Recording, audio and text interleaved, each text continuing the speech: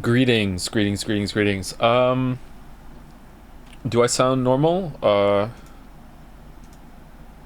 Because I was messing around with some audio stuff and my computer's on the fritz, so let me know if there's a problem. Hello, Mr. Streamer. Mr. Streamer, why don't you tell it like it is?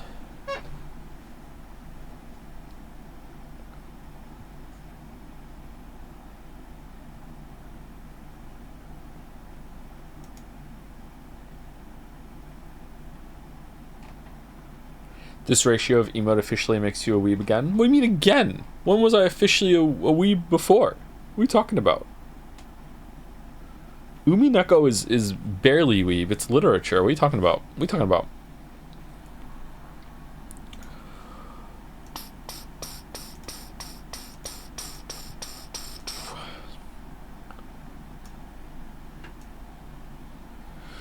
Alright, so my hard drives are broken. I'm gonna have to do a little mini hardware refresh because I don't want to build a whole entire new computer, but I am going to I'm going to get a new case, I'm going to get a new motherboard, I'm going to get a new PSU, and I'm going to, for the first time in my life, attempt a CPU transfer from one MOBO to another. It's never been done by these hands, but I'm going to try. Yeah.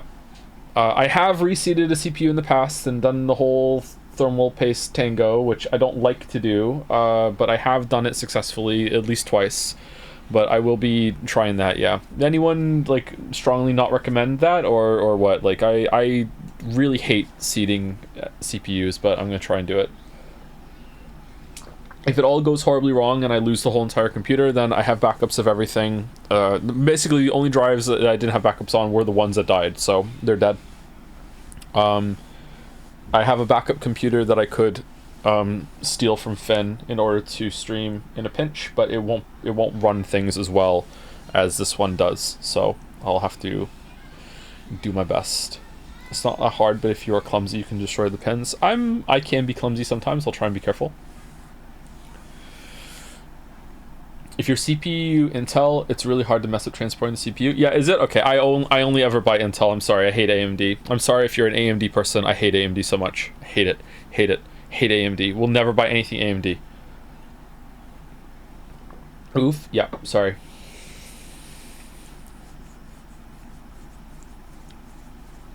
You can't fuck up putting in Intel. Exactly. Joe, you have a PS5 and a Steam Deck. I don't care if someone else builds something with AMD parts and then I purchase it. That's fine. But when it comes to me, buy my own parts, hate AMD. Hate it. Why? Because I had one bad experience 20 years ago, and now I'm done forever, okay? You get one shot with me. What a horrible computer that ended up being. Never, ever again. Never.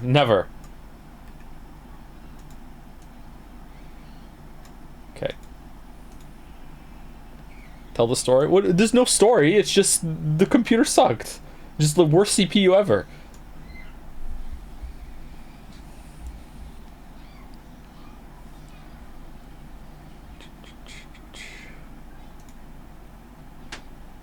Had bad experience with fish. Yep. True.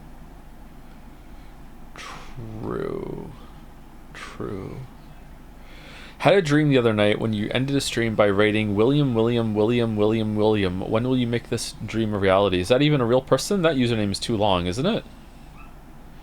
Oh no, I had an emote idea for Absolute Cinema with Kim called Absolute Cinema. We can still do it, Marek. We can still do it. I should talk to you about some emotes later. Vent a little bit of frustration. There are services to recover data from broken SSD HDD by physically connecting different driver, but it's probably costly. Yeah, I've been told that already. I probably will do it. It's not the work that I lost is not a disaster. basically I lost my entire recorded playthrough of Witcher 3 on 4 point whatever version, the new version. I had already replaced a bunch of footage and stuff that I needed and rendered out a usable copy of that, but it's still annoying to have lost that. So yeah, I would like to have that back. Yeah, it's not a disaster, but it's not fun, you know. Who do you think for the emails better? I'm waiting for like us to hit the 10-minute mark, and then I will say thank you. That happened just now? What do you mean? What happened just now? I woke up one day last week and 2 of my hard drives are blown. So I'm having some other problems with the PC as well. So I'm guessing that there's either a motherboard problem or a PSU problem. So I'm just going to replace both of them. I cannot get my Valve Index to work on this computer. It just will not do it. And then I thought, okay, maybe the index is broken. So I took it downstairs and I plugged it into the old computer and it worked perfectly. And I got to do 2 tracks of Beat Saber and I am fucking hungry for more. I want to get back into Beat Saber. I want to Beat Saber. I did Rasputin. Rasputin. I did that, and it got to the part where you have to squat down underneath the red zone that appears, and it was the first time I'd ever done Beat Saber since going to the gym, and man, I felt different. I was like, oh, this is easy. Here I go. Doom. I used to die doing that part, but now I'm like, I can hold it. It was leg day today, by the way. Beat Saber streams. Yeah. Speaking of hunger, have you eaten anything? I have eaten a protein bar today and a meal, so I'm doing okay. Use Steam Deck for streaming. The Steam Deck's broken too. I dropped it on my UPS and almost cried. Everything's broken. Ping Discord. Okay.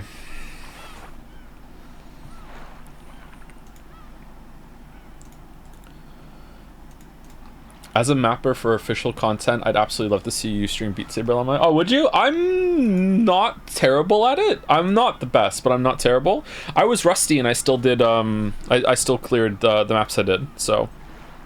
I'm happy about that.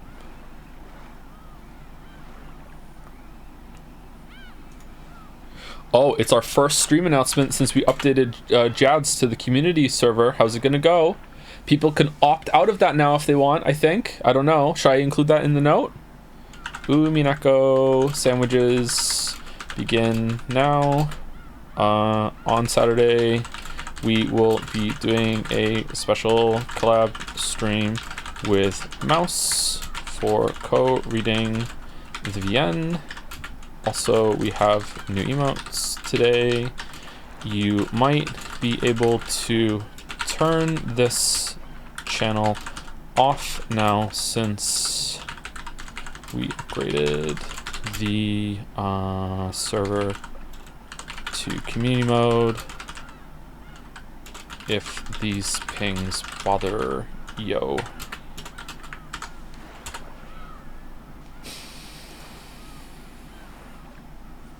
Share with your followers, publish. What the hell does that mean? What does that mean? Do I hit it?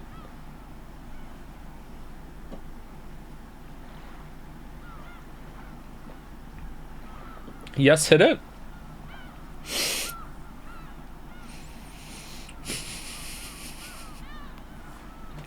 Chat wants me to hit it? Okay. I hit it.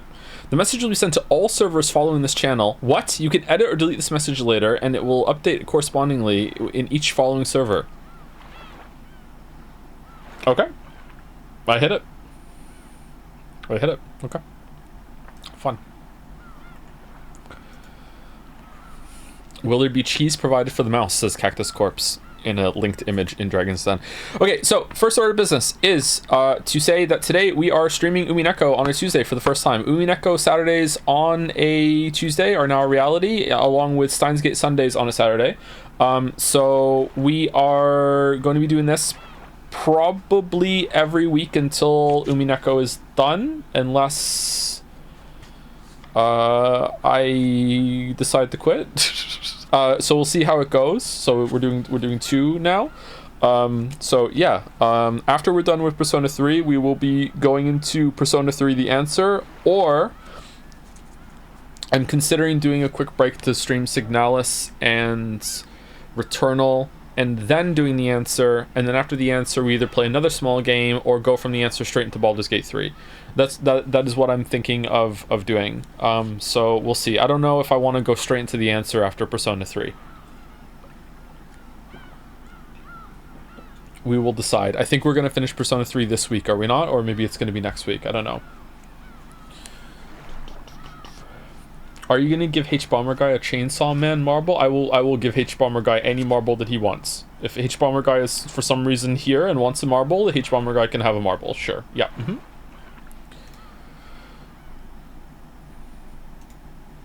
Chainsawer Guy? Yeah, we can do that. In addition to that, we have some new emotes today. All of the Umineko and... sorry, no, that's not true. Because one of them is not made by Vixit. Whoa,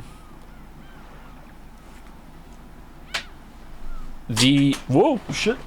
The Beatrice ones are made by Vixit. So thank you, Vixit, for the Beatrice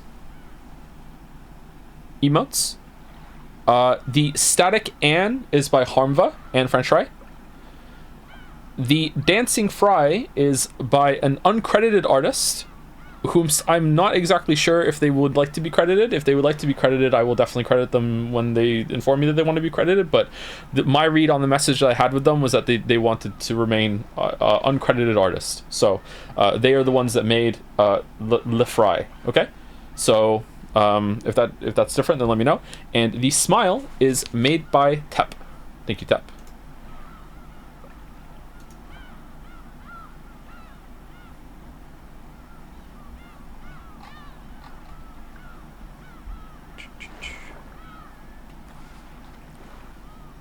H-Bomber Guy feels like almost an anomaly in how he seems to be such a bright spot on YouTube. Oh yeah, for sure, yeah.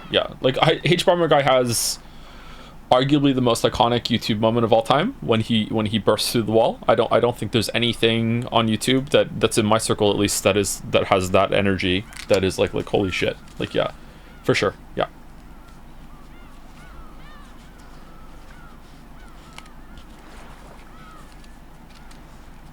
When is Wizard and Dragon 2? I have many unanswered questions. There is no Wizard and Dragon 2. If I ever continue that series, it will be from a mix of the Monster Slayer line with that, but I don't know if that's ever going to happen. Hopefully, but maybe.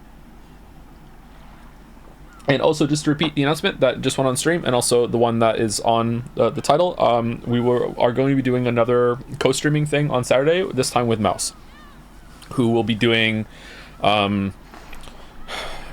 Goofy Voice, Kermit the Frog, Arnold, random helicopter noises, things like that. No, Mouse will be voicing all of the girls, and I'll be voicing all the boys. So we're gonna see how that goes, and if we're gonna take it seriously, and if that goes well, then maybe we'll do it again. But we'll see how it goes.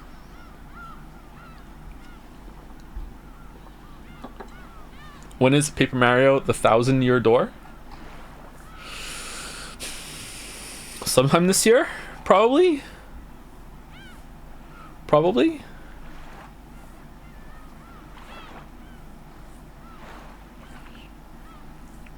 Oh man, the moment will be a co-stream. Funny that, huh? Chaos game, remember? I remember the Chaos game. Are we gonna do that?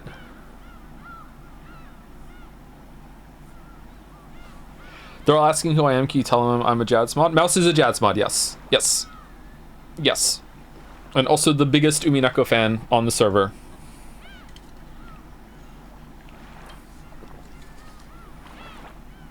You will love Chaos Game. What is Jads? There we go.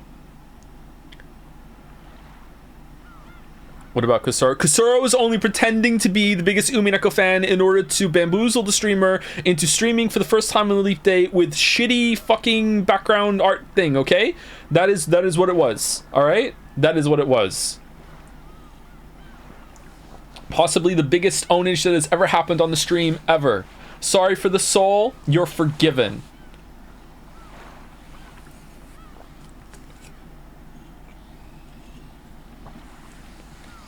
How long has Mouse been a part of the community? 10 days.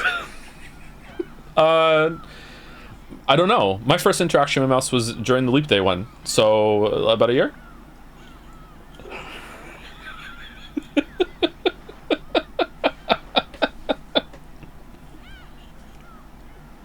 Biggest ownage equals new Jet Seiya category. That's true. That's true. Yeah, that would be a good one. Yeah.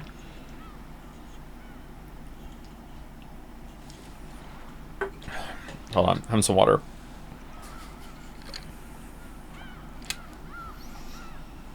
She joined with Alan Wake because she's the second biggest Remedy fan on the server.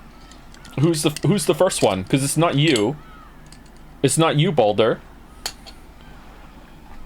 Getting that goddamn Baby Merchant song stuck on my head. Jelly, obviously. Oh, it's Jelly. Okay, I was gonna say it's not you because you haven't even played the game. So bamboozled. Also, ownage.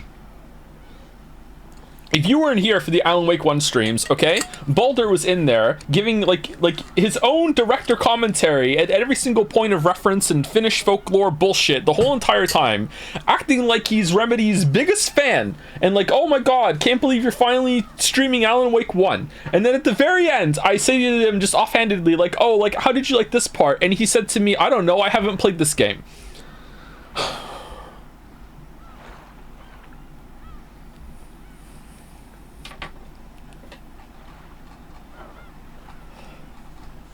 The Baby Merchant song stuck in your head too. Yeah, it is. Yeah, it is.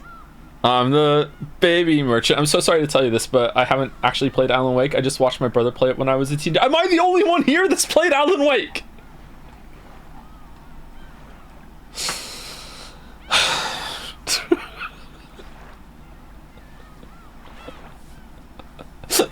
I'm sorry, but like one of my favorite stream moments of all time still lives rent-free in my head. Alan Wake 2 opening day, like fucking like zoom out from the lake, boom, Alan, boom. This is a really big dramatic moment, and all of us are just collectively losing our shit.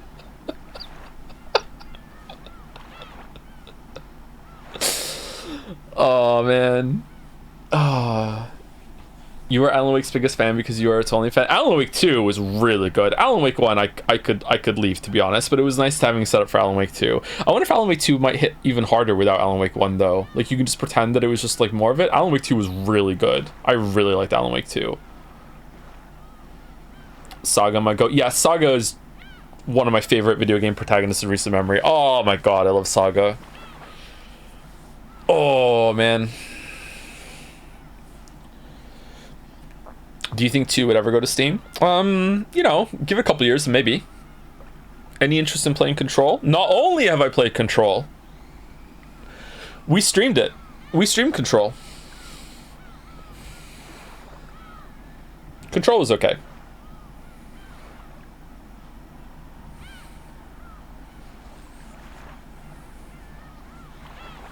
Saga versus Beatrice. Let's not fight. Let's not fight. Any interest in playing Persona 3? Not today. Not today. Not today. Not today. Okay, so we're just kind of chilling right now. I think we're reading for 4 hours today, so it's okay. We have a little bit extra time to just chill out and hang for a bit. But yeah, maybe we should start soon. Please read the Joe Petaf Reddit post. It's hysterical. I'm gonna need 3 more people before I go, and I'll tab out and read that. Would you recommend streaming Control? It's currently a big blind spot in my Remedy lore. It's okay, Jelly. Like it's not a bad game for sure, but I don't know. The story was interesting in terms of just like the setting, but like the narrative that happens to the characters wasn't that appealing to me. I did really like the setting though. I like the presentation, but a lot of it is gameplay that is kind of in that area where I'd just rather be playing Doom Eternal or something. You know what I mean? Like it's the gameplay is not bad. It's just not exceptional in any way. But I don't know. Different strokes for different folks. You know what I mean? Like maybe you'll really like it. I don't know. Definitely not bad. The idea for Control is way cooler than the game. Yeah, I agree, Merrick. Maybe if they had a much bigger budget and like a sequel might go hard, depending on how it goes. Yeah. Max Payne's story was better. I don't really remember Max Payne 1 and 2. I should play Max Payne 3 at some point.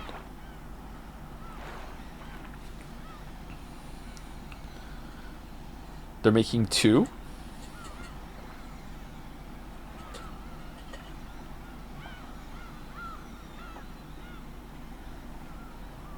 Two sequels? Do you plan on playing the Alan Wake 2 DLC? No. Should I? Should we have a DLC week where we just play all the DLC? Or DLC month? Ooh. DLC December. No, we can't do that, because that's Christmas. We're doing, like, Merry Yeekmas or whatever the fuck this year, aren't we? In October, we're doing Five Nights at Freddy's, because I want to know how I can scare my children. What could we do? What's another month that starts with D?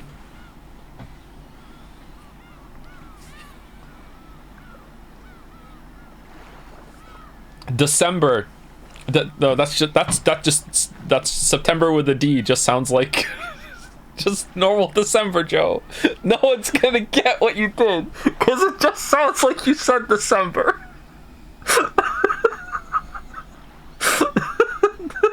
September.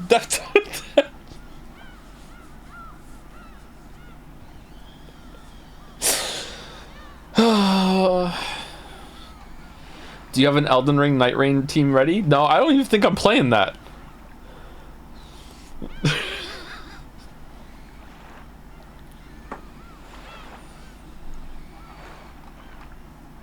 Doggist?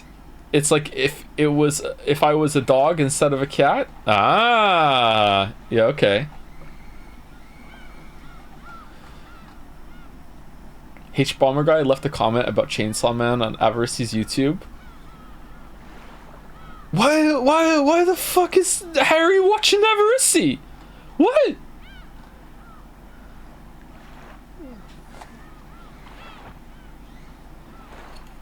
I will say this, and I hope he's okay with me saying this. Maybe I have said this on one point at one point before. Okay, I do know, and this is like from a while ago. He told me. Okay, H Bomber Guy has watched in its entirety, if I remember correctly, the entire Hello Neighbor stream, and he liked it. just to watch me suffer.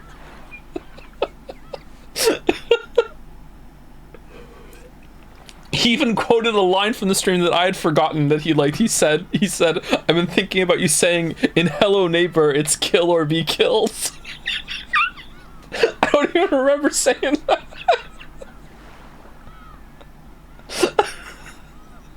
That was years ago. He told me that. Yeah.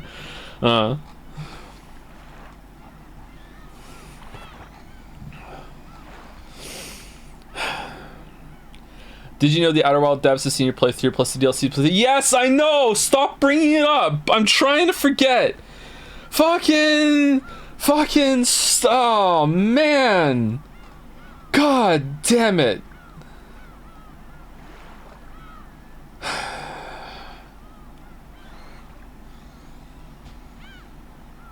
Lemonade. Did you see the Umineko Reddit post I sent you? It's really good. I haven't seen it. No, sorry. Avarice made a new video about you. He did? About me? If you want to play the Alan Wake 2 DLC, it would probably be worth it to replay the game in the Final Cut mode, which adds some of the scenes. The 2 DLCs are naturally integrated into the story, so you can experience them all at one go. Yeah, see, this is the problem with doing DLC on stream. Like we have to replay the whole entire game. This is the problem with Doom Eternal as well. Like I really want to play the DLC of that, but I'd have to go through the whole entire game again to remember. Yay? No, yay. We don't want to do it again. Anyway, hold on. Let's say thank you, and let's actually start reading at some point in the next 10 minutes, okay? Here we go. Where are we at?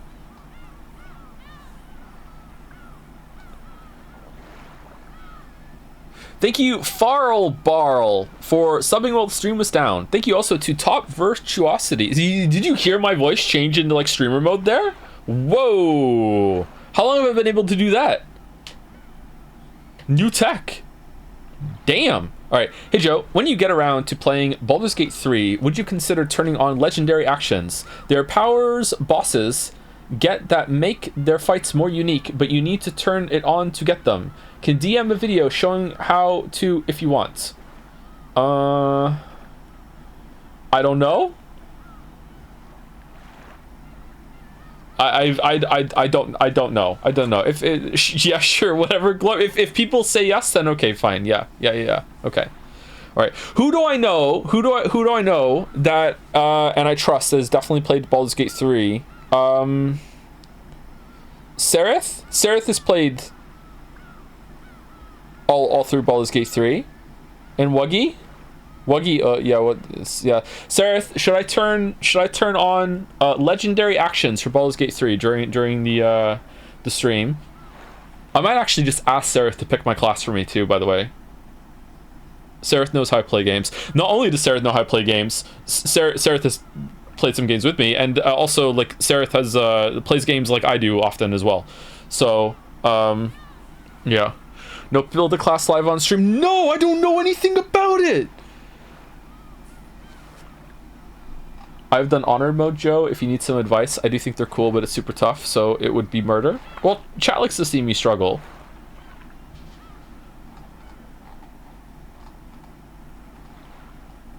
Marble race for class? Oh, do I need to extend it?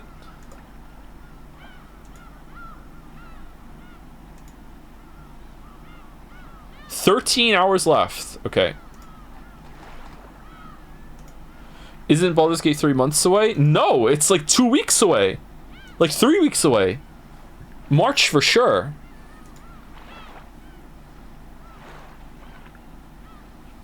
What? Yeah. We were meant to do Baldur's Gate 3 before Persona 3. Really? Yeah, really. Yeah, we're doing Baldur's Gate 3 like at the end of this month or sometime next month for sure.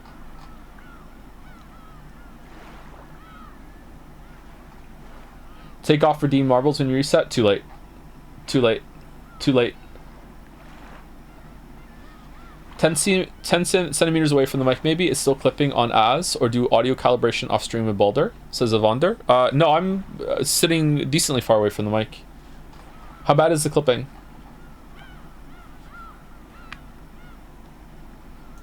Hold on. Hold on.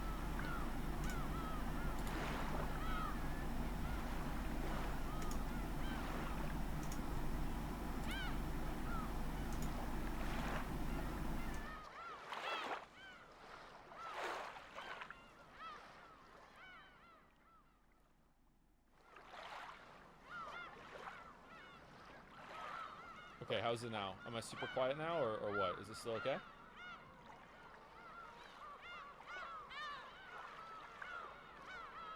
Ultra quiet?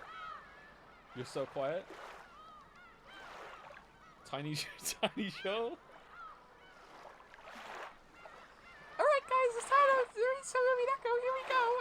I'm just a wizard shrunk me down into like this little form, but I can still use the mouse, don't worry. I need both hands, but I can do it. Alright, here we go.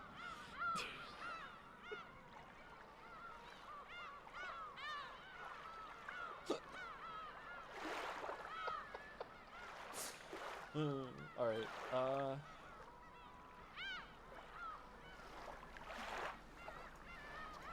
okay, how about now? How's this? Still quiet? It's still quiet? Okay.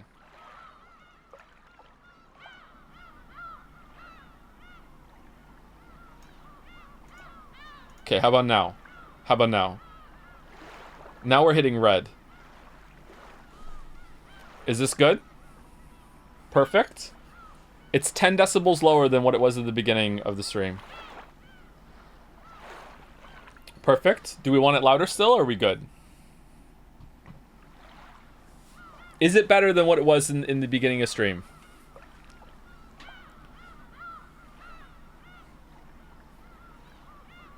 No? Yes? No? It's 10% better. Here's good, says Baldur. Try yelling a bit? What do you mean? I don't yell. I'm cool as a cucumber streamer. It's the same? It is not the same. It is 10 decibels different. Have you been playing Po2 Endgame? Pick your mom on chatter. Pick your fucking mom. Do your best Kinzo impression. Oh.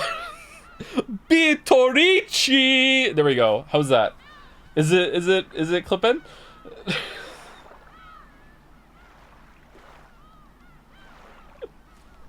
That was just the Cookie Monster. Oh, hello, Dr. Nanjo. Oh, have you seen Beatrice? I have new Beatrice snack. It is Cookie.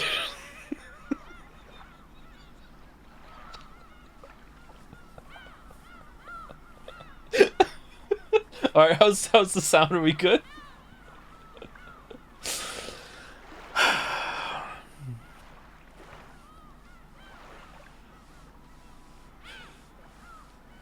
Okay, you let me know. You let me know if I need to turn up a little bit. Okay, it is. I don't know what's going on anymore. Let's just go. Let's just go. Oh my god, we've been live for half an hour. Thank you, Gaia Had, for the resub. Persona 3 fans sitting in chat going, maybe, bros, maybe this is all a bit. Maybe he's not gonna fucking read it at all. Maybe he's just gonna sit here and just talk. And then the Umineko fans will have their comeuppance. Here we go.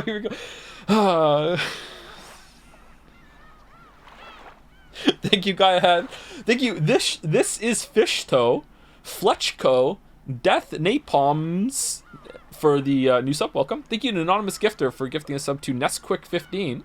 Delmec for gifting a sub to Not Koru. I'm suspicious. It's a Delmec sub, but Joe, if I want to say something to you about Baldur's Gate 3, should I DM it to DM or should I at you in the super secret channel? You can at me in the super secret channel because then maybe Wuggy will have some input as well. Yeah, that would be good. Yeah. Thank you, Sarith. Thank you, Wuggy. Thank you, Clive. Thank you, Jill. Thank you, Sid. Thank you, Edicus, for the resub. Thank you, Beazum, for the gifting out 5 subs. Thank you, Beazum. Thank you, Lucas1 for the new sub. Jagor121 for the resub. Zephyr Wins 14 for the resub also. Thank you, Def Turtle, not to be confused with Turtle Goofy, which I still don't know what the fuck that is. Thank you very much, Def Turtle. Welcome. Thank you, Dawn to the Dawns, for gifting out 5 subs. Thank you very much, Dawn. Scrimbum has resubscribed with a message: resub on the day of my favorite streams with the new cinema emote. Ooh.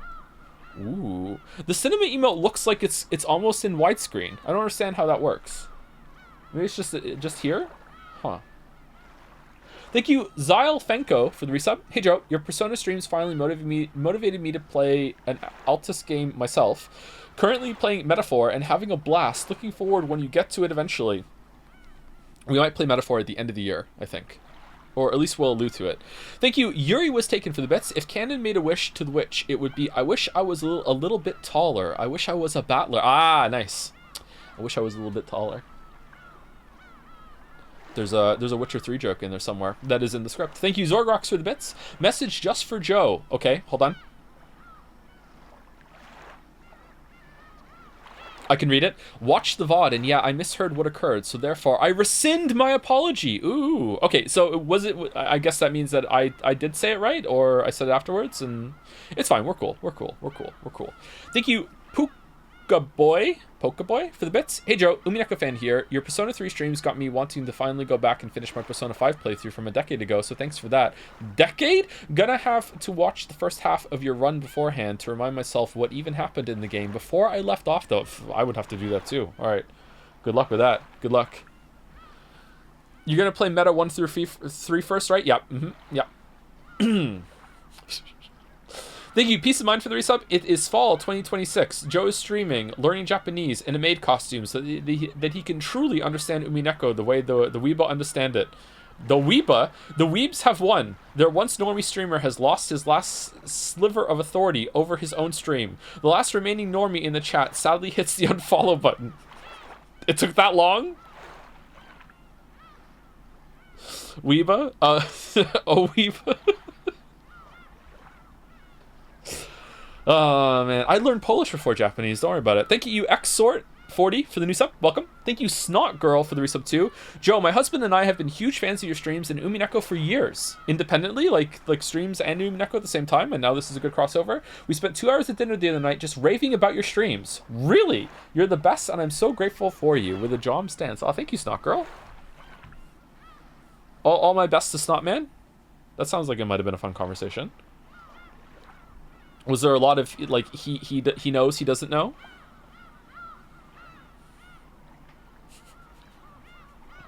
Snot man. Thank you, Big Man Rat, for the resub. Having enjoyed the Umineko streams, I decided to read just a tiny bit ahead of you, and I've somehow already managed to make it halfway through episode 3. And goddamn, is it peak? Is it peak? Is it peak? Yeah, I'm not necessarily saying this. Do I want to say this? I do. I've said it. I've started.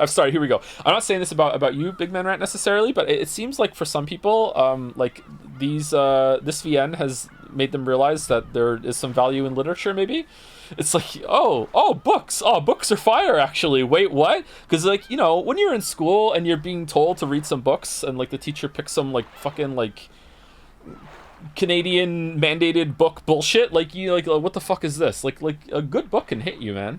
A good book is good. It's right there. It's a tautology. Yeah. What are these books? Yeah, good job, chat.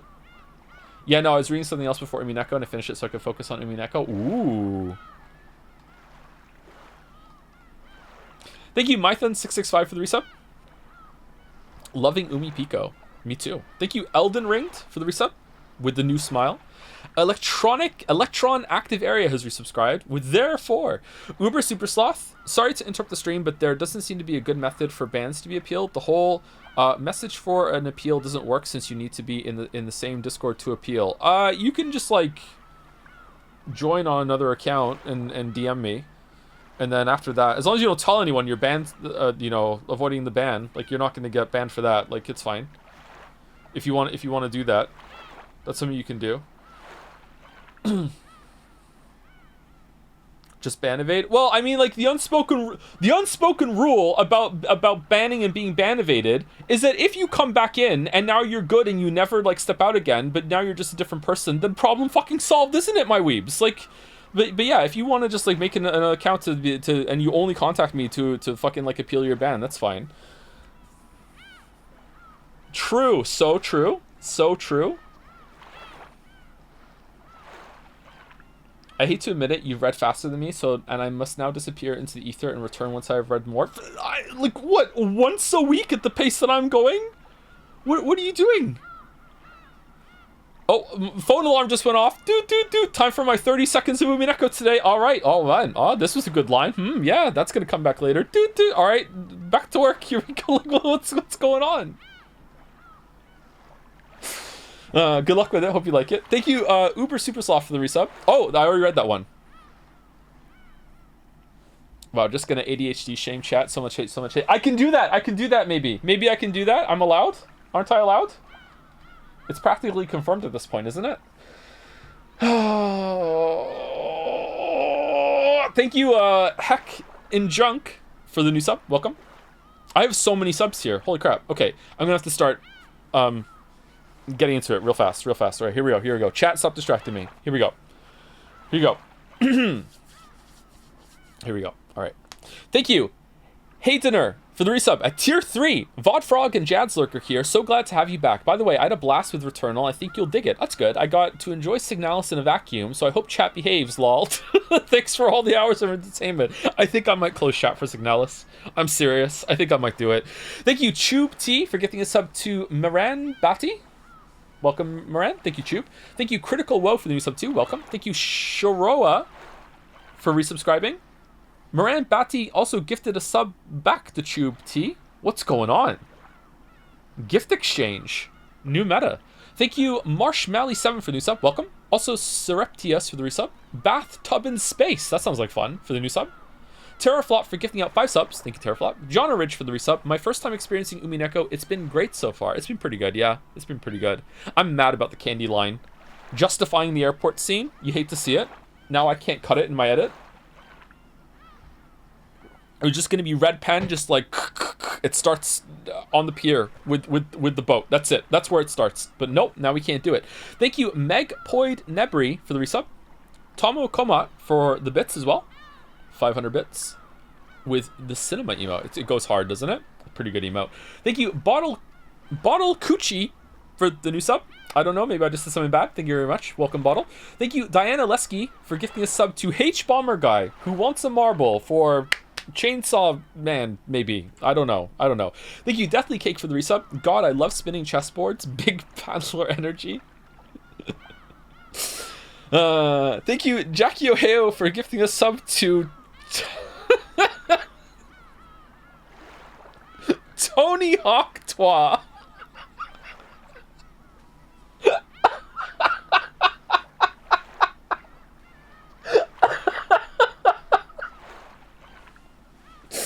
So here I am. Thank you very much, Jackie Ohio.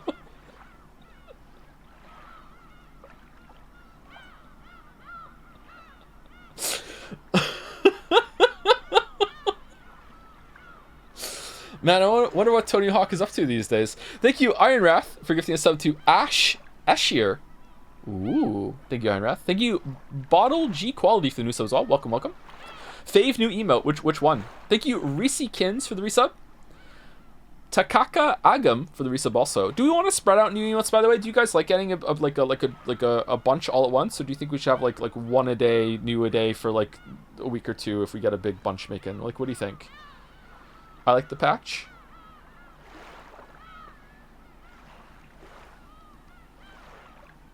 A bunch at once. Up to you, my man. It is, but I'd like to know like what people like. Is it fun to have a bunch all at once? Doing the fry in the rain. We still have some. We're full on static ones now, but we do have some room for some animated ones. So if anyone would like to suggest that any of the emotes that are currently here have like the rain on them or like some basic movement, then yeah, just let me know and I can do that. We can fill the slots and just remove them later. That's fine. Thank you. Thank you to Con5654 for 20 gift subs. Holy shit. Thank you, Con. Holy fuck. You've gifted so much. That's very generous. I hope this doesn't come across as rude, but like whenever like someone gets to this point where I'm like, holy shit, that's a lot. You can be done forever if you would like, and you've paid so many dues for the entertainment I'm providing you. If Con, like, thank you so much. That's so generous. Thank you, Bye Brosco, for the resub. Umineko. Geshuin for the resub too. Fiddlestuff 97 for the resub. Welcome. Hopefully I'm saying that right. Okay, I think I might actually just have to rapid fire read out names and not do any messages if we're gonna get through this. Sometimes the Tuesday streams are like this. Man, I don't want to be rude. Okay, here we go. Thank you, Stormhail. Umineko till I cry. Potential pizza. Loving the Umineko read-through. I thought of what I wanted to say in my resub message last night, but now I forgot. Looking forward to your One Piece read-through after this. No, don't do that. Thank you, Niaxi, for the resub. Fababa for the resub. Hello, Joe. I read Umineko fan after the first stream. It was okay. Thank you, Vaultboy127. Hey, Joe, since we're approaching the 25 stream mark for Persona 3, I was wondering about my payment for acting as all the chatters who love the game. When can I get it? Thank you, Shades MTD, for giving a sub to Dr. Lingard. Remember me? Thank you, Fool's Gold, for the resub. My name might be more apt for a Persona 3 stream. Cut the mic. You just won fucking extra fucking Umineko stream on Tuesday. We won. Be gracious in victory. Gracious in victory and humble in defeat. What the fuck? Thank you, Fetty Scum, for the new sub. Welcome. Thank you, Aussie9816, for the bits. Sorry about the Outer Wilds thing. I didn't know. Didn't mean to annoy you. Oh, you weren't annoying me. It's a joke around here, Aussie. Don't worry about it. Don't worry. You didn't do anything wrong. Don't worry. Thank you. I thought you knew and you were just playing into the bit. Thank you, Zundel, for the resub. Find for the Umineko emotes. Thank you very much. Thank you, Falco5, also for the resub. K's403 for continuing the sub. Henry Wyatt for the bits. Flexcam when? I don't have really much to flex, unfortunately. I build muscle on my shoulders. I really build it in my legs. I build it in my back, but I don't build it where everyone wants to see it, which is like, you know, the arms. My triceps are coming up, but not my biceps. Fucking sucks, man. Fucking sucks. I'm gonna do lateral raises every single time I'm in the gym for a while, I think. I did them today. They weren't on the schedule and I still did them. My chest doesn't grow that much either. I'm upset. Anyway, thank you, Case403 again for resub. Hey, Joe, would you consider playing the spin-off fighting game when you're done with the novel? It's surprisingly fun. I don't really like fighting games, but maybe. I might be convinced. Jellyfish used 100 bits to say, Joe, something you might find interesting is Ryukishi07, the author, was a social worker before he wrote VNs. Yeah, a bunch of people said it to me. Yeah, it shows a little bit with the Rosa interactions, I think. Ouroboros18 used 500 bits to say, "Hey Joe, I was struggling studying for my exams tomorrow and saw that you were streaming Umineko. Thankfully, tuning in to see Umineko helped me realize how much more interesting my studies are." I worry for my future when you start playing an actual good game. Baldur's Gate 3. Oh wait, Umineko isn't a game. Persona 3 fans so back. Oh, Waffles heads, we're so back. We're so back. It was Jover for a while, but now we're so back. Oh, damn. Thank you, Oafish Goon, for the resub. Would Tiny Joe lead to small jobs? That was... I hope the Tiny Joe bit sounded funny and not stupid. Thank you. Thank you, Arvis921, for the new song. Oh no. Oh no. Okay, hold on. Alright. Get your head back in it. Alright, we're almost there. Home stretch. Here we go. Thank you, Mkey111 for the resub. Really excited to see you play Baldur's Gate 3. I really hope you like it. Yeah, me too. Thanks a lot for your streams, and I'm hoping everything is going well for you these days. I'm pretty happy, yeah. Thank you, Mkey111. Thank you, Orange Chen for the new sub. Welcome. Hopefully it's one of those. Welcome. Sorry to butcher your name. I do it to everyone. Thank you, VZ Legend, also for the resub. Cameron7 with the new smile. Danny May Cry. Nice. I should play that again one day. Incomplete 3. Been watching live on and off since 2018, and yet not even a year subbed. Man, am I bad at remembering to use my Twitch Prime. Oh no, don't bring up Twitch Prime instead of in front of the Prime subbers. Thank you, Incomplete 3. Thank you, Actually Called Eric, with the FML gone, I think. Glad for more Neko content. Don't say it like that. Your streams are always a highlight of my week. Thank you, Eric. Thank you, Ectosun, for the resub. Caf Effa for the bits. I changed my Twitch name. How would you pronounce it? Like that? Or is it Cafifa? Caf Effa? Thank you, Velvet NCB, for the resub. Tupac Too Furious for 1,000 bits. Vodboy and fellow dad here. I thought I'd ruin your day by telling you I've been reading Umineko for 5 months to my now 11-month-old daughter. We've just hit chapter 4, and hopefully we'll finish the whole thing before I have to start worrying about content warnings, or at least before you catch up. Oh, nice. When Finn was a baby, I used to watch The Walking Dead with him in my lap asleep.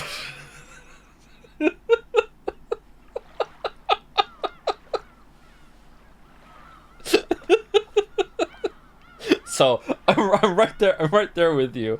Baby, he couldn't understand the screen. Like, no, you don't know what you're talking about. It's fine.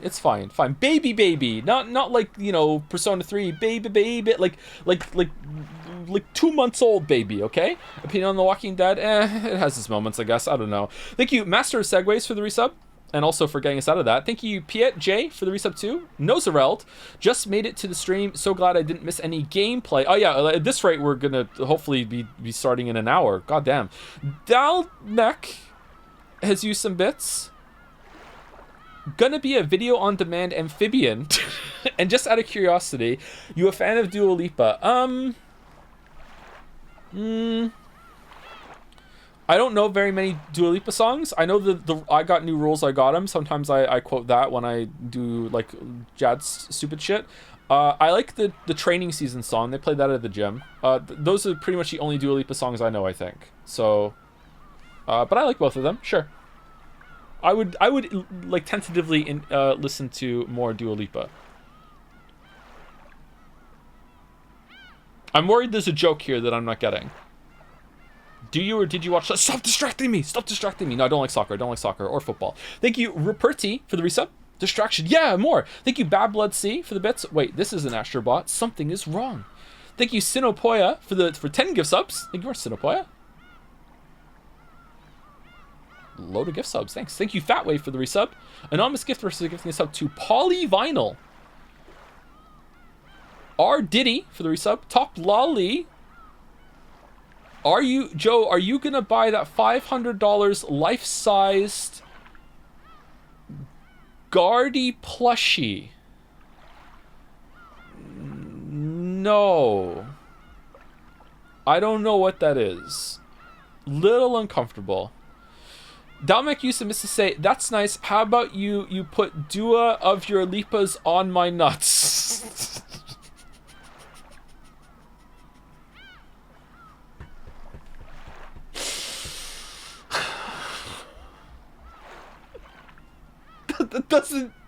That doesn't even make sense.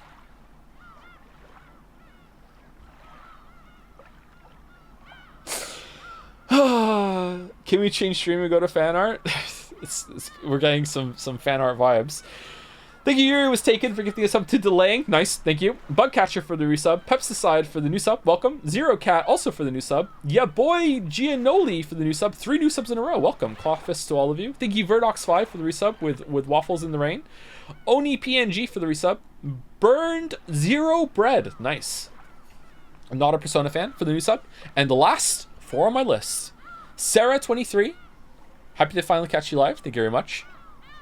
Zephorix512. When you started this game, I, as a weeb, had no hope. Like today, you mean? I am here to apologize to the weeb community for not believing. It's not weeb, because it seems like the weeb's gambit is finally bearing fruit. The reference. Burn Zero Bread also gave out 10 gift subs to the community. Thank you very much, Burn Zero Bread. It was a Persona song that had burn my bread, right? I think that's what it sounded like when we listened to it. I can't remember now. It was so long ago. Yeah. Thank you for the gift subs. Thank you, Glor, for the resub. And this is only Tuesday. Pablo Stas for the new sub. Welcome, Pablo. And Yuri was taken for gifting a sub to this time for sure. We did it. We're here. We're here in 51 minutes. In 51 minutes.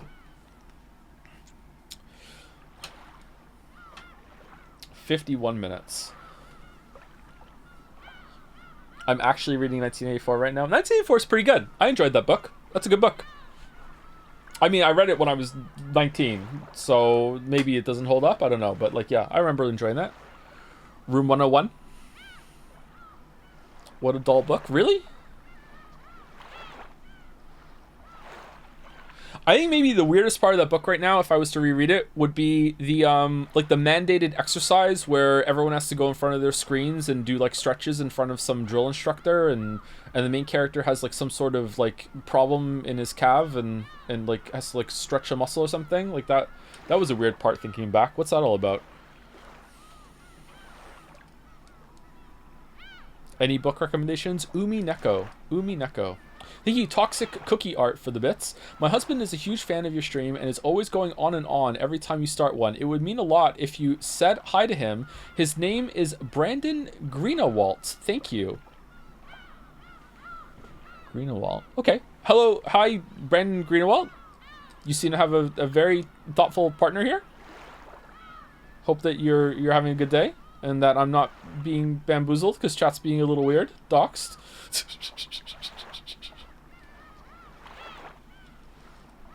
Also, maybe it's your birthday. Happy birthday. Hope you're enjoying the stream. Thank you, Crimson Petals, for the bits as well. Crane was right. I passed the exam, just barely. True miracle happened. Really? Nice. The Crane was right. Yay. Nice. Good job. Good job. All right, here we go. Are you or are you not? I'm not. No, I'm not.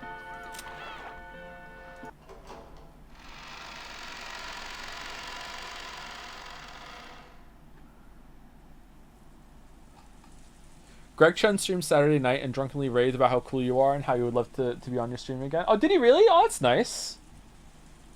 Drunkenly? What? I love Greg. Greg's really cool. That's genuinely me, and I feel very caught off guard. My wife is laughing very hard. Actually, Docs, I have no way to prove it to you, lol. I believe you. All right. Toxic, we got him. We got him, Toxic, we got him. Nice setup. Can you change the fan art time limit to 6 minutes so chat can scream there's only 6 minutes in Jan RDM? That's not enough time. That's not enough time. When Greg started making sex noises for no reason, I knew you two were meant for each other. When do I do that, Merrick? Almost all those quotes. Almost all those quotes. Almost all of the quotes you had in that video were just like bit messages, people making me say things. Almost all of them.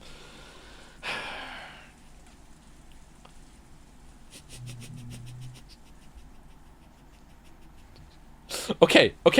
We're going. Here we go. Locked in. All right, here we go.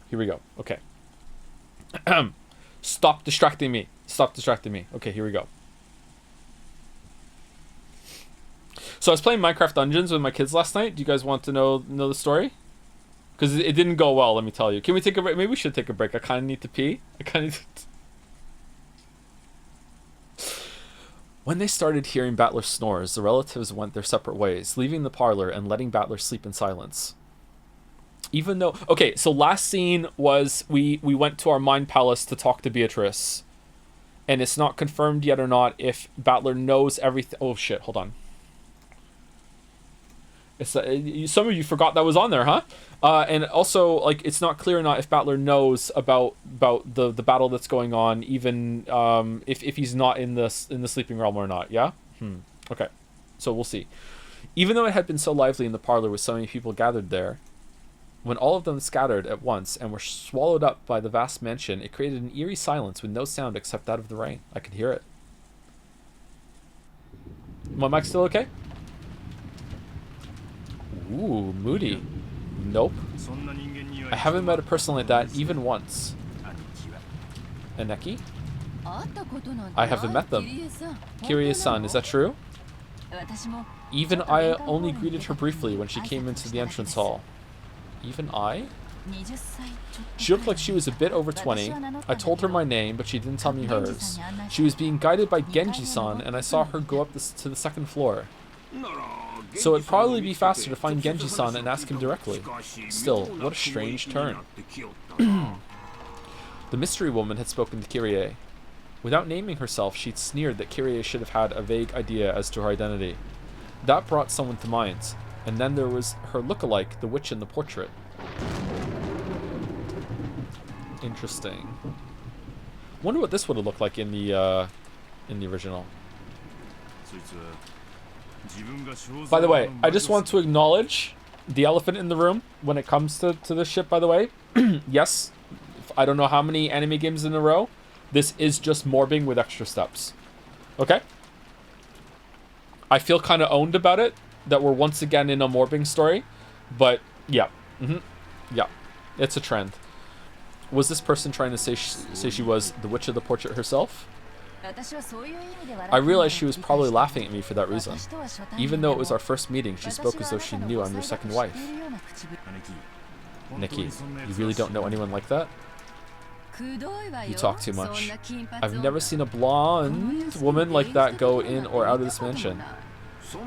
That kind of thing doesn't matter. The problem is what happens if that woman starts calling herself Beatrice, if she starts calling herself the manager of father's assets. Or maybe she plans to call herself his mistress's daughter and demand that she get a share of the inheritance. Smart thoughts. Either way, we've had one heck of a joker slipped into the deck. Electro? Did Nissan bring her here? Or did father? This is bad. We thought we could manage something if we could corner Aniki in our talks. But this takes us back to square one. I don't know what kind of schemes you've been making when I'm not around, dear, but it looks like we've been given a little time to form a counter-strategy. Yeah, better to have some time to prepare than to have that blonde-haired Ni-chan suddenly appear at the dinner table and scare the shit out of us. Until we know why she's appeared, there's a limit to the kinds of counters we can make. What could she be after? Isn't it obvious? She's going to claim that she's the rightful heir to father's inheritance. Father is still captivated by Beatrice. If he had a daughter with her, you can bet that he'd want to leave all his fortune to her. So, did you meet the mistress, or what? She might even thrust some strange will in front of us. If we take it to court, we could probably claim a quarter of a half of it. Just immediately about the money, damn. But it'll probably be impossible to divvy out the inheritance until that's settled. We can't have that. Therefore, I can't, and neither can you, Rudolph. And the same goes for Rosa, right? Each one of us needs to gather money quickly for our own reasons. It's our biggest weak point. Weak point? So, what are they after? Kyrie, can you guess? This is all news to me, but it sounds like we're starting from the premise that we've got an urgent need to collect money, right? Yeah. Kirie-san, in a man's business, you sometimes need funding when you're on the offensive. Please understand that. Why is it, what's the man's business got to do with it, Hideyoshi? What's this, Rudolph? You didn't tell Kirie-san about it? Sorry, I wasn't really hiding it. Actually, it was kinda... Wait. Was that the same last time? Was Kirie, like, kicked out of the room before they did it? I thought she was there the whole time and listening. Is that different? Or did they have this conversation afterwards? Huh. Why are there scratch marks on my wall? Where the fuck did that come from? Okay, that's to worry about later. It's alright. If you decided this wasn't something you needed to tell me about, I won't press you about it right here. What's more important is finding out what this golden witch is after, right? Yeah. Now that you know what we know, can you see how the enemy might come at us? Can we get a diagram? Rudolph had a certain measure of trust in Kirie's unique thinking technique. Chessboard thinking. Of course, it didn't give him any more peace of mind than fortune-telling, but every time Rudolph was polishing up some important strategy, he'd give a great deal of thought to Kirie's advice. For a while, Kirie pressed her finger against her forehead, considering. Judging by the fact that her arrival was kept hidden until today, she must be planning to catch us by surprise in some way. We can't tell for sure whether she's after assets or being recognized as a relative. Meanwhile, downstairs, it's just all about proving to Battler that magic is real. However, her coming was kept secret until today, which probably means she didn't want us to take any measures against her, something we might have done if we'd known beforehand. So her goal is probably something that could be hindered as if we were to take measures against her. See, this is a pretty good way of viewing the world, but it also just assumes that the other person is also intelligent, and sometimes people are just fucking stupid. Shit just happens, you know what I mean?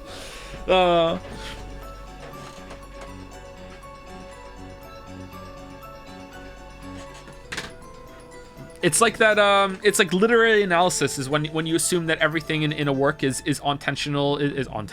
intentional, on purpose or purposeful, has a point to it. Where sometimes it's just accidental. Just like me saying intentional was on purpose. So you would all laugh. Ha ha ha ha ha ha. Please laugh. Okay, measures against her. Understand? I get it. So if she had a will that father had already written, or something that could prove that she's a blood relative, if she had some unshakable, rock-solid proof like that, you'd think she'd announced it beforehand. That's right. Alright, which one of you is going to suggest that you kill her in the shed? And then I know who the killer was last time. Let's go. On the contrary, since we're in a position to doubt her, she should have brought a lawyer or an expert, and thrust some completely undeniable proof before us. If she could. So the mere fact that she's launching a surprise attack shows that our foe can't win with a frontal assault, or she is the lawyer. Makes sense. If a trump card can win no matter what, it's best to play it out in the open. If you play it in a roundabout way, it might end up weakening its impact. Skipping to the conclusion, we can probably expect to be faced with some huge surprise, something related either directly or indirectly to the inheritance problem that's on everyone's minds. Our opponent probably plans to overawe us simply by the impact of the shock. However, no matter how great the impact might be, it cannot be absolute. In other words, we have enough leeway to take advantage of this. You've really got brains. Even understanding just this much is really reassuring. In other words, you're telling us not to get sucked into our opponent's pace. In the end, it's an extremely simple conclusion. No matter what our opponent brings up, we should deal with it calmly without rushing things. So we know nothing. This is just the very first step in the art of negotiation. You really can't say you've predicted your opponent's thoughts with just this. Come on. Just like the usual, that was pretty good. Now that we know we've got a little leeway to attack, it helps us relax a bit. What we don't know is how she's connected to Krasny-san. Will it be a surprise for Krasny-san too, or was he actually the one who called her here in the first place? If it's the latter, that might make things very troublesome. That's right. Secretly calling a mystery woman on the day of the family conference. It would be in terrible taste, but it does feel like something Nissan would do. Aniki, let's do this. As long as she can't clearly prove her identity, we won't accept her position in any way. That would be for the best. Already she's refused to introduce herself to Kirie-san. We can't let our conference be disturbed by the statements of some unknown woman. She might even show us proof that she's a blood relative, or a blonde relative. If she can prove father's blood runs through her veins, like with a maternity record document, there's nothing we can do. I mean, why would that just like supersede all of your blood relatives though? Blood relations. It's always possible to suspect that physical evidence has been faked, and even if it's real, in order to prove that the person in the documents is the person we see, we need to check their condition at a hospital. At the very least, it'd be impossible to prove that now on Rakinjima. You're right. What about Nanjo? In other words, it's something like this. No matter what's shown to us now on Rakinjima, it can't be accepted as truth. Okay, we can't believe in anything until a typhoon passes and they prove it to us at the proper place. Giggle. Spotting all kinds of holes and stuff like this is Aneki's specialty. We'll be counting on you. Are you joking? You'll be helping too. We need the money. We need it quickly, and a large sum. Our fates are all tied together in this. As if we just stand by and let some suddenly appearing mystery woman destroy the inheritance we're after. In fact, if it gets really bad, we should take her to the shed, and Rudolph and Eva always formed a united front as siblings at times like this, sickened by the idea that their own inheritance might be snatched away by an outsider. Kirie noticed how indomitable they looked, shook her head slightly, and gave a small sigh as she gazed out the window. Man, this is kind of fucked up. Poor Kinzo. Outside, it was still raining heavily, and everything was gray, having lost all vibrance. You know what? Maybe Kinzo deserves it. The lush garden that the sun had shone on earlier now felt like a lie. For some reason, the words Eva said... Yeah, you know what? That's a very interesting kind of thought. If you have, like, really wealthy parents, and they were also really shit parents... Would the inheritance just become like a supplement to like parental love at that point, and you'd be really hungry for it? Like, what would that be like? I have absolutely no context for that kind of situation. I wonder what you would feel like in that case, right? Because I'm sitting here going, wow, you guys are just really greedy, like money grubbing motherfuckers. But at the same time, it's like maybe this is like their version of like my mom and dad love me. You know what I mean? Like, I don't know. Huh. Anyway, the lush garden that the sun had shone on earlier now felt like a lie. For some reason, the words Eva said a second ago kept repeating in Kirie's head. So in other words, it's something like this. No matter what's shown to us now on Rakinjima, it can't be accepted as truth. If we flipped the chessboard, we'd have to read it backwards. There was an odd nuance to those words. At that moment, the island was closed off by the typhoon and isolated. It was its own world. They had access to no public institutions and no hospital. So on this island, no matter what manner of proof related to the outside world was shown, it would always be possible to call it a lie. It would be impossible to prove that something was the truth. Now that they were isolated from the outside, all truths whose proof lay in the outside world would be called lies. So does that mean that right now, on this Rakinjima, not one of the other Rakinjimas, no truth exists at all? Does it mean that everything will now be ruled by lies alone? It almost gives the illusion that we've left the human world of truth and have been shut away inside another world, one of lies. Okay, Kirie, calm down. Kirie remembered that woman's appearance one more time. She remembered both what she had looked like and the witch of the portrait. On this island, which has been cut off from the world of humans and shut away from the world of non-humans, a non-human being has come to visit. Kirie couldn't think of a smile that had appeared on that woman's face as anything other than a portent of misfortune. I get the feeling my chessboard thinkings missed a vital premise. One that'll be necessary to understand that misfortune bearing smile. Yes, that smile made me feel as though someone inhuman was mocking me. I've based my reasoning on the assumption that our opponent is a human like us. However, just like this island is now, she may be a being that isn't human, and human values may not matter to her. Kind of a quick conclusion there, Kirie. When you go to sleep, can you talk to Beatrice too? If that's true, all of our reasoning is useless. For what reason has the witch been invited here today? Only one thing is certain. Now, in this instant, she's staying somewhere in this vast mansion.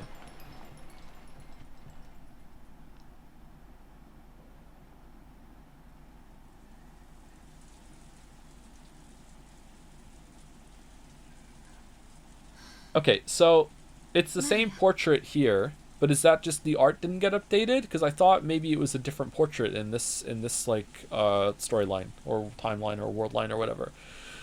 Maria, around lunchtime today we met her outside, right? A woman. Who was she? Ooh. I said it over and over.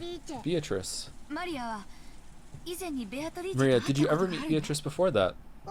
Ooh. I've met her every year. Every year? In this mansion on Rokkenjima? Ooh. I don't know what ooh means. Is that true? Yes. How long have you been meeting her? How many years ago did it start? Ooh. I don't know. You don't know? What do you mean? Was it last year? 2 years ago? Longer than that. Ooh. Rosa was astonished. Only the Ushiromiya family mansion existed on this island, so there couldn't have been any humans other than themselves here. And yet, Maria said she'd been meeting with the suspicious woman every year during the family conference. Yeah, Kinzo brings her here every year so the model can practice her acting as being Beatrice. He found her on Fiverr. If what Maria said was the truth, then that strange woman called Beatrice had been at the family conference every year. That's insane. If Maria's saying that eerie woman was at the family conference every year and none of us ever noticed it? Even though Rosa had just met the woman herself a couple of hours ago in the rose garden, she was overcome with a strange emotion that told her not to accept that existence. What in the world did I meet with earlier today in the rose garden as the typhoon grew near and the winds roared?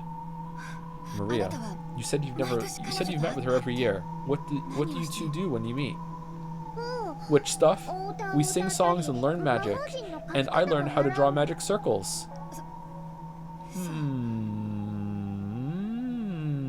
With your bag of red bullshit. Really? That's incredible. Maria, you often draw scribbles. I mean, magic circles in your notebook, right? Did she teach you that too? Ew, you know what? Beatrice drew examples to teach me. Come on, look. Maria joyfully fished around in her handbag. Then she drew out a single notebook and began opening to that page. Most of the pages were covered with drawings that were literally scribbles. All of them were occult-like things, and while it may sound rude to Maria, who was joyfully flipping through the pages, they were all creepy. No, that tracks. Look here. Beatrice drew it. Ooh. Yep. Each one of the pages in the group Maria opened to had an eerie magic circle. Why would Beatrice teach you the charm that stops Beatrice? Huh. Furthermore, at a glance, Rosa could see that Maria hadn't drawn them. The strength of the strokes, the thickness of the lines, how clean the shape was, the subtle thickness of it. Man. Let's see Beatrice's notebook. By itself, it wasn't good enough. It wasn't enough to guess the background of the person who had written it. But it was enough for Rosa to be sure that it was someone older than Maria. Rosa had to accept it now.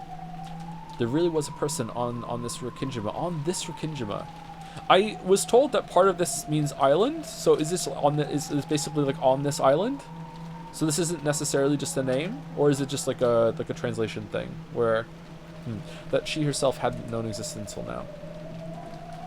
And this person had come to the family conference every year to play with Maria. Maria, does the witch Beatrice live here, or does she live outside the island like us? Ooh, Beatrice is the witch of Rokkenjima, so she lives on this island. So you're saying she's on the island even on days when it isn't the family conference, right? Ooh. I don't know what ooh means. Yes or no? I mean, I know what ooh means. Yes. Ooh. What in the...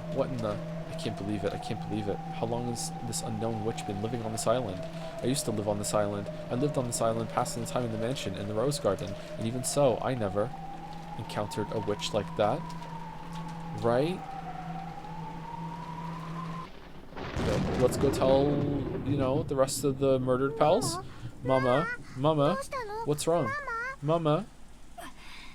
My head hurts. I was probably getting a little mixed up with my memories from when I was a young girl. Wait. When I was young, I was terrified of the witch, unlike Maria, so for me, the name Beatrice was a synonym for terror. Surely, my fear from those days has been revived by the appearance of a woman going by that name. She can't be a witch. She's obviously a human calling herself Beatrice, right? And the battler in his sleep. Right. That's right. That witch entrusted me with an envelope. What in the world could that be? Rosa pulled that western envelope out of her pocket. It was one of the envelopes that bore the Ushiramiya family crest, which Kinzo used for his personal letters.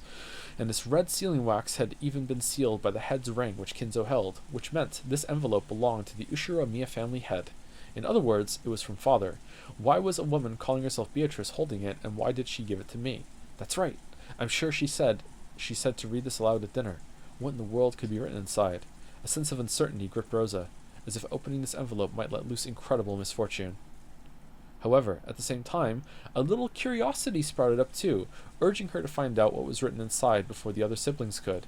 Using common sense, one might guess that it contained a huge decision somehow related to father's inheritance. Actually, since she'd received it from a woman who called herself Beatrice, there simply had to be some connection. Does it mean this person wants not just the 4, but a total of 5 people to be included in the inheritance? I need a large sum of money, and I can't wait long. Are you just going to open it, and it's going to say, I knew you'd open this early, Maria's is a real envelope, open it at dinner, please? I feel like such a sinful daughter for discussing father's inheritance while he's still alive, but this is no time to spout off cheap ideals. And I've even colluded with Rudolf Nissan and Eva Nissan in order to get some money out of Kraus Nissan. Coming from that position, I can't help but see the appearance of the witch as a sign of approaching misfortune. What could be written in here? I'm sure it's something frightening. Shall I read it secretly myself first? The witch requested that it be read at the dinner table with everyone gathered, but if that's what she wanted, why couldn't she just read it aloud herself at dinner?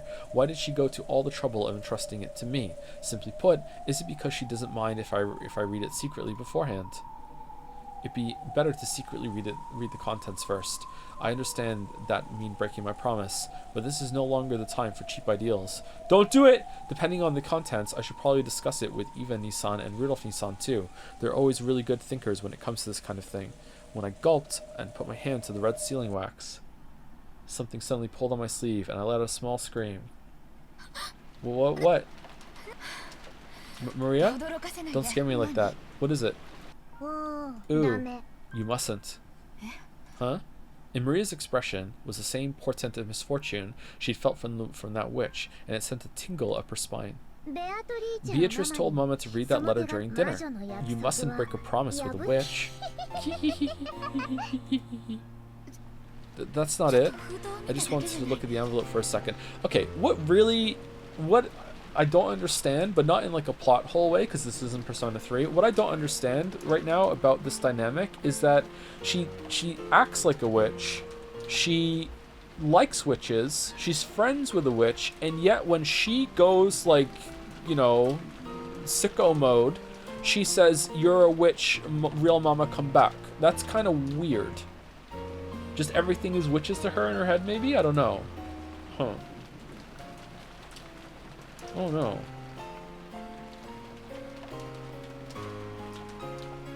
I wonder if there's a reason for that, or if it's something you're supposed to kind of think about yourself and be like, why would she do that? I'll keep my promise. After all, I always tell you to keep your promises. Of course I keep my promises. Yes. Mama's a good girl. Hee hee hee hee hee hee hee hee. Alright, calm down. That laugh. It isn't cute, so stop it. Ooh. Come to think of it, you received a letter too, Maria. What was written inside? I haven't opened it. Beatrice said I mustn't open it until the time to open it comes. So I'm taking good care of it. Ooh. I see. You listen well to what Beatrice says, don't you, Maria? Why don't you listen to me? Ooh. I'm Beatrice's disciple, so I listen well to what my teacher says. I see. Rosa realized something. Mixed in with Maria's gaze was the glint of someone that wasn't her. If Rosa broke the rules and opened the envelope here, Beatrice would definitely learn of it, because Maria was the witch's disciple. Maria was in contact with that witch. Man, that's gotta really sting, Rosa. Oh, man. I'll keep my promise, so tell Beatrice not to worry, okay? Ooh, I'll tell her. Hey Maria, if I want to speak to Beatrice, how could I meet her? I don't know. Beatrice is very fickle, so she always appears suddenly. I don't know a way to get her to meet me. But you know, she's always watching me, so if I get in trouble, she'll definitely come and save me afterwards. She's definitely erased her form and is hiding close to me. Hee hee hee hee hee hee hee. Don't I always tell you to stop laughing like that? Oh, she does it at home too? Rosa reflexively hit Maria on the head. That put a stop to Maria's laughing, but it wasn't able to erase the color that had risen to those eyes, a color that seemed to bear a portent of misfortune again. Rosa swore. She swore that, at least until they left this island, she would not leave Maria alone. She couldn't allow an unknown being to make direct contact with her daughter any longer. Smash? No? No smash? Okay, time skip. Interesting. 6 o'clock.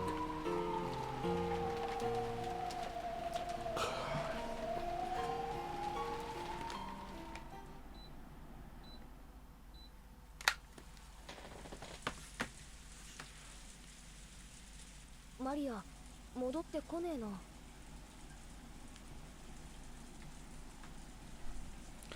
Beep, beep, beep. What was that? That was the heat pump that's in the room.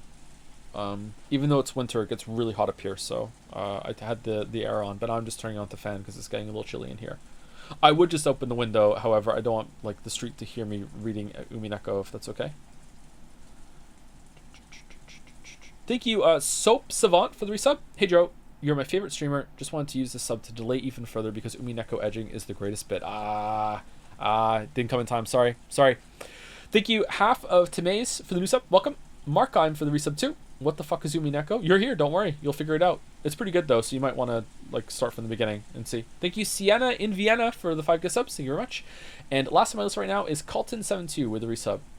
On-tensional. It was so on-tensional. So on-tent. Wait, so is the heat heated by something else than the heat pump? There's two. We have 2 heat pumps, one on the first floor, one on the second floor, and when it gets really, really cold in the winter, we bust out a space heater and put that in the kitchen. So yeah. And that's enough. There are also radiators, electric radiators in the house, but they don't need to be used anymore. The game music is a bit loud. Could you lower it, please, Joe? Is that true? Does anyone else want me to lower the music?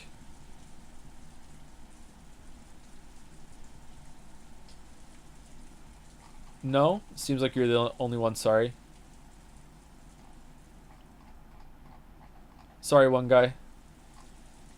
Either that or up the mic a bit. Does anyone want me to up the mic a bit or no? Still no? Still no? We're good? Okay. Alright. Maria still hasn't come back. I wonder if she's getting scolded by Aunt Rosa again. Ever since they'd met Maria at the airport, she'd been romping around chatting about Halloween the whole time. But maybe she'd cut loose a little too much, acting a little too boisterous on the plane, on the boat, and during lunch because Rosa had cautioned her several times. I remember those scenes. At times like that, Aunt Rosa tended not to scold her much in front of people. More often, she would take Maria aside and scold her alone. So since Maria had been called off somewhere, they figured she must be getting scolded. When they looked at the clock, they realized it was almost 6. Of course, they couldn't imagine she'd been getting scolded all this time. Maybe it was time for some anime she watched every week to start. She probably hadn't left the mansion's parlor. Pokemon. Maybe Battler-sama woke up and they've been playing together. After all, Maria-chan thinks of Battler-kun as a new friend. She must have had a lot of fun when she played Halloween with Battler-kun at the airport. What is this in the background? Battler looked like he was having a lot of fun himself. Maybe he's gotten big, but he hasn't changed a bit. That's true. I get the feeling Battler-sama was gracious enough to remain as he was 6 years ago. Shannon, do you remember what he was like then? Yes, because he was, well, very energetic. Giggle. Uh-oh. I also remember the 4 of us playing together 6 years ago. Shannon acted a lot like a big sister back then. That's right. I get the feeling she was even more dependable than she is now. Back then, I didn't truly understand my place, so I did quite a few rude things. Don't worry about understanding your place in that sense. In that sense? When you're on the job is one thing, but when you're taking your break and with us like now, I'd rather you stay and be friendly, just like the old days. That's right. There's nothing wrong with acting differently depending on whether you're the servant Shannon or off-duty Sayo. You aren't a slave, you're just working as a servant, right? I think of you, Shannon. No, Sayo, as my oldest friend. Thank you very much, milady. Now bring us tea, friend. It seemed that Shannon understood the hidden meaning behind Jessica's words. After all, she'd heard a bit about Jessica and Cannon's history from both of them.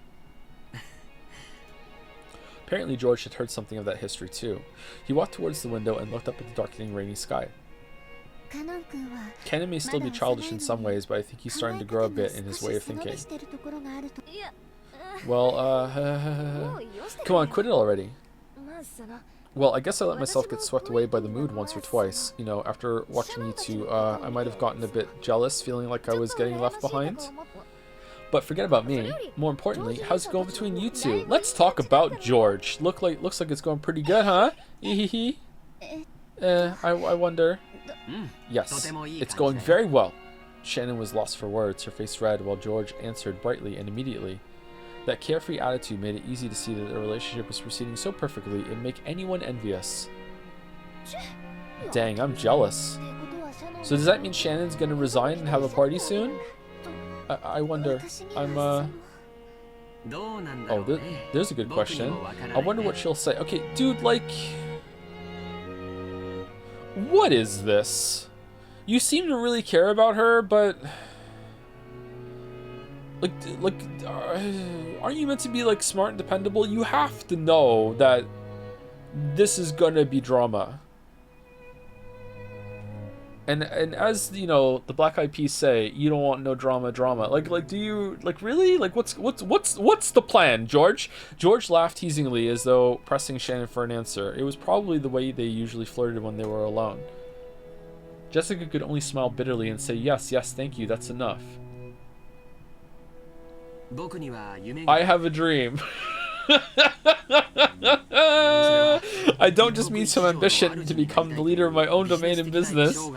I also dream of building a happy family together with a partner I can spend my life with.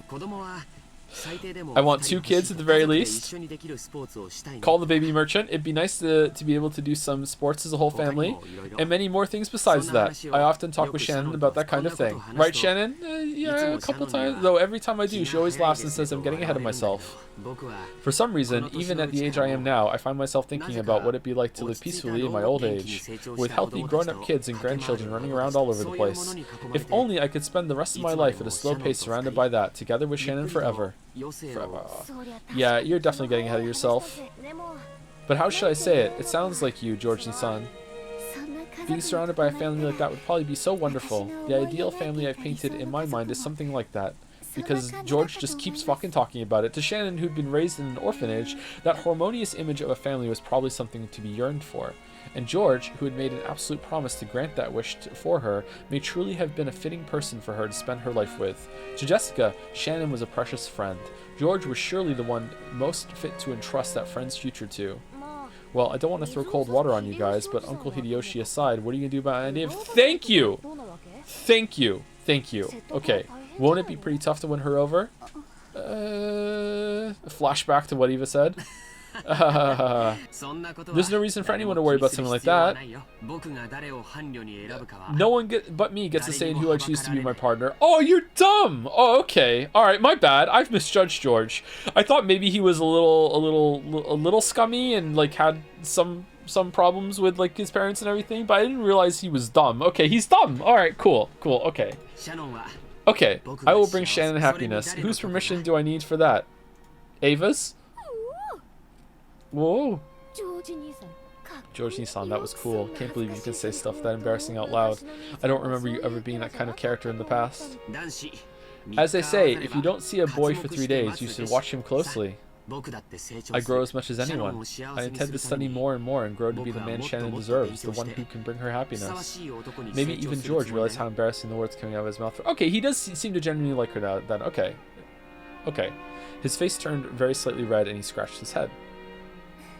George-san. It's okay. Daijobu? I'm sure Mother will be difficult, but you can leave that to me. Okay, so you do know, but you're trying to reassure her. Okay, so not dumb. Alright, I misread it. Okay, alright, there we go. Okay. He understands it's going to be a problem. It's not like, he's not like stating fact, he's instead like proclaiming war for her. Okay. I'll make all the relatives accept you as my partner. But you'll still have to serve us tea. Awesome. I'm jealous of you, Shannon, seriously. I'm very grateful. that you're willing to go so far. っていうかよ Couldn't think of it. I'm starting to feel like a third wheel here. Maybe I'd better leave, huh? Poor Shannon. As Jessica rose with a forced smile from the bed she'd been sitting on, the phone rang. Before Jessica picked up the receiver, wondering what this could be about, Shannon looked at the clock and jumped. Apparently, she'd spent too much time on her break. I'm sorry. I forgot it was time for work. Then, if you will excuse me... At the same time Jessica picked up the phone, Shannon began dashing out of the room. Shannon. Again, the usual time at the usual place. Yes. Excuse me. もしもしジェシカですああ、ゲンジさん Hello, Jessica. Ah, Genji-san. Yeah, Shannon's going back to you guys now. We held her up, so please don't scold her. Yeah, yes. I see. So it's almost time for them to get ready for dinner. Oh, that was a scene. Okay. Many plates were lined up on the counter in the kitchen. I wanted to say sink, even though there was a sink there. Preparations for dinner were proceeding steadily. The number of plates lined up there was 19. That was one more than should have been set up for the annual family conference. Another calf steak? I can't accept it. You told me 18 calf steaks. You think I'm just going to be able to make a calf steak out of nowhere? I've had to, like, strategically cut pieces out of all the other 18 calf steaks to assemble this, like, this rogue, mushy 19th calf steak. The proportions are all off. The macros are gone. I can't believe this, Genji. I can't accept. Why can't I deliver it directly? Goda-san flared up at Genji, paying no heed to the pot that was spitting steam. The master enjoyed eating alone in his study, so his food needed to be served in that room. However, that was something that always happened. Of course Goda-san would want to set the table for the master with his own hands, since he put his heart and soul into his cooking. But the master had imposed a strict rule that none but the servants bearing the golden eagle crest enter his study. So while Goda-san would be able to greet the master from outside the study, not once had he been granted the honor of carrying his cooking inside. Goda-san was always irritated by this. Of course, he was a newcomer in terms of years of service. However, he had piled up plenty of experience from his previous jobs, and he was quite confident that he'd be able to perform in front of Kinzo in a manner that would do him no disservice. And yet, simply because he was not permitted to wear the golden eagle, he still hadn't been blessed with this honor. Dude, who cares? Can you imagine what damage that would do to his pride? You might think tonight was a repeat of that, but it wasn't. Because tonight, there was a person other than the master who wanted their food to be carried in the room. Does she have one? She has one.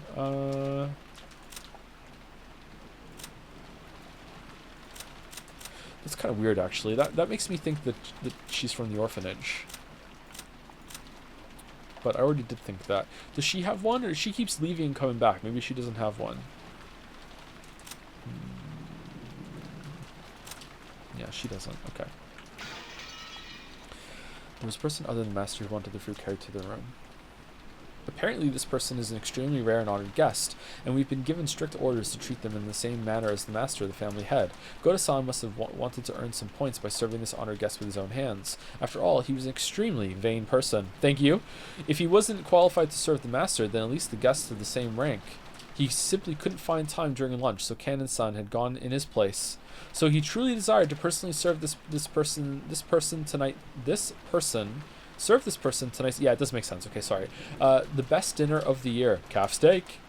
But Genji-san had put a stop to that. Something about how Goda-san didn't wear the golden eagle. After being told once more that he wasn't qualified, Goda-san lost his patience. This is bullshit! Ah, so heartrending, Goda-san. I cannot do anything more than watch like this from the shadows. Kumasawa-san, if you have enough free time to dawdle around, please get the dining hall ready. Is the tablecloth set? Oh, my apologies. When it became her turn to bear his wrath, Kumasawa slid out into the hall. Beatrice-sama is of exactly the same rank as the master. All rules regarding her are to be respected just as much as those involving the master. Goda-san, please devote your attention entirely towards your own task and serve all the relatives. I wouldn't mind if it was you, Genji-san, but is it really okay to let a child like this serve such a guest? If she made some blunder, it would be quite embarrassing. I know they've served here a long time, but that doesn't mean they've been trained in the proper areas. If you'll allow me to speak freely, they are completely lacking in the fundamentals that might qualify them to interact with such a guest. Oh, I'm here and hearing this. Oh, shit. Goda spoke bluntly, even though Shannon was standing right there in the kitchen. Shannon was the one whom Genji had ordered to carry dinner into Beatrice's room. By the ranking system among the servants permitted to wear the golden eagle, Shannon certainly was the second highest in rank. If the highest ranked Genji went to set the table in Kinzo's room, then it fell to Shannon to set the table in Beatrice's room. Goda's pride was always horribly injured by this ranking system. At times like this, he'd speak out bluntly and rudely against Shannon and Kanon. Goda kept raising examples of each of Shannon's failures until now, making a ruckus about how she couldn't do this or was terrible at that. Shannon, who listened to this with her head hung in shame, heard Kanon's voice from behind her. Kanon had been leaning against the wall in the hallway near the kitchen entrance, a blind spot from the inside, and had been listening to all of this. He probably knew that if he entered the kitchen, sparks would start to fly his way. I've got to say it. The man's scum. He's going to do it, but we could all learn a lot about the fundamentals of entertaining guests from him. Goda-san has learned so much, so he'd be a great reference. Great reference, Nisan, you sure are nice. More importantly, is the guest in the VIP room really Beatrice-sama, as they say? Is he really scum? Like, he seems to take his job seriously, and he feels like he's getting snubbed all the time, even though he's doing his job. I don't know if I would call him scum from what I've seen. I get bad vibes from Goda, don't get me wrong. So if I had to choose right now, I would side with Kanon. But like, I don't know. I don't think we've seen enough to call him scum.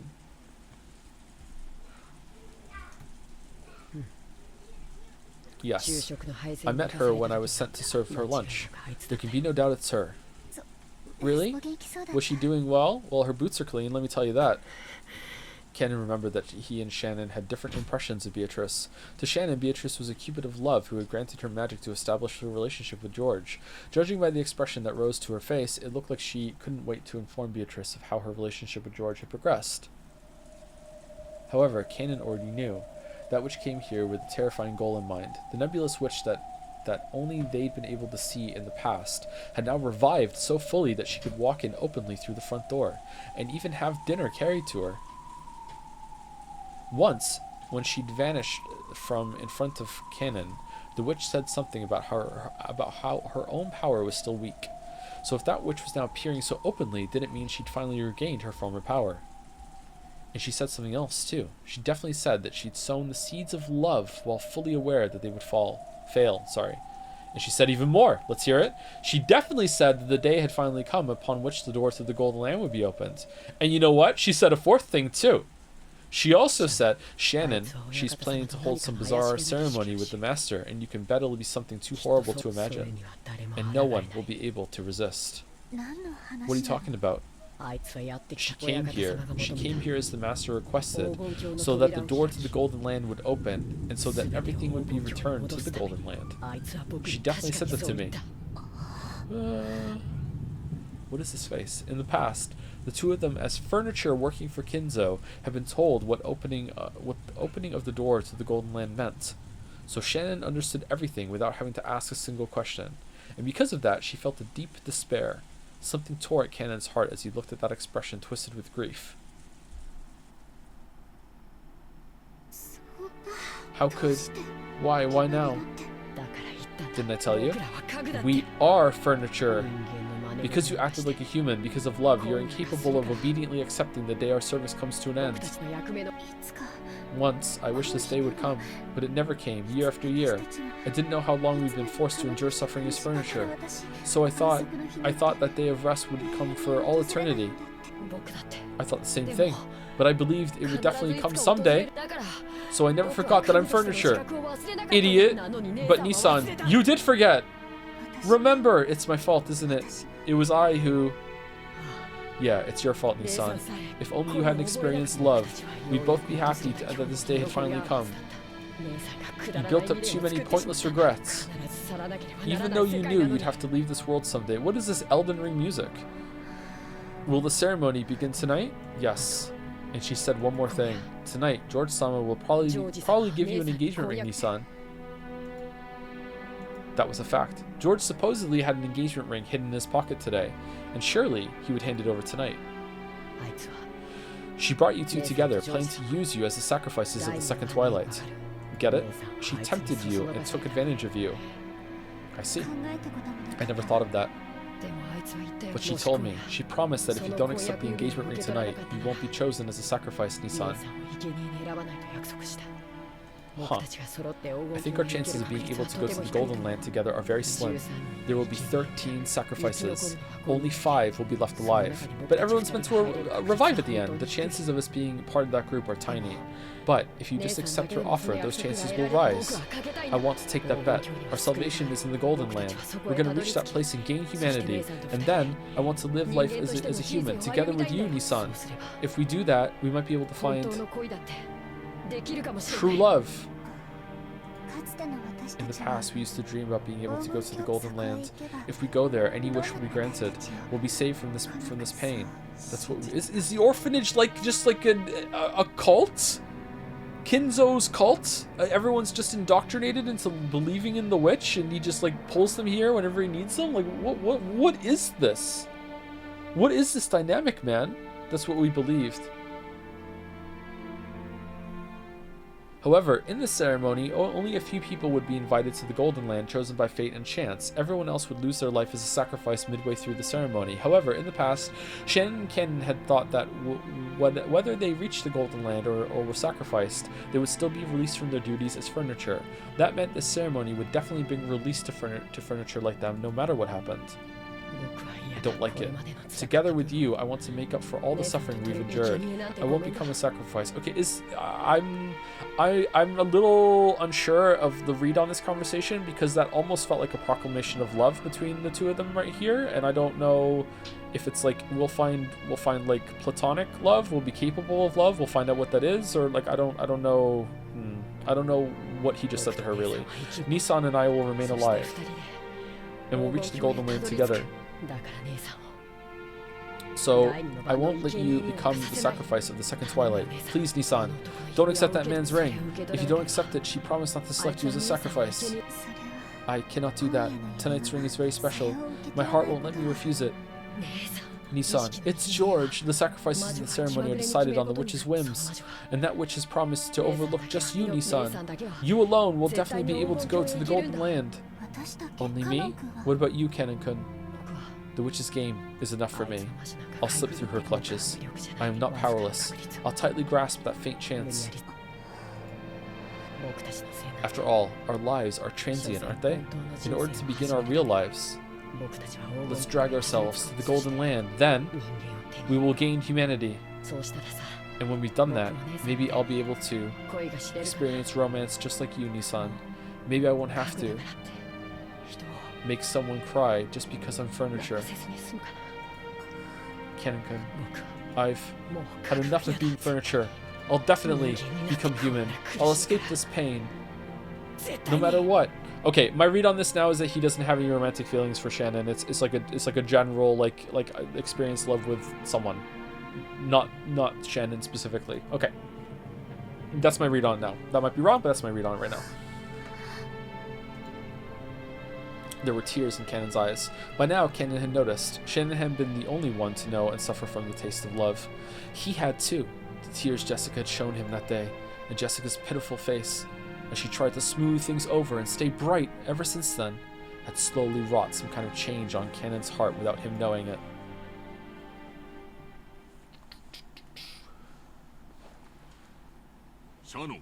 Shannon.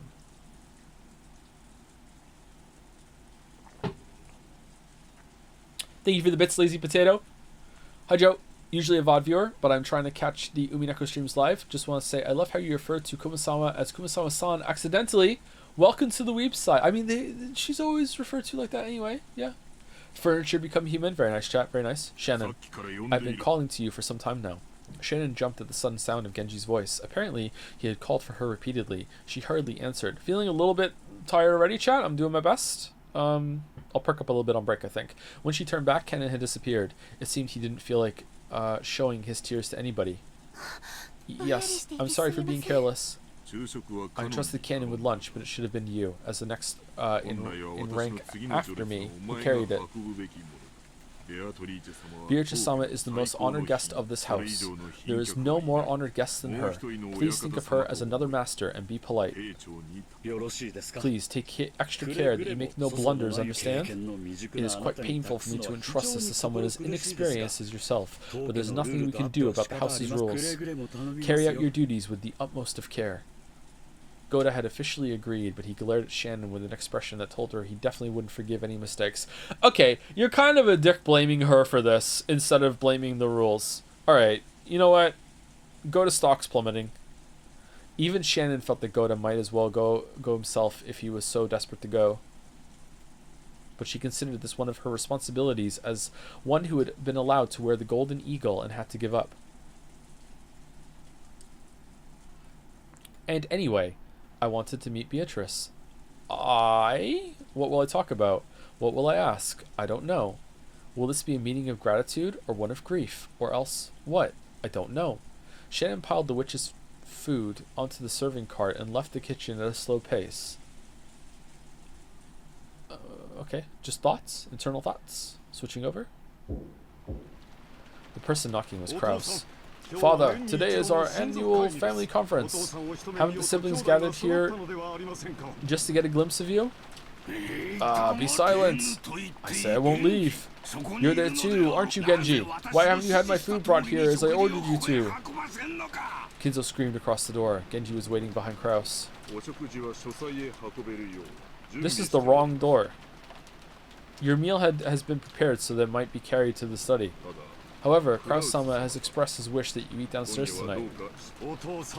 Father, I'm not asking you to do this every day. Just for I'm upset that I noticed that it's the wrong door.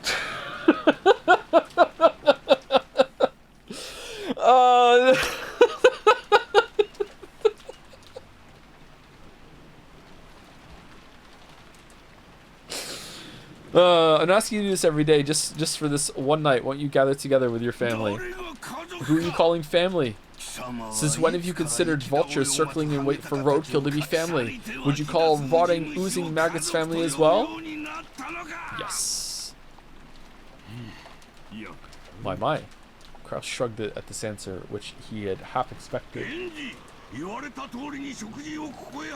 Genji, carry the meal here as you were told.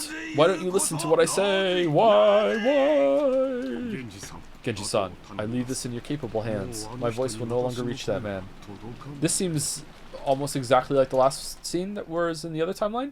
Kraus gave his head a small shake, then quickly turned his back on the door to the study. He had only come calling to save face in front of his siblings, knowing full well how useless this was. After Genji watched Kraus disappear down the stairs, he called again across the door. It's me, Genji. Master, we have finished preparations for your meal to be carried here. Shall we bring some for Dr. Nanjo as well?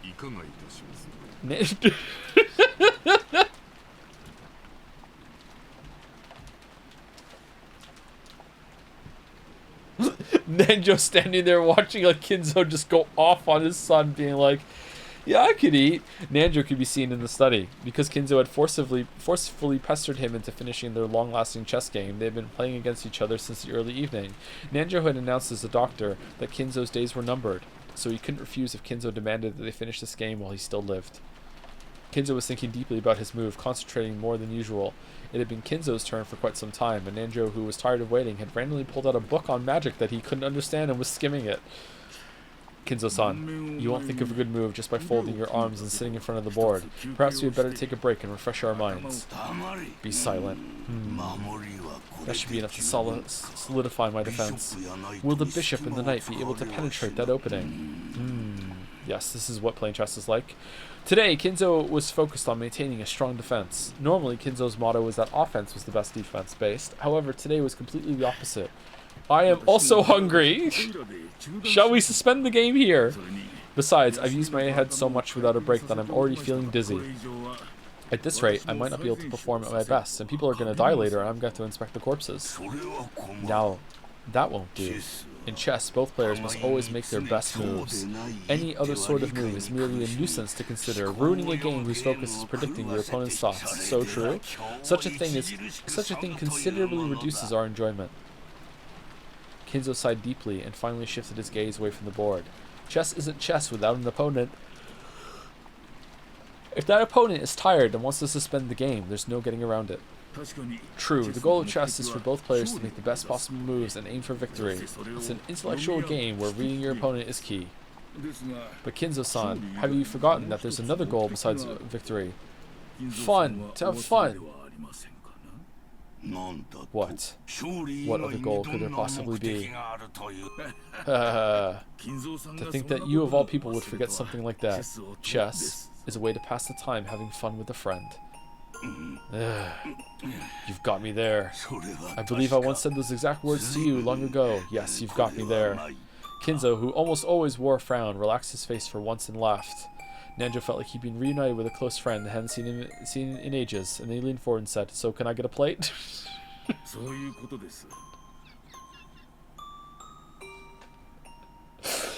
That's how it is. Now that I managed to take the shot back at you, what do you say? Will you go down with me and have dinner? Why don't we discuss Kasparov's middle game along with some coffee?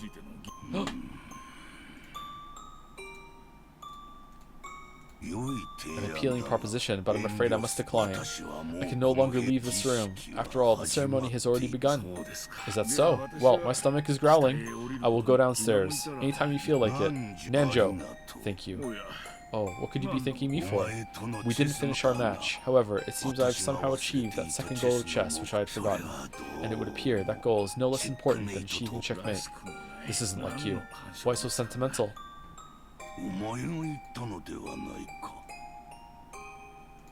You said it yourself, did you not? My days in this world are numbered. Now go. And don't come to this room again. Let us continue this match in the Golden Land. That's fine with me, but we'll have to start over. Losing that rook was a serious blow. Well then, I will see you later. Yes, later. Maybe in the Golden Land, or in Purgatory. Already there, bud. Or possibly in the next world. Aww. Nanjo didn't say anything beyond that. And with a motion made smooth by familiarity, he pushed the button on the table that would release the auto lock. Then, after looking at Kinzo's back one last time, he left the study. And I almost dropped my my drink.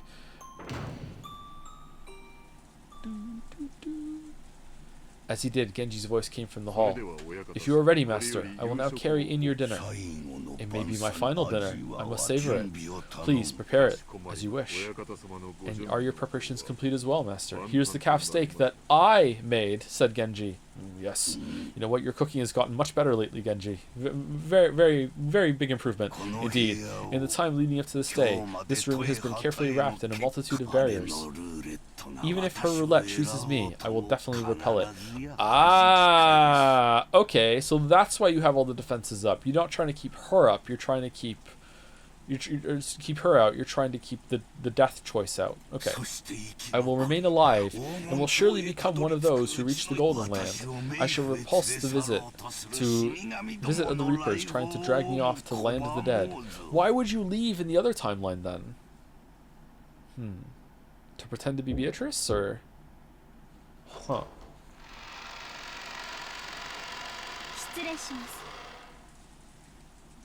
Excuse me. Thank you, Richard Miziak for the resub. Yo, 48, Hydro. I'm not 48, I'm 39. Oh, it's 48 months. Okay, thank you for the 48th month resub, Richard Miziak. Not sensitive about my age, by the way. Totally cool, totally cool. And thank you, GG this stream, also for the resub. Thanks. Excuse me.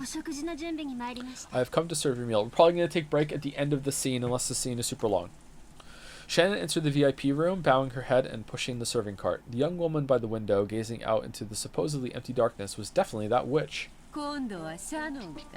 So it is Shannon this time. Shannon this time? How long it's been? Huh. Mouse says break time. Oh, is this this is a long scene? Okay. Well, you know what? Best girl's on the screen. That's good. Alright, right back. 5 minutes. Actually, it might be slightly longer than 5 minutes. Right back. Go get a drink, walk around. Brush your teeth.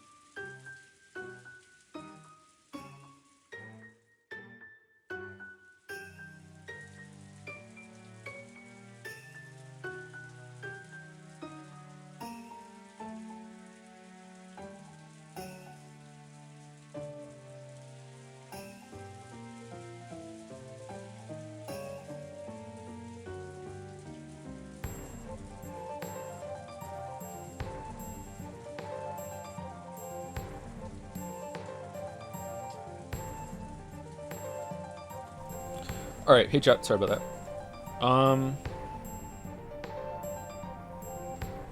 Let's continue.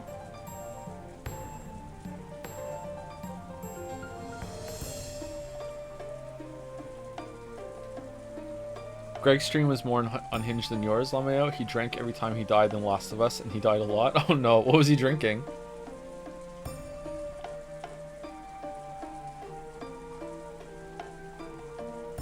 Girlfriend fell asleep while we were watching Germa's Oblivion streams. I switched to cracking the cryptic, and halfway through she woke up and thought Simon was an NPC reading Germa riddles.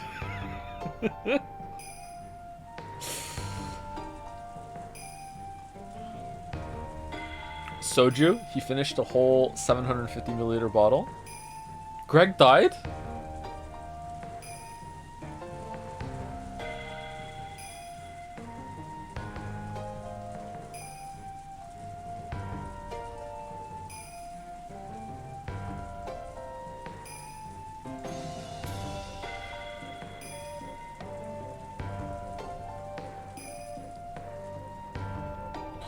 Who's the last person I said thank you to? Was it GG to stream? I think it was. Top Virtuosity? I said that name earlier, didn't I? Oh, this is a different one. Okay. Thank you for the bits, Top Virtuosity. Apology for bad English. It is my first language. Where were you when Jads banned incest? I was at a house eating Dorito when phone ring incest den is kill. No, yeah, that's true. We did ban that. Yep, we did. Yep, we did. It's true. Yep, it's absolutely true. I'm sorry that this is how some of you have to find out. It's true. It's true. Sorry, it was sake, not soju? Okay.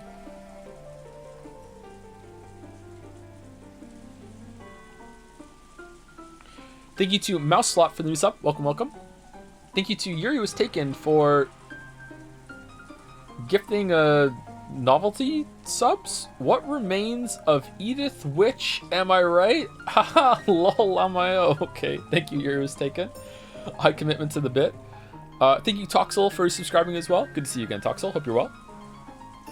And there's some giant emotes. People love the new emotes. What was the favorite, by the way? I didn't see anyone in chat. I'm gonna eat a cookie, chat. I'm sorry. What was, what one? My guess is gonna be the cinema one versus Dancing Fry.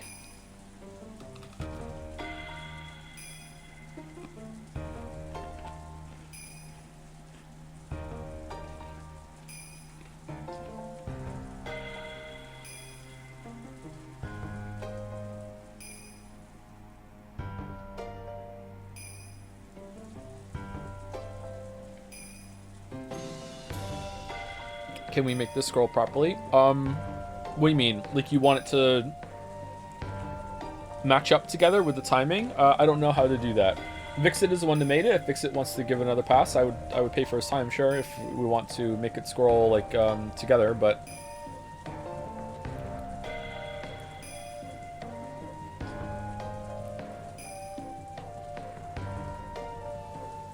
I don't know how that would work.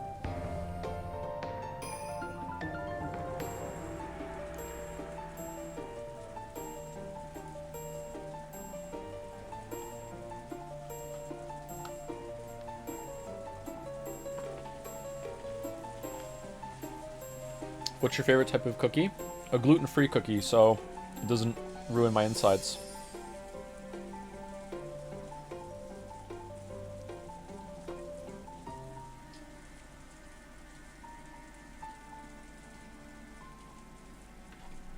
How's the song? It's pretty good. Do you like hobnobs? I don't really know what a hobnob is, sorry.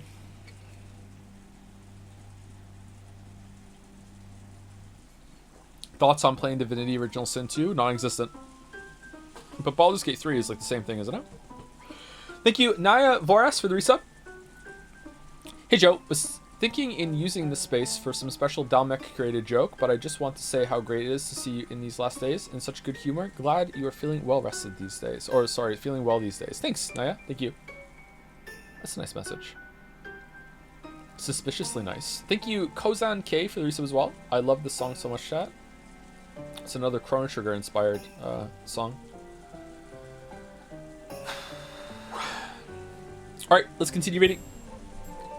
So it is Shannon this time. How long it's been? Oh.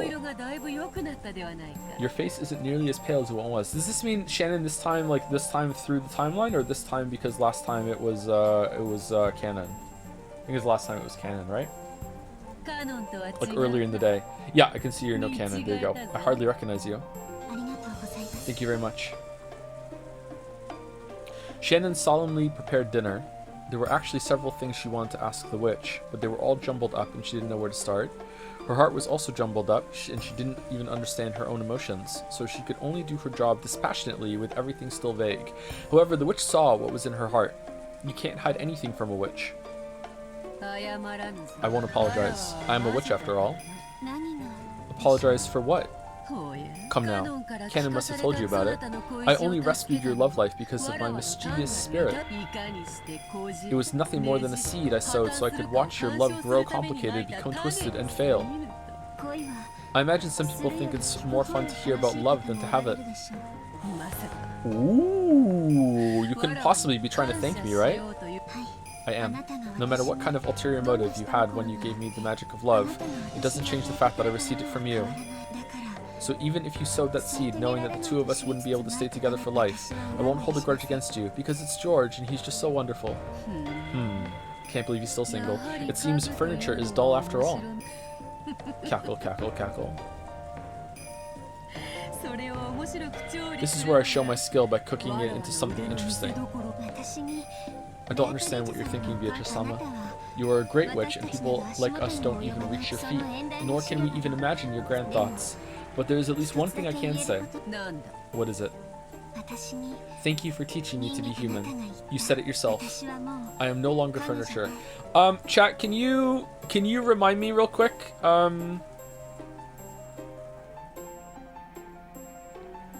Okay, I'm gonna ask a very specific question because I don't want to be accidentally spoiled. Okay. I am asking. Okay, listen to the wording of this question, please. Okay, I'm asking a very specific question. Was there a scene that we saw in which Beatrice said to Canon, if Shannon rejects George's proposal, she will be spared in the ceremony? And I just don't remember. Because I don't remember that happening. Don't think so? Okay, alright. So, it's possible Canon could be lying. It's possible it happened off screen. What, anything like that? Okay, alright. Okay. I'm no longer furniture. Be silent, furniture. If you were a true human, hearing the announcement of your death on the day that you were to receive an engagement ring should have you dancing around, mad with grief. But what are you doing? Oh, she's a little off-kilter here, but what are you doing? Your face looks so enlightened, as though you've accepted everything. Truly an anti-climax, furniture. No, I am not furniture. Be silent, furniture. Ooh, I won't be silent, because I'm not furniture. Are you saying you won't obey my orders? Furniture obeys orders, but a human decides for herself whether to obey orders or not. So I won't obey your orders. I mean, you could still decide to do it. Humph. Cackle, cackle, cackle.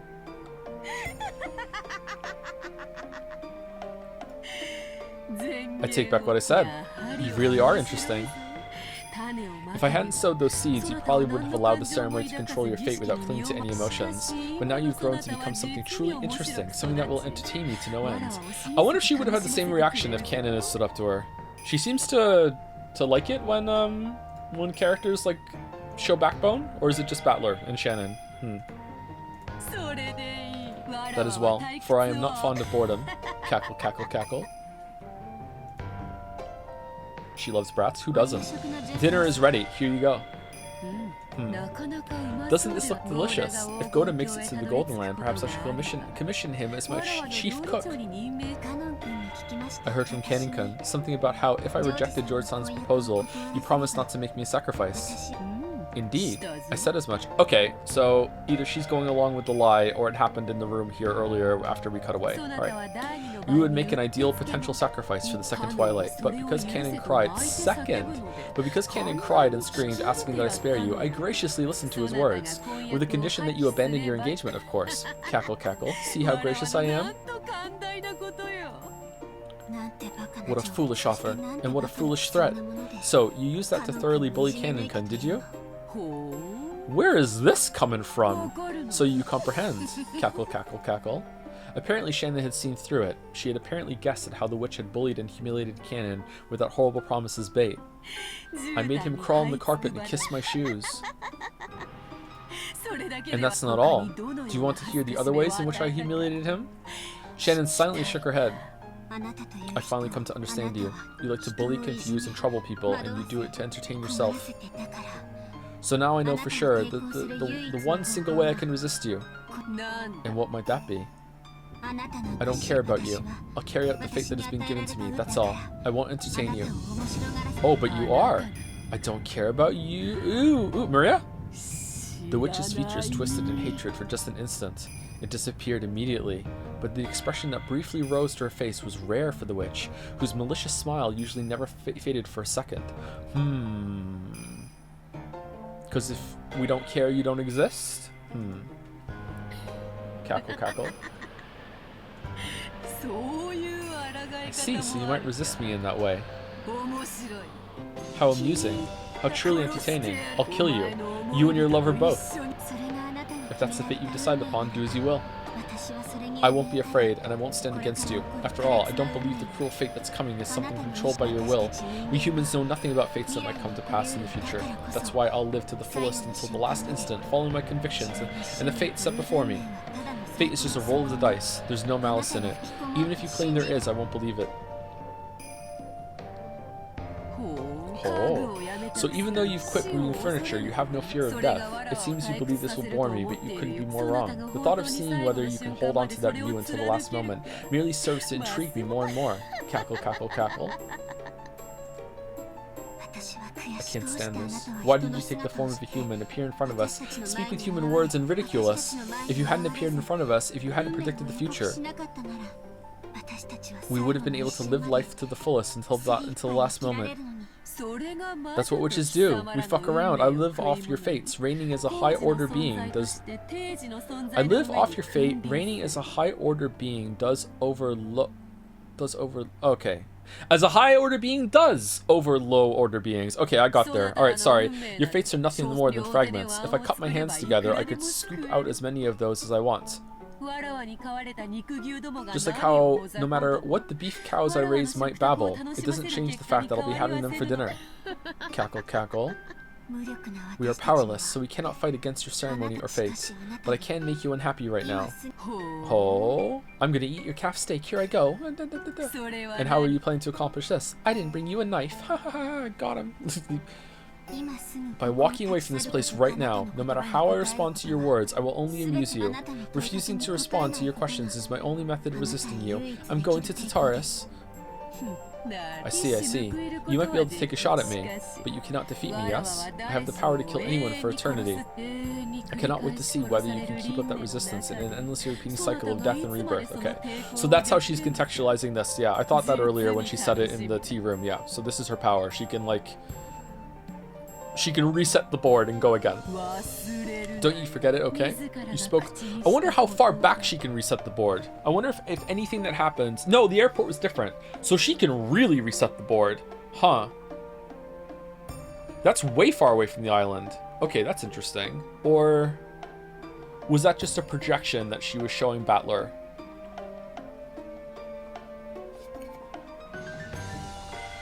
You spoke those words yourself. Cackle, cackle, cackle. Well then, if you'll excuse me, if you need anything, please call me. Shannon gave a reserved bow and faced away. With that gesture, maybe she really did take a shot back at the witch, just as Beatrice had said. Because when the witch called out again, she sounded a little more quick-tempered than she had before. All I know is, Goda's going to be really upset about this, Shannon. You are not giving this high-honored guest the respect she deserves. Canon thanked me, can't you? Can't you thank me for bringing you your day of rest? Furniture may be happy when their day of rest comes, but I am a human, so I have nothing to thank you for. Is that all you have to say? Ooh, you plan to accept George's ring, yes? Don't forget that if you do, I will abandon the promise I made with Canon, the promise that you would not be selected as a sacrifice. If you need anything else, I'll have someone else come, if you will excuse me. A flat-out interruption. Shannon still hadn't answered her, and the sound of the door closing came instead of an answer. Okay. Shannon's resistance probably struck far more deeply into the witch than Shannon herself thought. because an expression of hatred once again rose to Beatrice's face. She had made Cannon submit even though he hadn't been ensnared until the end, whereas Shannon, who had been so easily ensnared before, refused to submit this time. Is Kumasawa like talking in the corner right now, explaining this all? Yeah, she's behind the curtain, I see. So this is the state of affairs. So this state of affairs is amusing after all. Cackle, cackle, cackle, cackle. Perhaps I really am still young. This is why I haven't tired of life after 1,000 years. So all Battler has to do to win is just be like, yeah, I don't believe, and no, I'm not giving you a chance to explain. The fact that Battler wants to know the answer is in some way engagement, and Beatrice likes it. So it's like thumbs downing a YouTube video. It still counts for the algo. Yeah, okay, so that's what, you know, it's like a hateful comment. Okay, this was the most fabulous part of the family conference. Dinner. Calf steak. In the past, when Kinzo had been serious about the conference, he'd taken everyone's yearly gathering for dinner very seriously. Because anything embarrassing that occurred during the dinner would cause the deepest shame for him as the host. He had given Natsui stern orders to avoid embarrassment at all costs. Because of that, she and Kraus eventually hired Goda, who had confidence in his cooking abilities. Thanks to that, they became able to serve wonderful dinners they could be confident in. But by that time, Kinzo had closed himself up in his study and never appeared for dinner. Maybe you could call that ironic. When the main dish for tonight, calf steak, was set out, Goda began to describe it proudly, further stimulating everyone's appetites. The sauce here is Bordelaise. Of course, the red wine base I used was excellent, even among those made in Bordeaux, but in addition, I prepared an original blend of this house, a blend of choice alcohol from around the world to further deepen the taste. This sauce is limited to this year. I sincerely hope you all enjoy your meal. Isn't that wonderful? However, isn't Bordelaise sauce common to French cooking? It almost seems like using alcohol from outside France with that is heresy. Kraus-sama, today is the annual family conference. As a dinner for those who normally live far away and who have traveled far from across the world to gather together, I realized it would be most fitting to have a sauce made from a blend of fine alcohols from all over the planet that have never met each other before. Oh, okay, that's a cool idea. So I had it specially prepared. Also different, right? Or we just didn't see this? Wonderful. Truly wonderful cook, that's what you are. Food and medicine work twice as well if you sell it right. So true. So true, Hideyoshi.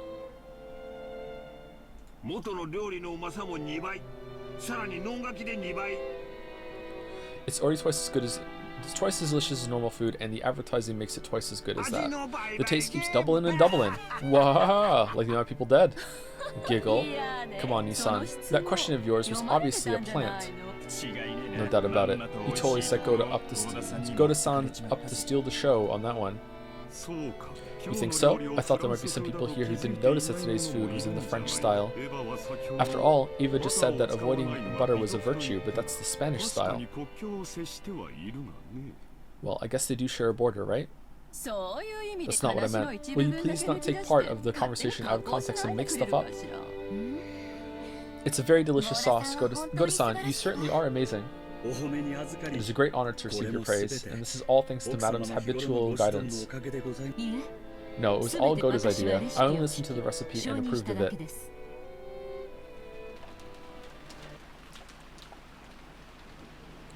It looked like the siblings quickly got into a loud argument about the sauce, but for the most part, dinner proceeded peacefully. However, a certain question they desperately wanted to ask burned inside each one of them. It was about that visitor, the 19th person, the Golden Witch. In actuality, Eva and Rudolph and the rest were very much on their guards during this meal. If the mystery guest was ever going to be introduced, this dinner table would be the most appropriate place to do it. However, no, why is my Windows loading? What are we doing, computer? We're good? We're still here? Okay. However, no place was set at the dinner table for the witch. The family conference would begin in earnest after the meal, and previous experiences told them that it might last until deep into the night. However, they couldn't imagine why such a person should be kept hidden until that late if they were going to be introduced in the end anyway. Uh-oh. Did it get kind of blurry there for a second? That's a good idea, chat.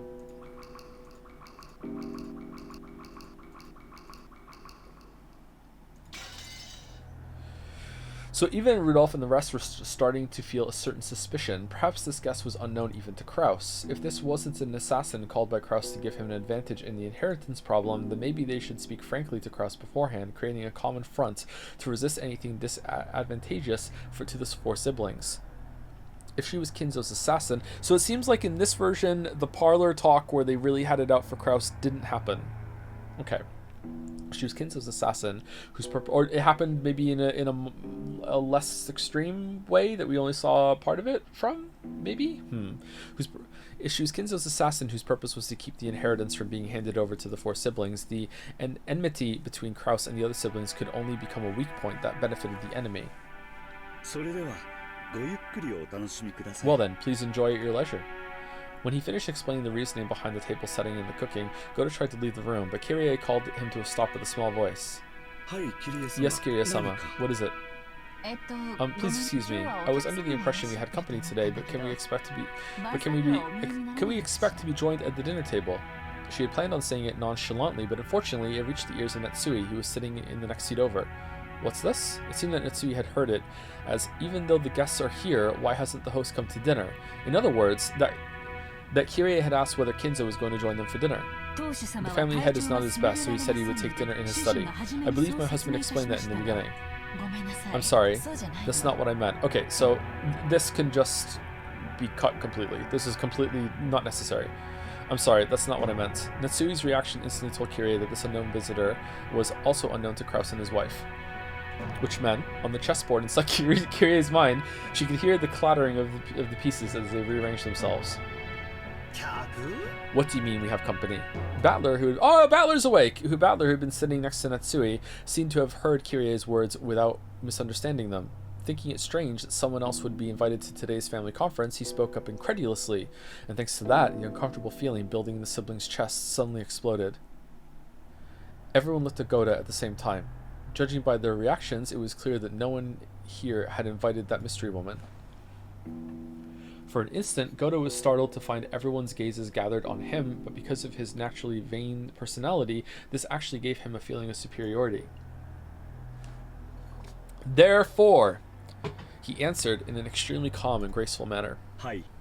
That is correct. Our guest wanted to eat alone in the VIP room and is being served there. That extremely graceful and reasonable response of Goda's made it obvious to everyone that a 19th person, a visitor, existed. Well, except the Battler. The VIP room, a guest. What? Who are you talking about? Natsui's words echoed the question that everyone who didn't know about the appearance of the Golden Witch was thinking. For a while... Okay, will Eva even take this opportunity to be like, Natsui, what kind of house are you running here that you don't even know that you have a guest? Like... For all Goda was disoriented, caught completely off guard by this sudden interrogation. This was a guest who had been treated with such deep respect. He hadn't imagined that Kraus and his wife might not even know about her. The guest is, Beatrice-sama. Beatrice! See? Beatrice came. Ooh. Maria had been telling the other cousins over and over again that she had met with Beatrice that day. The cousins had answered flippantly, but they hadn't believed, so their eyes grew wide. Sorry, I totally thought you were joking, Maria. So she really was there. By Beatrice, you mean that Beatrice with the gold? That's more Auburn. Ooh.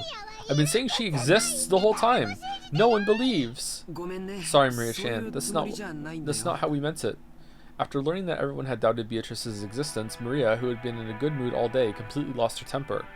George, who sat in the next seat over, tried frantically to calm Maria. Goda. Is this some sort of dinner entertainment? Hehe, quite a performance. Aniki, quit playing dumb. You called her here, right? Called? Called whom? From where? Nissan, let's be clear about this. Who is she? Surely you aren't going to tell us it really is the Beatrice from that portrait, right?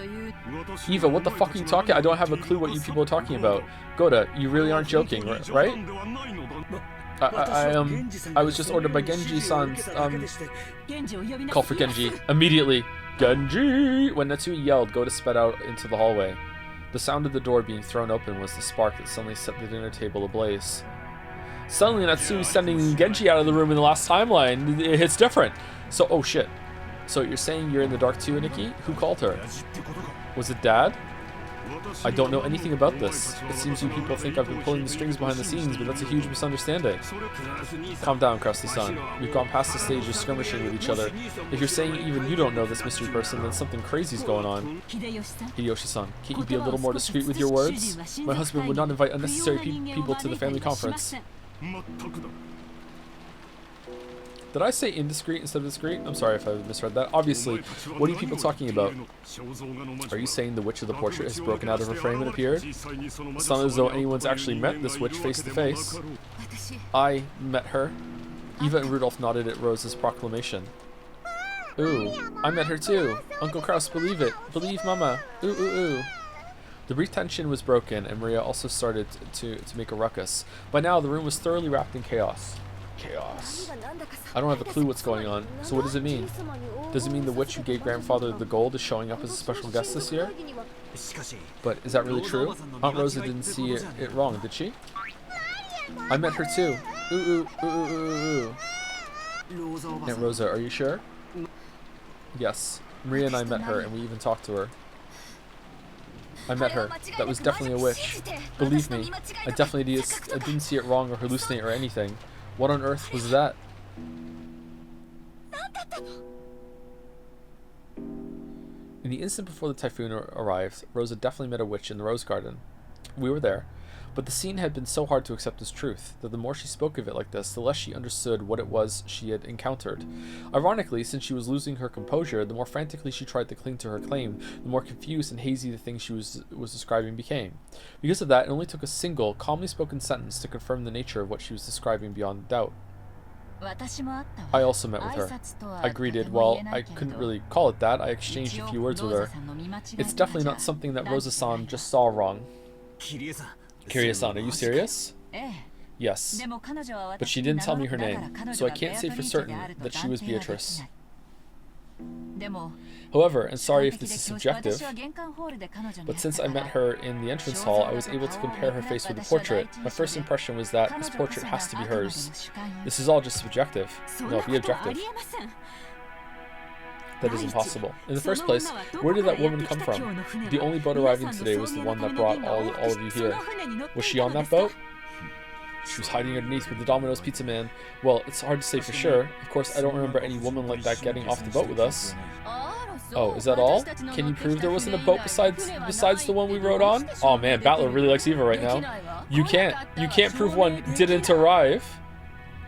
Makes sense. If another boat did arrive, it might be possible to prove it.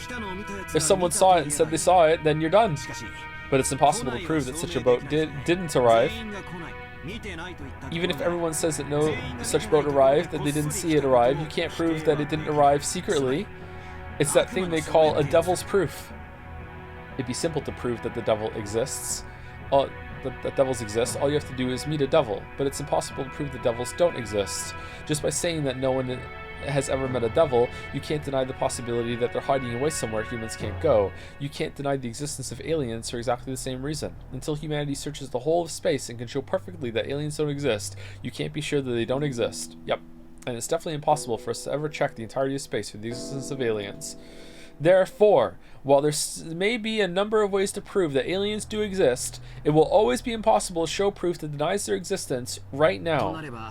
So any discussion about there being a second boat would just be a waste of our time. She wasn't on the boat with us. Not much is a fact, so she must have arrived on this island through some other means.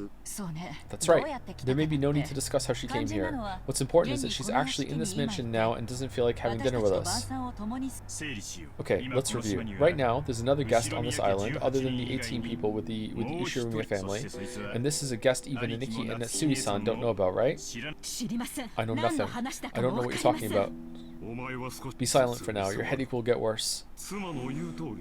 It is as my wife says. I have no idea what you people have been talking about up until now. Then there can be only one answer. Father called her here. Called her here for today's family conference.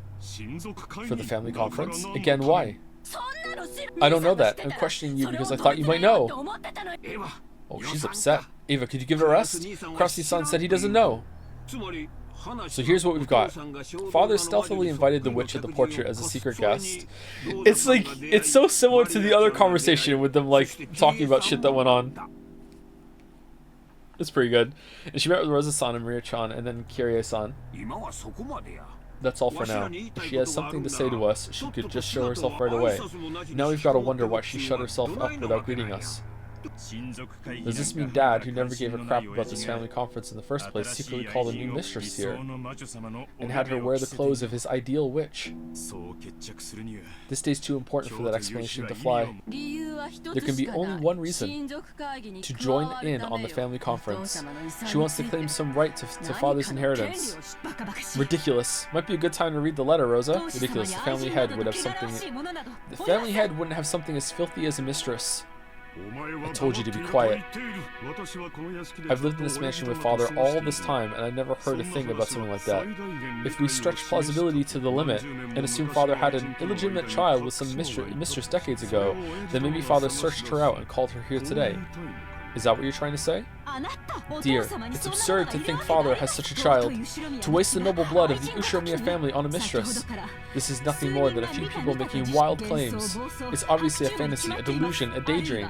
Or is everyone taking part in some kind of act to trick my husband? What act? If anyone's acting, it's you! Quit it, Nikki. Natsui-san may be a bit over vehement, but she's right. Kirie saw her, I didn't. Neither did you, Nikki. But Rosa did.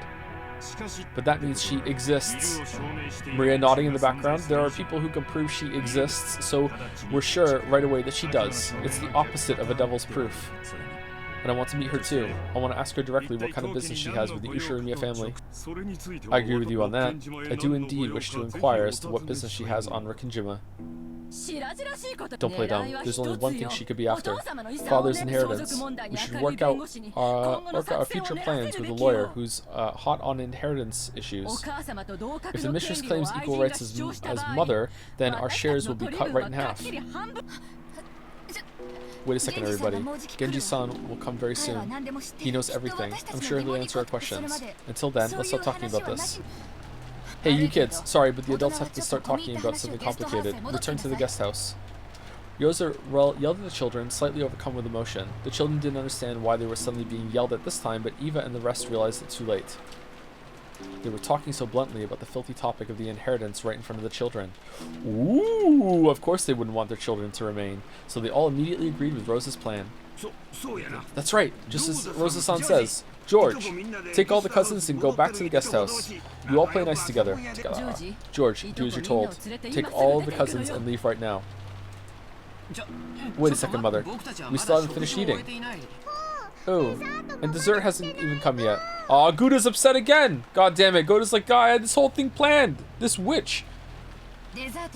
Here I go killing. We will have Goda-san take dessert to the guest house. So leave. Jessica, from here on, the adults will be talking together. Go. Sure. Even though I'm still eating? Well, guess I won't be the only exception. Thanks for understanding, Battler-kun. What? You sure are lucky. Huh? Why? I don't want to leave if I could. I bet. I'll let you adults enjoy your happy family chat about the inheritance. These two get along so well. Oh, it's the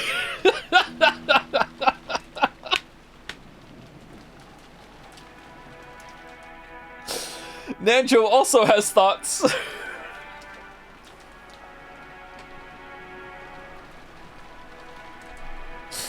I will also leave my seat. At any rate, it appears my turn will not come tonight. Ninja quietly rose to his feet.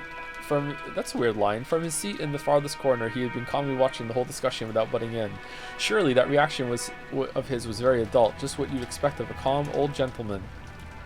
When Ninja rose from his seat, it ended up encouraging the others who were supposed to leave. The children noisily rose from their seats as they hurried into the hallway. The servants returned. I apologize for taking so long. I have called Genji. I was checking to see that all of the doors and windows were shut, so it took me some time. My apologies.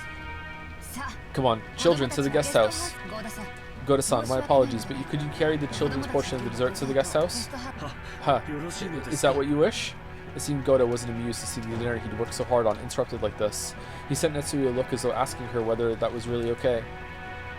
Do as Rosa-san says, and it will not be necessary to set out dessert for us. Do not approach the dining hall until we call for you. Tell the rest of the servants to do the same. Understood? Yes, as you wish. Poor Goda. Come, everyone. Shall we go? Maria-san, you mustn't trouble your mother anymore. Ooh, ooh, ooh. I want to talk about Bito too. No, no, no. Ooh, ooh, ooh. Maria-chan, could you tell us about Beatrice in the guest house? I really want to hear about the witch. Okay? Ooh, ooh. You're pretty damn smooth, Georgie-san. I'm impressed. Can't believe you're still... Are you sure you don't have kids? You're too used to this. Ehehe. George's words had completely restored Mira's good mood, and now she took the initiative, telling the others to head on to the guest house. It looked like Gouda didn't like being kicked out himself, but he couldn't disobey Natsui, so he left the room with Battler and the rest, closing the door. Is there some way I might be of service, everyone? Yeah, there sure is. We've got a whole bunch of questions. In fact, every one of us does. So much that we almost want to have a lottery to see who gets to ask first. But no matter who wins the first lottery, the first question will be the same, won't it? That's right. Who the fuck is Genji-san? Answer me honestly. Who is this person called Beatrice in the VIP room right now? Oh, we don't get to see.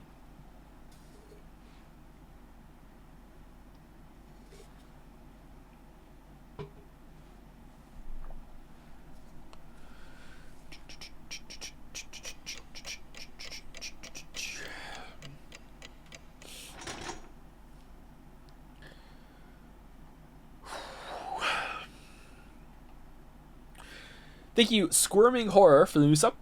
Squirming, not squirm in. Squirming Horror. Hold on, 1 second.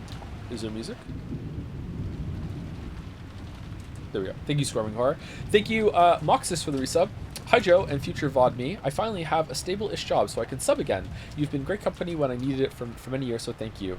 Are you for real gonna read some Homestuck on 413?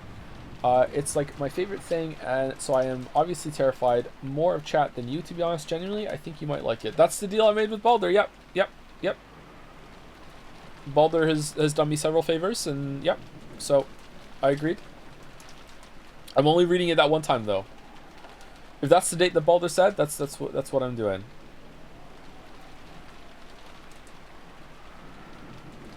What's Homestuck? I don't know. My read on it is that it's a webcomic, but I don't know what it is. Yeah, we're doing that on the 13th of April.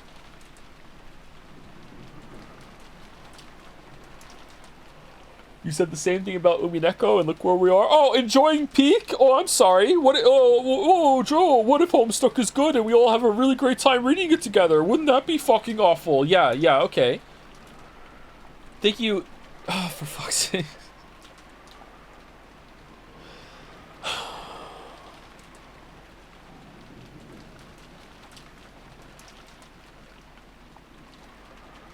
I swear to God, this is Dalmec on an alt account.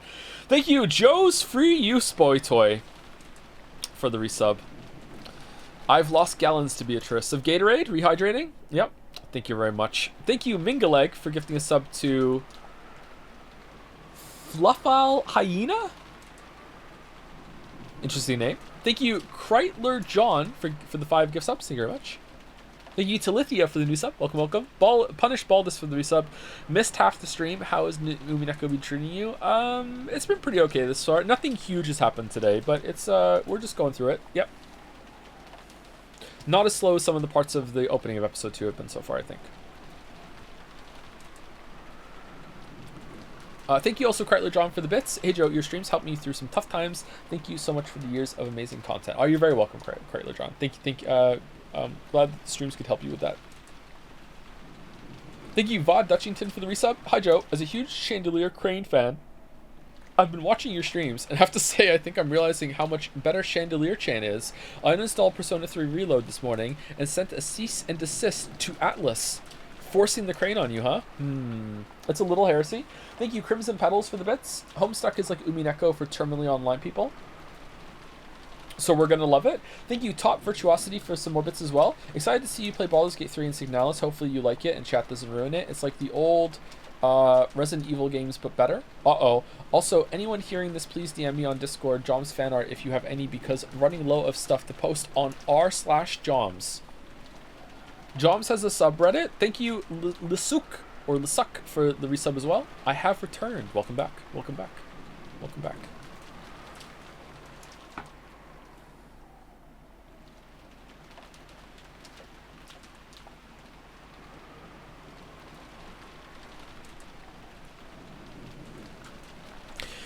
Hiyoshi's claim that advertising doubled the taste was apparently right. After being chased out of the guest house, the kids and Nanjo had gathered in the cousin's room and were eating the cake that Kumasawa had brought for dessert. It was both wonderful and high class, topped with lavish amounts of cream and decorated deliciously with fruits. But delicious as it was, it didn't taste quite as good for some reasan. Haha, without Goto-san selling it, it isn't nearly as good. Oh! Is that an insult? Oh no. And if we ask Kumasawa-san to sell it, she'd just say it's made of mackerel. Ooh, really? You can make cake from mackerel? Oh, absolutely. And as you can see with this very cake, if you mix the squeezed juice out of mackerel with flour and eggs before cooking, it comes out all fluffy. Oh, that'd be incredible if true. Maybe mackerel cake will show up on the new menu at one of Father's restaurants. Wow. After all, mackerel's full of nutrients and sounds healthy. It might get real popular with women and the elderly, but I'm not going to get anywhere near it. Girls won't eat something that weird. Oh, Nanjo's here! What's Nanjo doing here?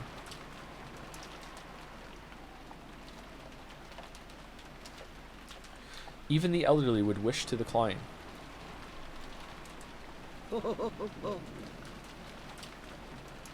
Oh. But it's delicious, you know? Kumasawa was really cheering up the mood with her classic mackerel jokes. Classic mackerel jokes. Oh yeah, she did do some of them in episode 1, didn't she? But the sound of the downpouring rain kept turning their attention towards the mystery guest.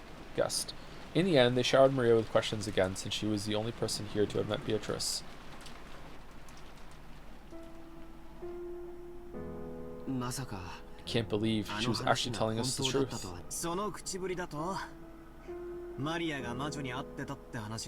The truth. No, okay. You make it sound like, though you never believed it, this Maria meets a witch business isn't news to you.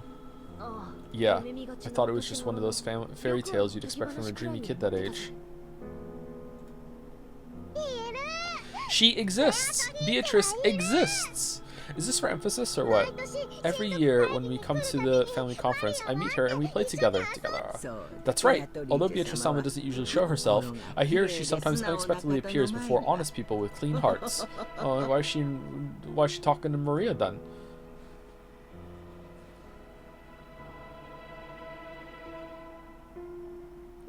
Beatrice referred to that character in the fairy tale about the Okinjima witch.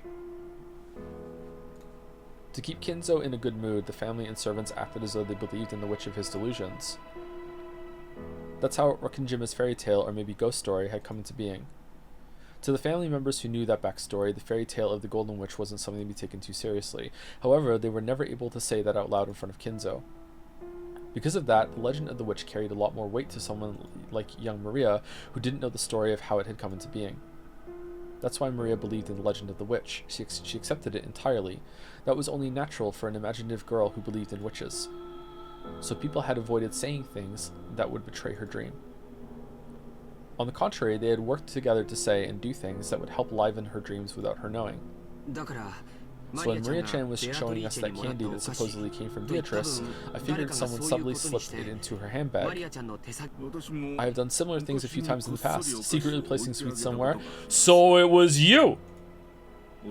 I imagine even Kumasawa-san, or rather all of the servants and everyone in the Ushiromiya family has done it once or twice. So if it'll make a small innocent kid happy, you might place a sweet somewhere and have everyone join in on keeping the secret alive for her. Come to think of it, I'll bet you do that kind of thing all the time, George and Nikki. Who knows? It'd probably be boorish to admit to such a thing out loud. George admitted it while being extremely wary that Maria didn't find out. Who just carries around candy? In other words, it's kind of like Santa Claus. To protect the kids' dreams. Okay, alright, excuse me, okay. Spoilers for Santa Claus? If there's if you're on a speaker system or anything like that? Okay, alright. Yep. To protect the kids' dreams, the parents plot together and lie, setting presents at the bedside of a child fast asleep. After all, you want to protect the kids' dreams, right? Obviously, I've known Santa doesn't exist for a long time now, but if there's no reason to wake up from a dream like that, I wish I could have believed it all my life. Because adults know that the world is filled with terrible things. They all want to at least protect the pure dreams of a child. Ooh, Beatrice exists. Exists. Yes, she does. Beatrice-sama does exist, right? Some time ago, when I was drying mackerel to make some black tea, suddenly... Well, it basically goes something like that. Give me like 1 minute, chat, sorry.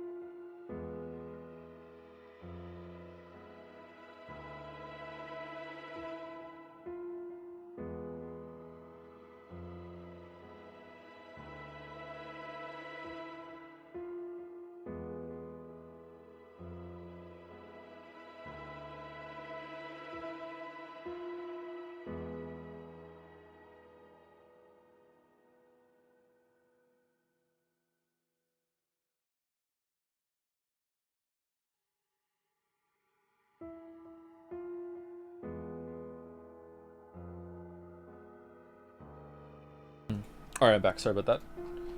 Witcher 3 vid. What? Can you pick your fucking... What? Well, it basically goes something like that. Supposedly, at least. So simply put, this was supposed to be a witch that no one but Maria believed in. I wouldn't phrase it quite like that. The point isn't that we didn't believe. We were all trying to give her a chance to believe. So this is about not betraying a child's innocence. But Santa doesn't exist in reality. Wait, what? If you don't want kids to be all disappointed when they learn the truth, you'd be better off not showing them the dream in the first place. This is actually something that I debated with myself, and I still don't know if I made the right call. Is the fact that I think like this proof that I'm still a long way from becoming a full adult. The true nature of the Rikkinjima witch was finally starting taking shape in Battler's mind. However, the current situation overrode this understanding, and in fact, it completely overturned its very premise. So, we thought we knew what was going on, but now Beatrice-sama the witch has actually appeared in reality. Is that it? And judging by how freaked our parents were, it looks like she wasn't an invited guest. Now it's starting to get interesting. There's no reason for us to simply assume that a woman called Beatrice doesn't exist. It's what Uncle Rudolph called the devil's proof. Battler thought at first. None of us knew that a woman calling herself Beatrice existed. Well, I mean, somewhere in the world, like it's a name, but that's not the same as proving that Beatrice doesn't exist.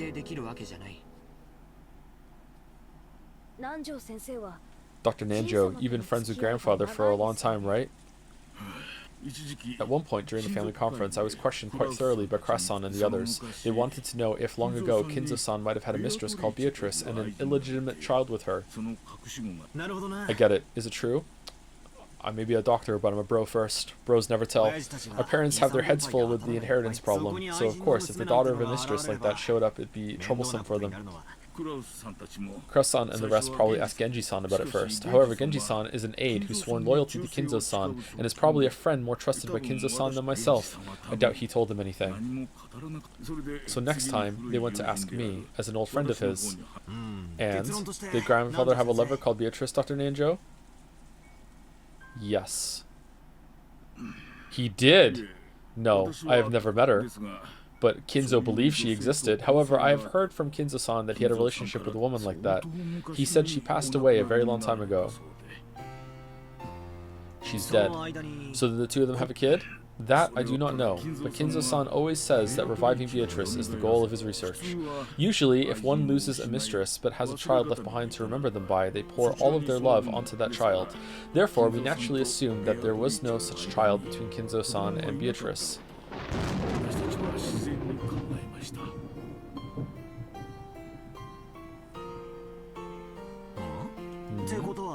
So that leaves us with another devil's proof.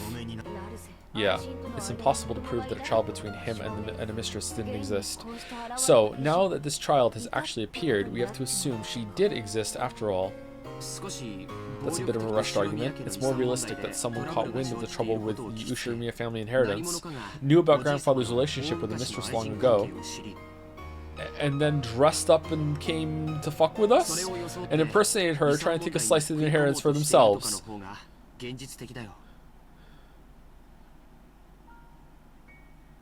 Okay. Sure, that is realistic.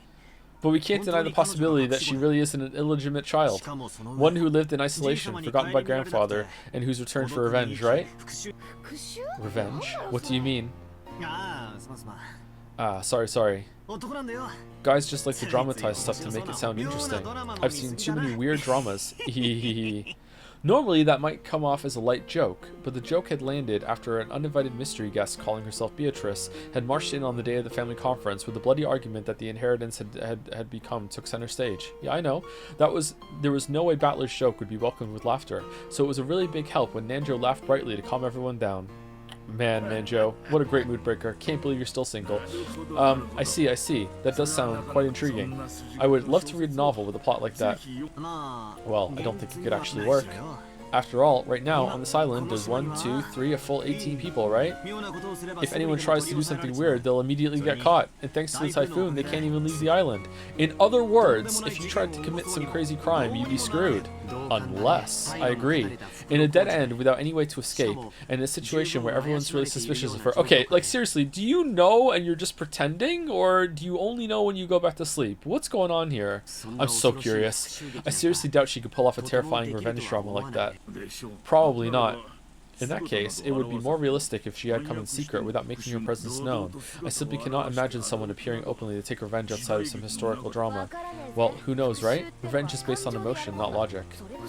If you've got someone willing to go down along with their opponent, they might not be afraid of anything, not even the police or large numbers of people. It's okay, Jessica-chan. None of the disturbing things we're imagining will happen. Like the battle royale between our parents over the inheritance isn't disturbing. That's right. Dad and Uncle Rudolph are pretty tough, and Aunt Eva's even trained in the martial arts. Calling it back? We'll be fine. Yeah. Jessica didn't say it out loud, but she'd vaguely noticed that her own father stood in opposition to all the other siblings on the inheritance issue. They usually played nice in front of the children, but when that pretense was lifted away, like it had been at dinner, the result would be a tumultuous uproar. After realizing this, it was only natural for Jessica to be frightened at the thought that her parents might get caught up in some kind of trouble and become human sacrifices for something terrifying. Seriously, Georgia Nikki's right. Nothing's gonna happen. Even if she pretends she's a witch, what can a single human woman who can't even use magic do? That's where you're wrong, bucko, he says in the magical storm. Oh, not again. The sudden creepy laugh made all of them jump, and when they realized the strange laugh was coming from Maria, they were shocked again. I see. So that's how you see it, Battler. What is it? Don't laugh all creepy like that. You accept Beatrice's existence for now. At least you accept her as the 19th person and a guest. But that's all, right? You don't accept that the 19th person, Beatrice, is a witch, right? Huh? Of all the crazy things to say, of course that's what I think. Witches couldn't possibly exist. The only possibility is that she's a human woman claiming to be a witch. Hmm? Isn't that odd, Battler? That's a devil's proof, isn't it? Of course witches don't exist. But just because you've never met a witch, that doesn't mean you've proven that witches don't exist, right? That's right. You're not wrong there. I can't prove that witches don't exist. However, even if I can't prove it, I can claim it. I claim that witches don't exist. Why? How can you claim that witches don't exist even though you can't prove it? Because things like that don't exist.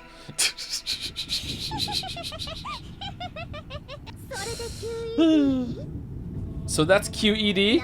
You finished your proof without any evidence or basis? Where are you getting off saying QED, Maria? Now there's a typical case of the ignorant willfully ignoring the shallowness of their own knowledge. A reckless suspension of thought. Hehehehe. Then there's only one way to resolve this, Maria. The witch's side needs to show some proof themselves. It's a devil's proof again. If you bring me a devil, we can end this right now.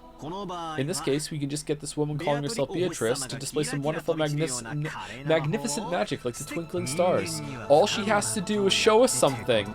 That's impossible for humans, right? Well, in episode 3 she will, and then she'll be like, yeah, oh, so the problem was I didn't show magic, huh? Well, here's some magic. Vroom, vroom, vroom. See, you saw it. You'd be like, well, no, that could just be fucking like an elaborate light show. Maybe you have a pyrotechnical fire guy and back in the bush, and then you hear a sneeze, and it's like, shit. Okay, do it without a pyrotechnical fire guy. Come now, you two. Please settle down. Kumasawa noticed that the atmosphere between them was getting worse and tried to calm them. Equally? Look at this! It seemed as though Battler quickly realized that he wasn't acting like an adult, but Maria's expression didn't loosen. As she laughed creepily, she sat staring at Battler. You quit it too, Maria. Let's get back in a good mood, okay?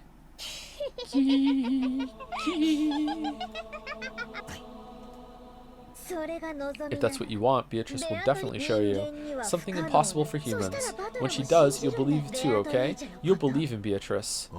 Sure. If she lets me have a look, I'll believe. It's a chess debate between the witch and you, Battler. If you get checkmated, you'll believe in the witch. Oh, I like the way you put that. The witch shows her magic. My king is put into check. I quibble, saying that it'd be possible to reproduce her feat using measures even a human could take, and my king escapes. Failing to do that would be checkmates. That's a pretty good analogy. Battler. In chess, you and your opponent have pieces that move in the same way, so you can predict your opponent's moves. But you know what? What you aren't expecting is that your opponent's pieces might be able to move in ways far stranger than yours. You simply assumed that, since witches must not exist, the movements of Beatrice's pieces will obviously be the same as your own. But you know what? Sorry, Battler, but your chess partner isn't human. She's a witch. She can move her pieces in ways that humans can't. We're playing checkers. Right now, your understanding is flawed. Battler, you like Aunt Kyrie's chessboard thinking, right? Yeah. Did you hear that? When did you hear the chessboard thinking? Chessboard thinking was said in the parlor scene. Did she say it in the dinner scene? Yeah, I like that style of thinking, where you stand in your opponent's shoes. And that's why you'll get stuck. Even though your opponent is a witch, you won't accept it, so you can't understand the moves a witch might make, and your chessboard thinking won't work. Your knowledge of your opponent is mistaken. The very first premise of chessboard thinking is broken down. Ah, so that's your game. You cannot win in chess against a witch. Hehehehe.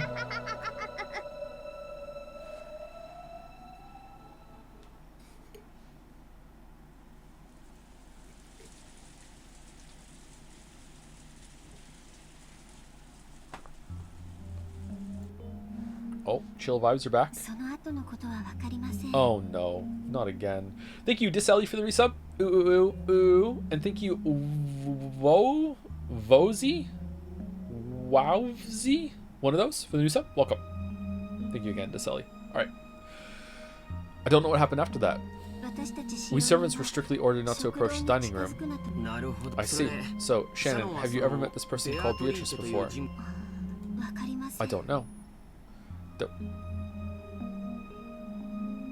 That was a slightly odd way to say it. It didn't quite sound as if she was saying her memory was hazy. For us servants, Beatrice-sama is the second master of this mansion. Some people say we've spread that rumor because of the master's influence, but even when I just started working here, the story of Beatrice-sama was already being whispered of. I've heard about it before. If you don't show her respect, you'll get cursed, and at least one servant actually did meet with an accident, right? Yes. But it's true that some people believed more than others. I believe respect for that sort of thing shouldn't be forgotten, so I've never doubted that she exists. I vaguely believe that a shadowy being called the Golden Witch existed. And then that witch, whose existence was so shadowy and obscure, actually showed herself and entered openly through the entrance hall. Is that what happened? I don't know. I don't know anything. When you brought her to dinner, sorry. Okay, 1 second. Okay. Alright. Focus up. Focus up. Focus up. Words are starting to swim a little bit. Focus up. Focus up. Let me eat the rest of this cookie. 1 second.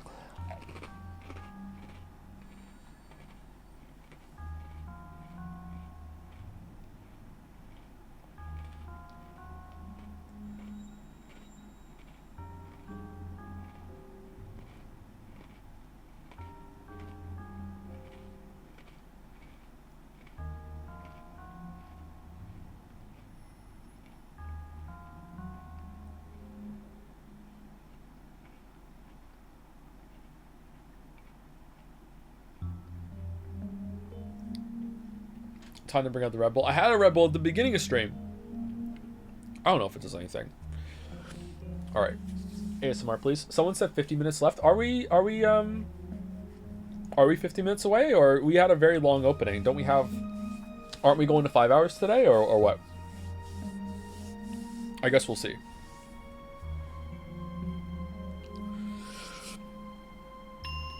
Oh. Sorry, cracking my knuckles.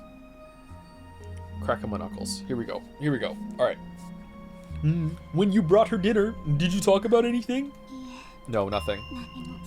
I see. Still, a witch that eats food somehow doesn't sound so realistic. What? Maybe after all, it's just someone who knows about the witch legend on this island, someone who's taking on Beatrice's name.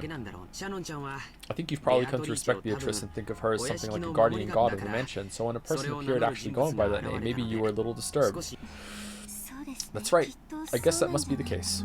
George was slightly at a loss about what to do about Shannon's downcast appearance. Maybe not just Genji, but even the young servants had been ruthlessly questioned as to whether they knew anything about this Beatrice person. Thinking that, he tried to cheer her up somehow.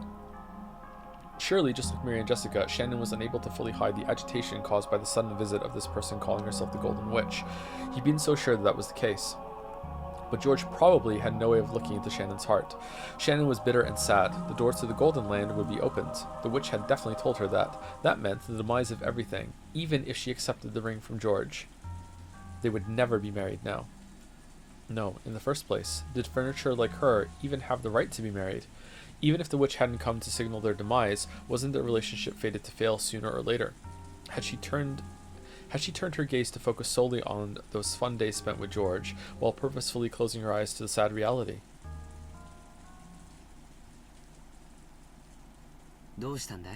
What's wrong? You really haven't looked well for a while now. George-san, what does it mean to be engaged? Huh? Oh, trying to find a loophole? It means making a promise to marry, but I think in that sense it means the same thing as marriage. To be honest, I want to take you home as my wife right away. But right now, I'm in the middle of training and I'm still a long way from having the capacity to create my own castle. That's why I want to take you home with me, with my head held high, only after I become a full adult. I'm not talking about the distant future. I just want you to wait a short 3 years. Quoi? Bro? But that doesn't mean I want to lie about my feelings for another 3 years. So I decided to give you an engagement ring. That might be a shameful reason as a man. Maybe it's shameful to get engaged because I want you to wait, since I can't support my work and a wife at the same time yet.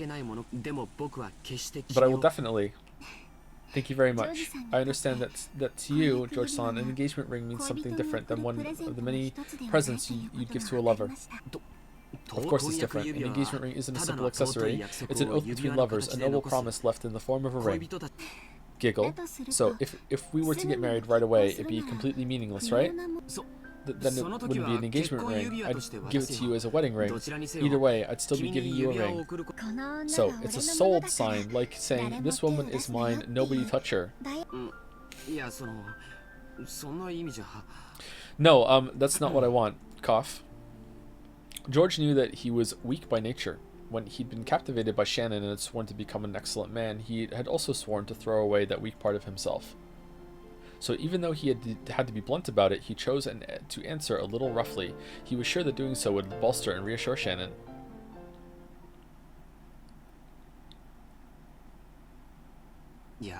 No, that may be true. Sayo, I'll make you my wife. I won't give you to anyone else. I'll make you mine alone, so no one will lay a hand on you. That's what this ring is, without a doubt. Thank you very much, George-san. I feel like she's building to like saying, why don't we just let's get engaged, but don't give me the ring until like tomorrow. She's gonna have her cake and eat it too. Get fucked, Beatrice! You said I didn't have to take the ring. You said nothing about agreeing to marry him or anything like that. I'm truly happy. Then, George-san, if it was decided by fate that this engagement ring, that this promise could never be fulfilled, would you still give it to me? Shannon tried to ask that, but she swallowed her words, because George had already spoken the answer. George had said it. He had said that to him an engagement ring was infinitely similar to a wedding ring. Therefore, accepting George's ring had a significance far more sacred than a promise to marry. Oh, the opposite. So, I'll stop calling this an engagement ring. From now on, this isn't an engagement, it's a wedding ring. Is that really okay? Is it okay to just proclaim that we're married without even God's blessing? Yeah, it's enough to tell God, Father, and Mother about it afterwards. We'll tell them all that we've been married. No one will be able to undo it. I declare bankruptcy. Okay, George-san. I'm not saying this because of a momentary emotion. I'm not just looking at how you are now. I'm looking at the you of tomorrow, of the next day. I'm even gazing at you as you'll be in old age, in the future, as I say this. You're always thinking about that, George-san. How about you want to enjoy your old age slowly, surrounded by healthy children and grandchildren? Yeah. At that time, an older you will be beside me. That is what I expect. No, what I foresee. Yes, because that day will surely come. Will it surely come? Yes, surely, definitely. And this ring proves it without words. Please, show me. Huh? What are we doing? Here it is. George, thinking he was being told to show her the ring, hurriedly took out the ring box. Even though he had practiced so much, he hadn't been able to do it cool. But Shannon wasn't looking at that. In her straight and direct gaze were vague tears and a smile. She focused her eyes on George's eyes, no, on something she could see beyond his eyes. Please, show me that future. Yeah, I'll show you. Surely. I promise it. And not just until old age. After we die too. Even when we become spirits, we'll always be together. Shannon wiped away her tears and took the ring box. Inside was a diamond ring worthy of blessing the two of them. George said the line that he practiced over and over again inside his head. I want you to put this on whatever finger you like and have that be your answer. So by tomorrow morning... Dude, the ring's already on. Giggle. Yeah. Shan smiled, took the ring, and with a completely natural movement put it on the ring finger of her left hand. It really had looked like such a natural, ordinary movement. And for a while, George was stunned. This is my answer, George-san. Shannon. No. Sayo. Even when we become spirits, we'll always be together, George-san.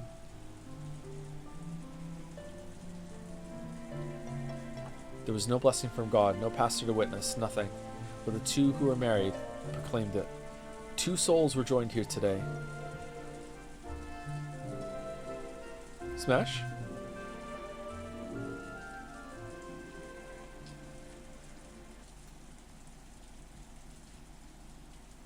Smash? No. Okay.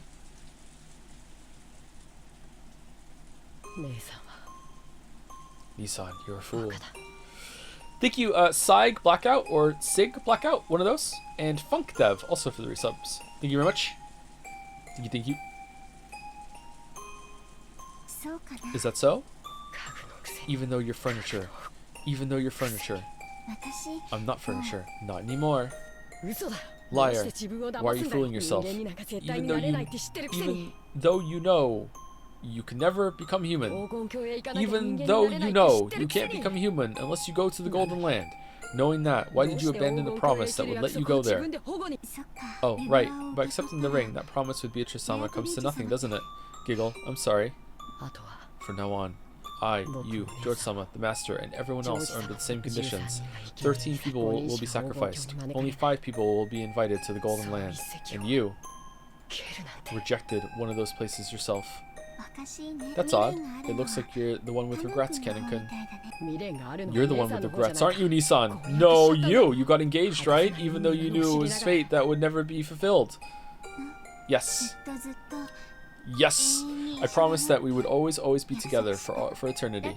So, you know what? In that instant, our eternity was completed. Even if we become sacrifices, it's already completed, so it's okay. Does George know this? Canon, you're the one who actually has regrets. We're furniture, right? We'll be freed no matter what the result. So it doesn't matter whether we go to the Golden Land or not. And yet, you're set on going there. You want to become human no matter what, right? Why? Because I want to become human. I've had enough of being furniture. Dude, just do it. Why? I wanted to fall in love too. Tears were coming from Canon's eyes, and he howled. I liked Milady, and after seeing Milady that day, I started liking her even more. And when I heard that Milady also liked me, I was really happy. But I'm furniture, and I can't accept Milady's feelings. You're wrong. We may be furniture. We may be less than human, but that doesn't mean we aren't qualified to love. I thought that if these feelings wouldn't ever come to anything, I'd be better off not having them. I just decided that eventually I'd disappear, and that it definitely hurt her. No, that's wrong. I was just frightened. I was just afraid, thinking that any love that couldn't be eternal was best avoided. Even though their lives last only a few weeks, cicadas fall in love and then vanish. But you'll never find a cicada that... Cicada? Cicada? Tomato? That refuse to fall in love simply because it'd end in a few weeks. Yeah, but they're bugs. They're dumb, Shannon. It seemed that Canon was still muttering his regrets, but by now it was all jumbled up with his sobs. That witch is detestable. Why did she plant these feelings in me? If only she hadn't pulled that bizarre prank, I wouldn't have paid Milady any notice. Beatrice-sama is detestable. To make you cry bitter tears, she played games with your fate. But I don't think things went as the witch expected. After all, knowing love isn't a regret that ties you to life. It is the destination we're supposed to reach in our journey through life. And without love...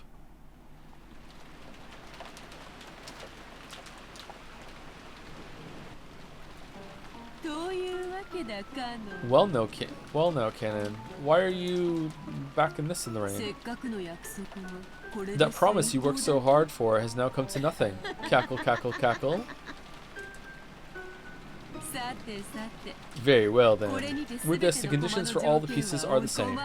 There are 18 pieces. 13 will be offered as sacrifices.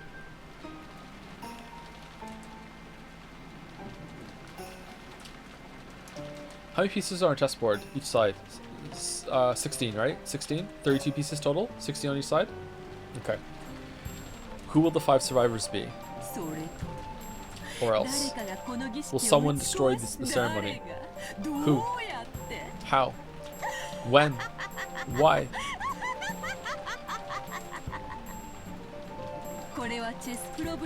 This isn't a chess problem. It's a game on equal footing. I won't be cornering you one-sidedly. You'll be able to frantically escape my advances and force a tie, an invalid match.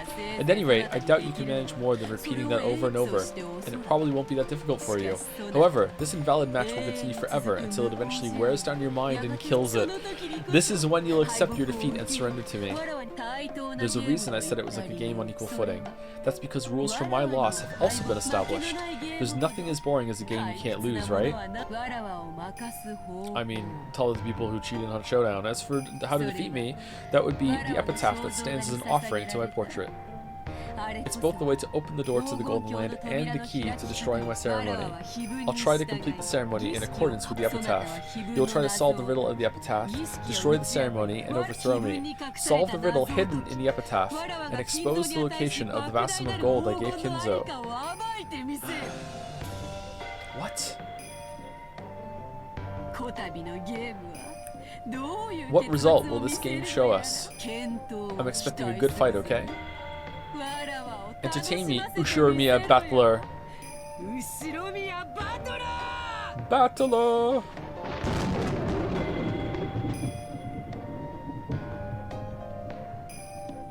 Why does she keep changing clothes? Wouldn't you if you looked like that? I have no objections. Where are we? Natsui and I acknowledge it. Good. I can't believe it, and I don't want to. But this is the truth, isn't it? Natsui, choose your words more carefully. She's this family's most honored guest. I also acknowledge it. Can't argue back. Yes, I acknowledge it. I have absolutely no complaints. I can't believe you actually... You have my honest respect. What's happening? Me too.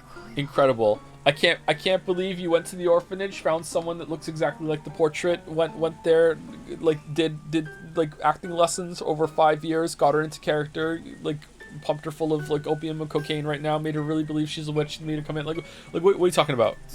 I genuinely respect you, so I have to acknowledge it. I acknowledge it too. I still can't believe it. Still, what can I do? You've proven devils. It's your victory. Oh shit! She's in the room. The devil's proof was a convenient excuse you liked using to handle unprovable matters, but now it's become your mortal enemy, has it not? Don't torture me, mighty witch. I've already acknowledged you. I resign. Uh-oh. Kyrie? Do you still have objections? I must have everyone in agreement. If you alone will not acknowledge my existence. As the witch laughed boldly, the siblings started getting frantic. They were afraid of displeasing the witch. Kyrie lightly closed her eyes, and after keeping silent for a while, opened her mouth. My apologies. I resign. Only Kyrie had faced the witch with stern eyes until the end. However, this had only resulted in her refusing to accept the truth for a short time. Really? Et tu, Kyrie? What? The truth, the being that was before her eyes, couldn't be denied. Devils had already been proven. I mean, did she do magic? I also acknowledge it. You are Beatrice, the Ushirimiya family alchemist, and a user of great magic. I must acknowledge the fact that you are a witch. What's going on?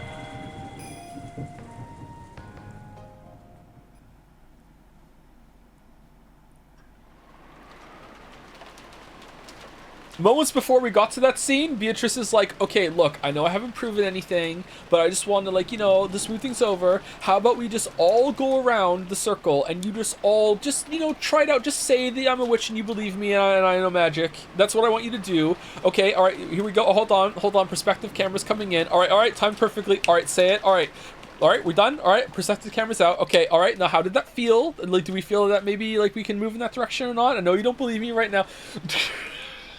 Like, what was that? I'll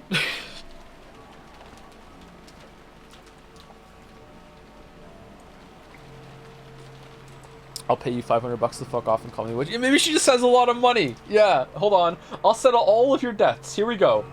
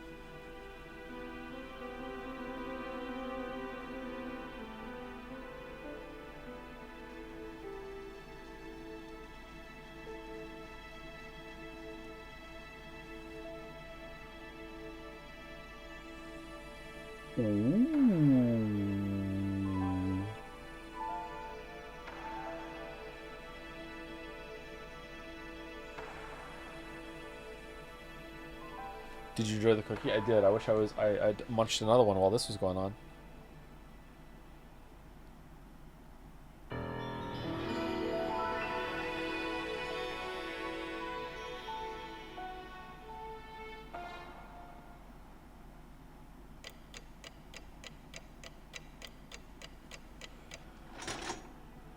Okay, so who's going to be dead this time? I think it's going to be a different group of people, and maybe in the same location, but maybe in a different location. They just introduced the church, so maybe people are going to be in dead in the church. I think this time it's going to be the servants that are dead. I think let me see the screen. Can I see the screen? No, I can't.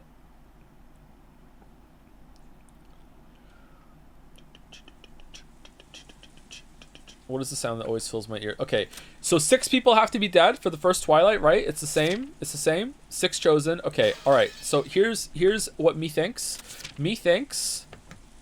Dead. 1, 2, 3, 4, 5, and 1 more.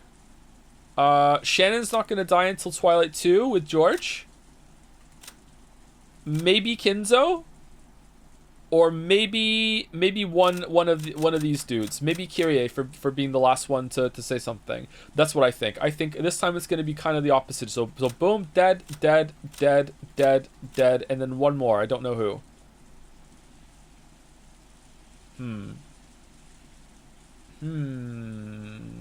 For some reason, I'm kind of thinking Kinzo. I don't know why. I'm kind of feeling Kinzo.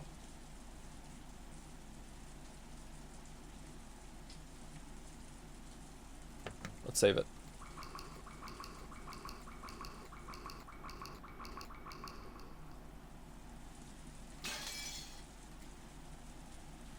What is the sound that always fills my ears? Is it the sound of the rain, the sound of a waterfall, or could it be radio static? If not, I want it to be the sound of blood flowing through my body. I want it to be the sound of the blood circulating throughout me, telling me that I'm still... Oh, maybe it's Battler. Battler's a ghost for the whole time, and he's like Beatrice, like, what are we talking about? Believe in me, I literally killed you. Like, prove I'm a ghost. Prove it. I still think and feel like what. Is it morning? Light entering. Oh, I'm wrong. The light entering through a crack in the curtain was faint, but at least it told him that the dawn had broken. Kinzo, still in the position he'd been when he woke up, was still sitting in a chair and looking up at the ceiling, felt the blood slowly travel throughout his body. Okay, judging by the clock, it was early morning, 6 on the dot. No matter how tired he was, no matter how deeply he slept, he always woke up exactly this time, as though he had measured it with an hourglass.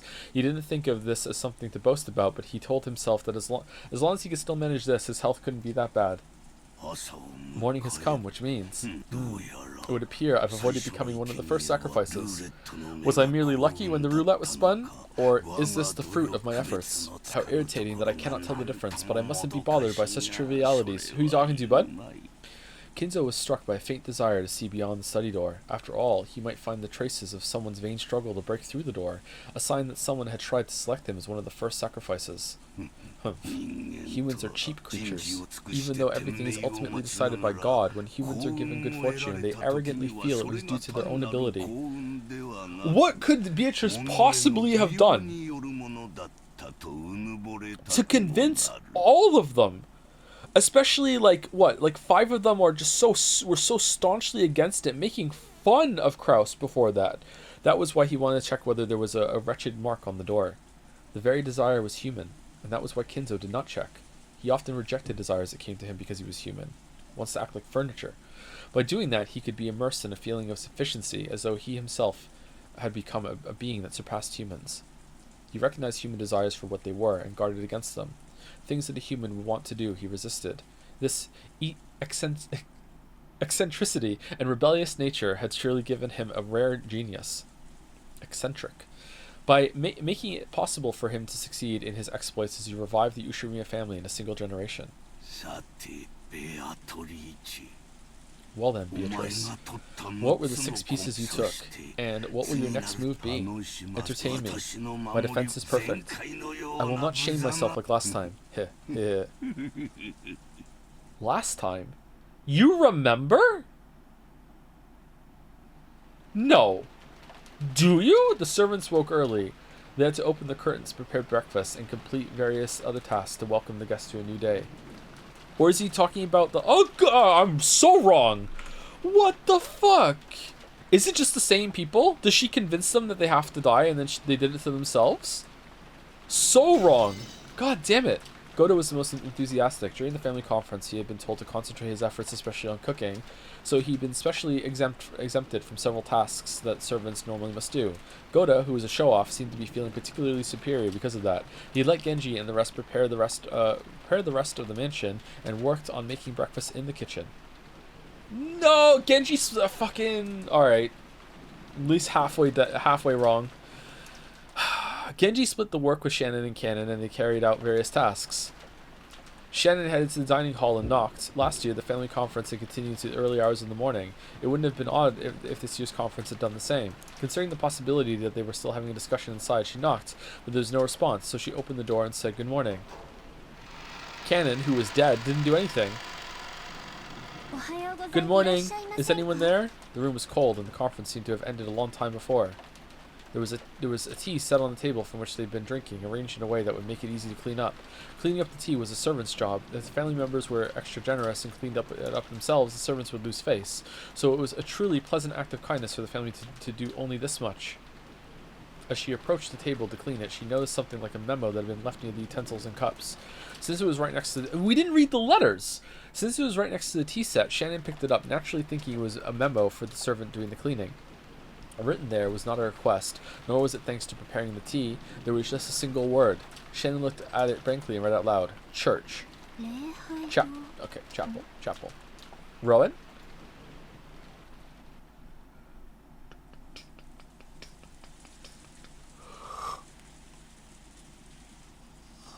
A small sound kept repeating over and over. Normally that sound would have been too trivial to be worth caring about. If only I could stop hearing it soon, I could go back to sleep right away, she thought vaguely. But no matter how much time passed, the sound did not end. It repeated over and over. Ah, shut up. Who is it? Banging on the door this whole time. As soon as she realized that, she woke up. Someone was knocking. Then she noticed that it wasn't just a knock, but a voice as well. Rosa-sama. Good morning. Wait, Rose is alive? Wait, I'm coming now. It had been Genji's voice. Looking at the clock, it wasn't even 7 yet. It was clearly too early to wake the guests. Did something happen that was bad enough to cause this? She felt her sleepiness increasingly fade thanks to the premonition of misfortune.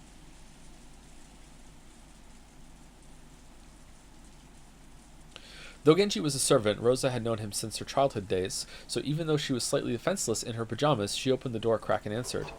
And then Genji stabbed her. Stab. Good morning. I apologize for waking you this early. Did something happen? Yes. Actually, at the chapel. Genji whispered something into Rosa's ear. For a second, it seemed Rosa couldn't understand what she'd been told. After having it repeated several times, she realized that apparently something strange had happened. Rosa closed her door for a second, changed her clothes quickly, and followed Genji towards the mansion. Is it the kids this time? Could Battler be dead? Is that allowed? The chapel requires some explanation. It wasn't in the... Yeah, thank you. I was wondering where that was. Was there even a chapel last time? It wasn't in the mansion, but in a grove behind it, a short walk's distance away. It had been built at the same time as the mansion, so though its walls had been repaired many times, making it look new from the outside, it was a very old building. Rosa dashed through the rain along with Genji. Just like the previous night, the rain was falling in earnest. Who's Ernest? Has lions outside? Eventually the chapel came... This is huge! Isn't this just the mansion? Eventually the chapel came into sight from beyond a thin grove. Just looking at it from the outside, it seemed a place of dazzling beauty where a pair of young lovers might want to get married. However, Kinzo is... What's going on?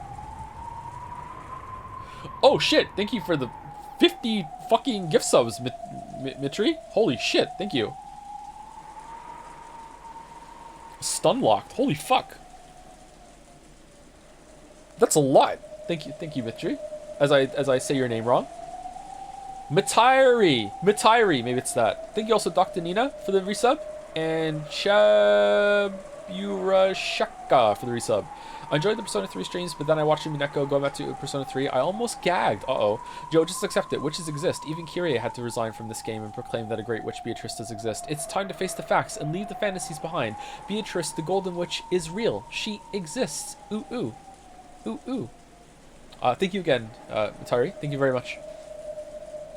However, Kinzo apparently viewed it as a very sacred place, so Rosa and her siblings had been given strict instructions not to approach it unnecessarily. Even though they were all grown up now, approaching the chapel for any reason would still make them feel guilty, and also afraid, as if their father might get angry and hit them in the face. Well, is that where she learned it from? The servants' silhouettes could be seen in front of the chapel's entrance. Goda, Shannon, and Cannon, which meant that all the servants on the morning shift had gathered. A short while ago, Genji had spoken to Rosa, telling her what the situation was. However, without laying eyes on it directly, she definitely hadn't been able to understand. It was probably the same for all the servants gathered here as well. Without seeing it with their own eyes, they wouldn't be able to understand what was going on. Okay. Did I get any of them right? On the door at the entrance to the chapel, was something very large, drawn with a creepy, stringy paint that made one think of blood. Something like a creepy magic circle. What is this? When was it drawn here? The servants looked at each other. Goto was the first to open his mouth. My apologies. We don't usually enter this building, so we don't know when it was made. Then who was the first person to find it? It was me. When I went to the dining hall to clean up the tea set, I found a memo with chapel written on it. Shannon held up the memo with a shaking hand. Whose handwriting is it? It isn't Nissan's or Nissan's. So after that, you came here and found this, right? Yes. Did you open the door? Rosa-sama, look at this. What? Happy Halloween for what? Kanan pointed at a single line of English written below the creepy magic circle. Until it had been pointed out to her, she thought it was just another part of the magic circle. There, the following words were written in English. Happy Halloween for Maria. Happy Halloween for Maria. This creepy magic circle was for Maria. Happy Halloween. Yesterday, only one person had said Happy Halloween to Maria. The key phrase matched. It was the Golden Witch, Beatrice. What about Maria? She should be sleeping with her cousins, right? Did you check? My apologies. We just now realized that Maria-sama's name was written here. We still have not checked. Quickly. To the Genshi-mobile! Da-da-da-da. What are you doing? I'll go check on Maria and come back. Tell Krusty-san and the rest too. After that, follow their instructions. After saying that much, Rosa finally noticed that something was odd. Her own rank in this family's conference was the lowest of the 4 siblings. Why has she been the only one called during an abnormal situation like this when the other siblings hadn't been? Even if Maria's name had popped up. Could it be, huh? What? Yes, we tried to contact Kraus-sama, but we couldn't find him. And Madame was not in her room. Judging by the condition of the sheet, she might not have returned to her bed at all last night. Rosa felt something creepy crawling slowly up her back. Did you check inside the chapel? No, not yet. We tried, but actually, the lock to the chapel is special, so the master key will not work. There's a single key that can open it, but that key is missing from the key box. I mean, did you still try to just open it? She didn't want to get closer to the door with the creepy magic circle if she could. Rosa readied herself and approached, then tried pushing and pulling the knob. All she felt was the resistance of the sturdy lock. Oh. We searched to see if there was a window we could enter through, but I think we'd have to break one of the windows if we want to check inside. What do you think? Break it. There's no way I can give you approval to do something like that. This is Father's precious chapel. At that time, the events of the previous day swirled around in the back of Rosa's mind. That's right! When I met that witch in the rose garden. Didn't she hand Maria an envelope? With a key in it? Yeah, there's no mistake. She did hand it over. When Maria tried to open it, the witch told her not to do it yet, and then she surely said, the time to open that will come soon. Rosa was sure. There could be no mistake. The envelope Maria had received was...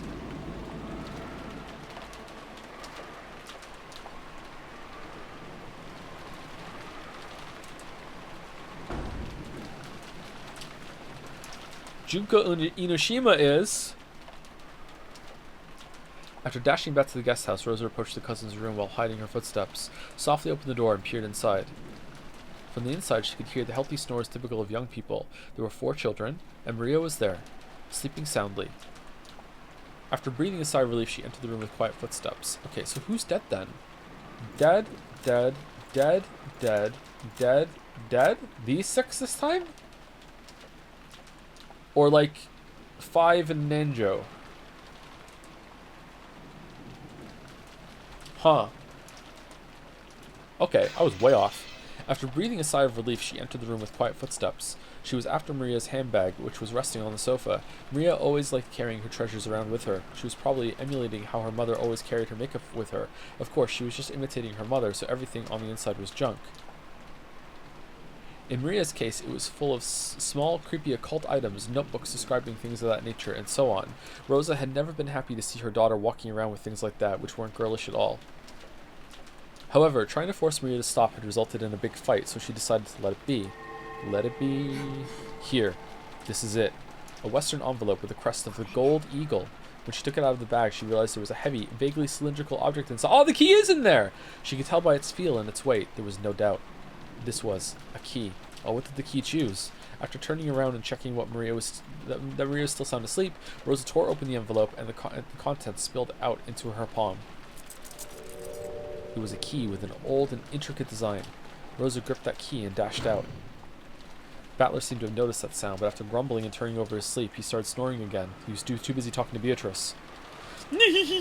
Battler, what do you think about that? The door was locked and the key is in the envelope the whole entire time. So how did the key get locked? It would be trivial to make a copy of this key. No, it wouldn't, because this is a special bullshit lock that only one key can do. Oh, prove it. Well, I can't do that. Oh, so you're going to not believe because of this trivial detail? Genji, could this key be the key to the chapel? Where did you... Yes, this is the key to the chapel. Rosa approached the creepy magic circle once again and put the key in the keyhole. There was a strong resistance. After it resisted for a short while, it stopped resisting with a clunk. Then, squeaking with a noise that hurt one's ears, it slowly began to open. Slow. Maybe there's another door. We didn't check all the doors. Is anyone there? Her voice reverberated throughout the massive room. Of course, there was no answer. The chapel had a high ceiling and the air was cold. This seems like overkill for, like a island chapel. And even on this rainy, unsettling day, it felt sacred for some reason. The servants timidly followed after Rosa. Rosa-sama, look at that. Canon noticed it immediately and pointed. Over there was the altar.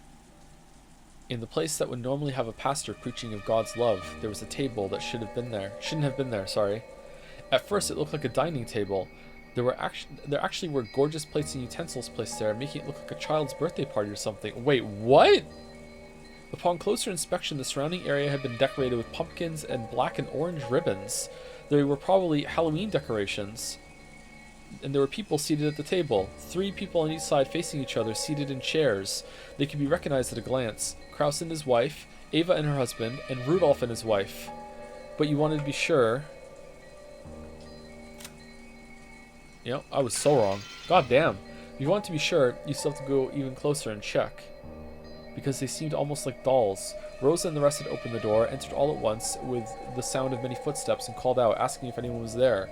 And yet, there had been no reaction. Okay, it's going to be a lot harder to pretend to play fucking possum when you're dead seated in a chair instead of laying on the floor. Huh.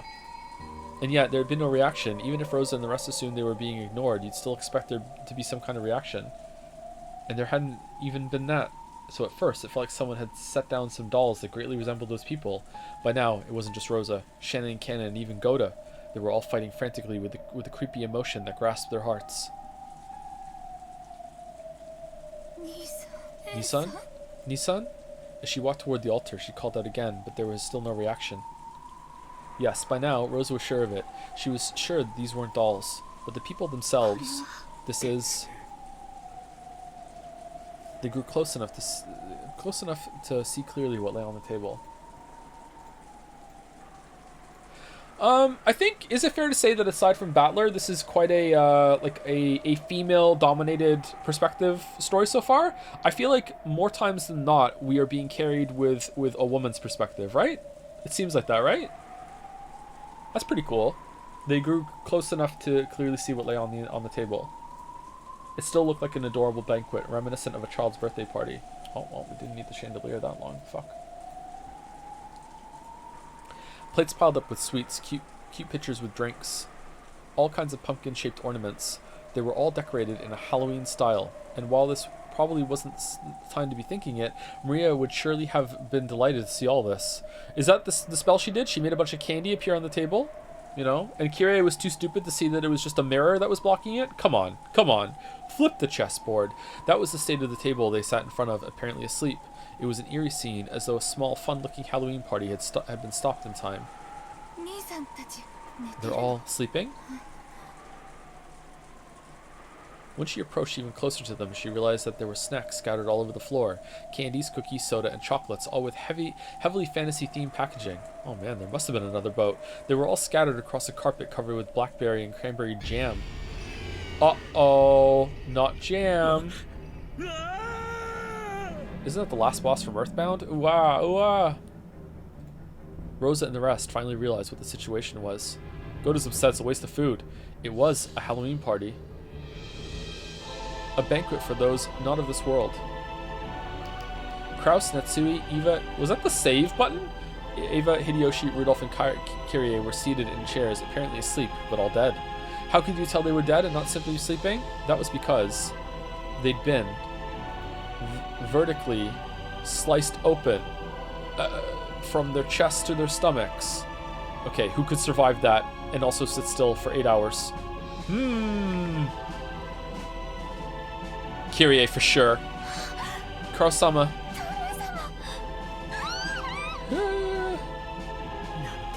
How cruel.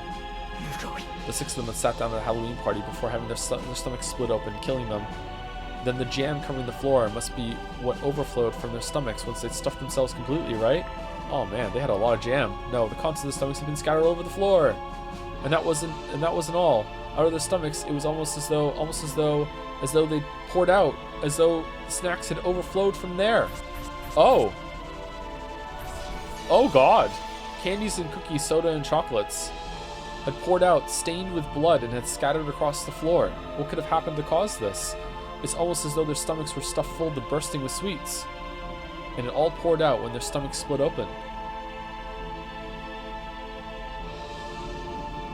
Rosa remembered a certain shocking meal, a turkey that had been served at her own birthday. When it had been cut open with a knife, outflowed one of her favorite foods. But since she hadn't been told what was inside, the deep red ketchup omelet rice... God damn it! Really? Even this one? The fucking poured out like bloody maggots. Ugh, pulsing, dripping, slimy, pulpy, squelching, slow explosion.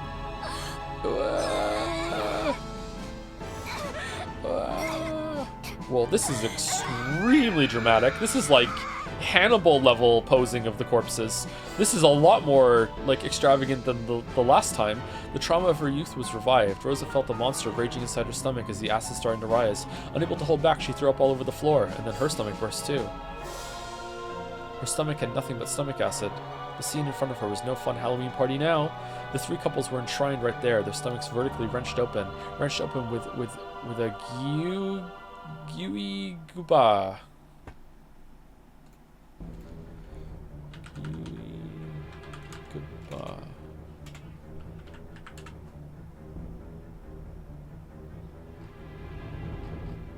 I don't know what that is.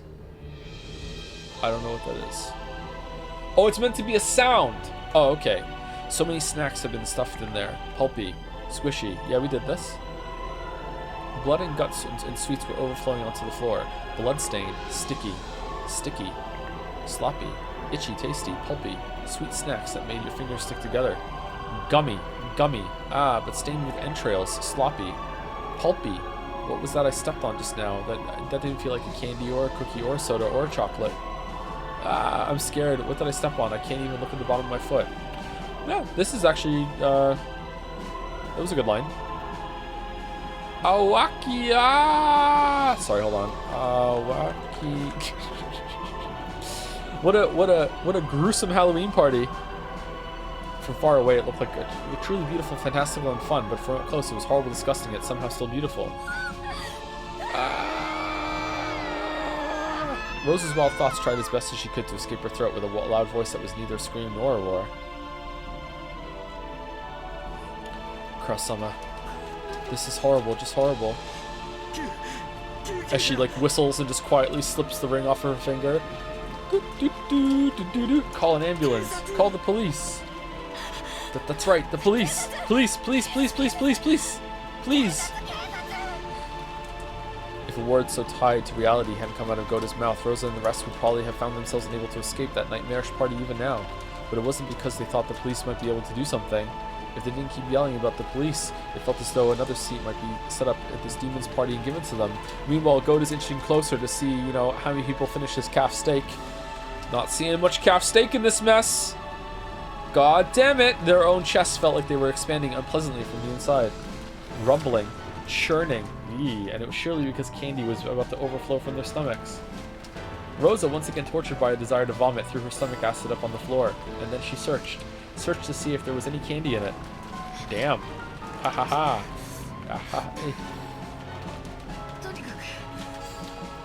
Anyway, cough cough.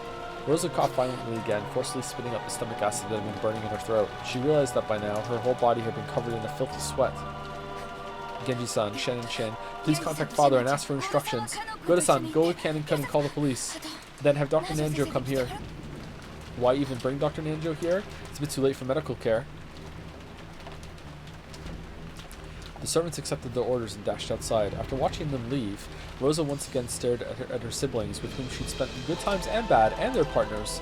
Though there could be nothing more tragic than this scene, for some reason she was tempted to describe these fantastical deaths as beautiful. Ooh. Ooh. One more chapter. Stop on glass break. Not too long. Okay. Thank you. Worth taking a break or no? They aren't here. Nah? Okay. Let's see. Let's see. Oh, it's different this time. Okay. Well, it'd be hard to... It would be hard to, like, fake a death this way, so I'm more likely to believe that these are real this time? Why their faces bashed last time? Huh. Okay, his corpse was found in the chapel. The direct cause of death is unknown, but it seems his stomach was cut open and his intestines pulled out after his death. On top of that, sweets and candies were packed into his stomach. Welcome, Maria. Happy Halloween! Her corpse was found in the chapel. The direct cause of death is unknown, but it seems her stomach was cut open and her intestines pulled out after her death. On top of that, sweets and candies were packed into her stomach. Didn't I tell you? Stomachs are packed full of candy. Okay, it looks like this is the same for all of them. Are they not? Everyone has a stomach filled with sweet dreams. Why would there be anything filthy inside someone's stomach? This is why we want to be as sweet and innocent as candy. And so, I give you the land of dreams. Happy Halloween. Do you like Halloween? I like Halloween, yeah. They aren't here. Where'd they go? The servant room and the kitchen are both empty. What in the world happened? Ooh, ooh, ooh. Mama. Where's Mama? My letter. The letter I got from Bito. Give it back. Give it back. Wow. Perplexing. Battler-kun, are you sure it was Aunt Rosa? Well... Why are you standing in the hallway? Even I was half asleep, so I'm not too sure. But I get the feeling that in the early morning, Aunt Rosa came in and fished around in Maria's handbag. I figured there was probably a tube of toothpaste or something in there. Why would there be a tube of toothpaste in Maria's handbag? Looks like you were a little more than half asleep. Battler vaguely remembered Rosa entering the cousin's room. Also, when Maria woke up before the rest of them, she started rampaging around, saying that someone had opened the envelope she'd been keeping safe. Putting two and two together, they figured that Rosa had probably come and opened the envelope. A letter from the Golden Witch. I wonder what was inside. I don't know. But that envelope was for grandfather's personal use, and it had the Ushiramiya family crest on it. Whatever was inside it must have had some connection to the family conference. She hadn't let anyone touch it, but yesterday Maria had shown the envelope off the Battler and the rest a whole lot. So they remembered... Okay, who... Okay, this would take a long time. Also, are there any other signs of like injury or struggle on them? So it has to be poison again. My mind goes to poison. But just like the act of like splitting their stomachs, putting the candy, making it look like it's sprayed out, like taking the intestines out, like not only would it take a long time, it would be incredibly messy. Like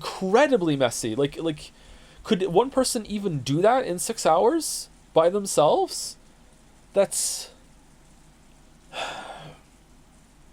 Oh man. Unless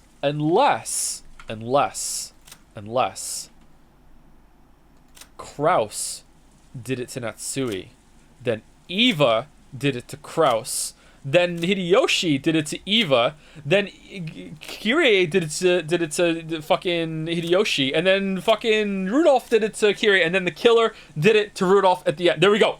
Done. We did it. And then the person who did it only has to clean up one mess instead of 6. There we go. Done. So they remembered it well. Ooh, ooh, ooh. Mama, give it back. Mama, give it back. Ooh, ooh, ooh. Wow. Well, if you're right, you have to be pretty important. Actually, if one of them is somehow faking it with an elaborate bodysuit like that like they only ripped open, then they could sit there still messy in the scene and they wouldn't have to clean up. Ooh. Well, if you're right, have to be pretty important. Why would this mighty witch give something that important to Maria? I don't get it. Every once in a while, the refreshing morning atmosphere was completely wiped out by the sound of thunder. It was only natural. Since the moment they'd woken up, they hadn't met anyone else. It felt like only they were left, as if the mansion had become an empty husk. Hey, anyone there? Answer me. Jessica called out into the hallway, and eventually an answer came back. It came from the entrance hall. Did Goda ever bring the dessert? I can hear you. Has something happened? Oh, it's Nanjo! It's Dr. Nanjo. Thank goodness. It looks like everyone else hasn't disappeared from this island after all. Dr. Nanjo, good morning. Can I see your hands, please? Hands, please. Hands, let's go. Sorry. Do you know where our parents went? Who but Nanjo would be able to set this up in such a way that would minimize the amount of time and mess? Gotta be Nanjo. Nanjo, #1 suspect. Gotta be Nanjo. Dear me, I only just woke up and came here, you see. Suspicious? I have no way of knowing for sure, but let's see. It was only natural. Nanjo was a guest just like the rest of them. He'd come just now to pass the time in the parlor until breakfast. Ooh, Dr. Nanjo, Mama took it. Mama took my letter. Give it back. Ooh. Maria buried her face in Nanjo's plump stomach, sobbing and crying. Stomach, you say? Is it full of candy? Nanjo could do nothing but be bewildered by this ruckus so early in the morning. Takes off the fat suit he's been wearing the whole entire game, even in the last episode, to reveal just oodles of candy just hiding underneath just in case. Like this is what I did. This is my design. Someone's running this way. Jessica, someone's coming. From down the hall, they could sense people running hurriedly. They saw Goda and Cannon coming towards them. Normally, it would be disgraceful for a servant to run inside the mansion, and yet Battler and the rest didn't even think to question that now. Maria's sobbing had become so unmanageable, they wanted to ask anyone where Rosa was, but the two servants seemed to have bigger things on their minds than Jessica, who was waving at them. Goda flew into the servant room, and when Cannon noticed that Nanjo was there, he bowed and approached the doctor at a quick pace before whispering something into his ear. What did you say? Rosa-san did? Yes, I will guide you, so please accompany me. Understood. This way. Without saying anything more than that, Cannon finally noticed Jessica and bowed to her, but he wasn't calm. He dashed back down the corridor by which he came, followed by Nanjo. By looking at how hurried they were, Battler and the rest realized that yes, something bad really had happened. They saw Goda through the door to the servant room, which had been flung open. He was holding the receiver and violently pressing the hook. From that, they realized that he was trying to call a hospital or the police. In any event, he was trying to call someone because a serious emergency had occurred. Let's have a look. Yeah. Mama, give it back. Give back my letter. It's an invitation to the Golden Land. They didn't know that. Didn't know what, but something was happening. Battler and the rest chased after Cannon and Nanjo. And then we realized Cannon had called Dr. Nanjo, but he hadn't called us. So we shouldn't have gone with them. I wonder if Alice regretted her... Oh, it's a rough... Okay, regretted her excess curiosity when she chased after that rabbit holding a clock. I'm late. So was Rose's letter never opened? Sorry to read chat, but yeah, I was just thinking that myself. Maybe there's a portal in that envelope that went to the other envelope, so they had the first one had a key in it, and then they just plopped it down, and whoop, then it's in Maria's one, and then they ripped it up afterwards. There you go. Not magic, by the way. No, you mustn't go in.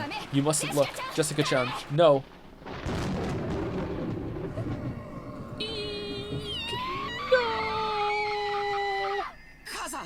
Mother, father, what happened?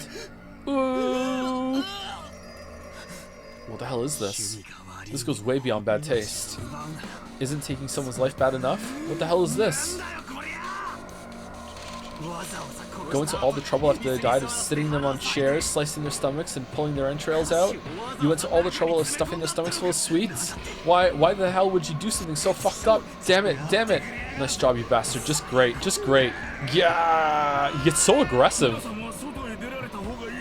It would be best if everyone went outside. They certainly wouldn't want you to see them all like this. Nanjo told the children to go outside, but no one listened. Rosa-san, please tell them. If they keep looking at something like this, it will do nothing but harm. Rosa regretted her own carelessness. She should have realized that the children would eventually come here.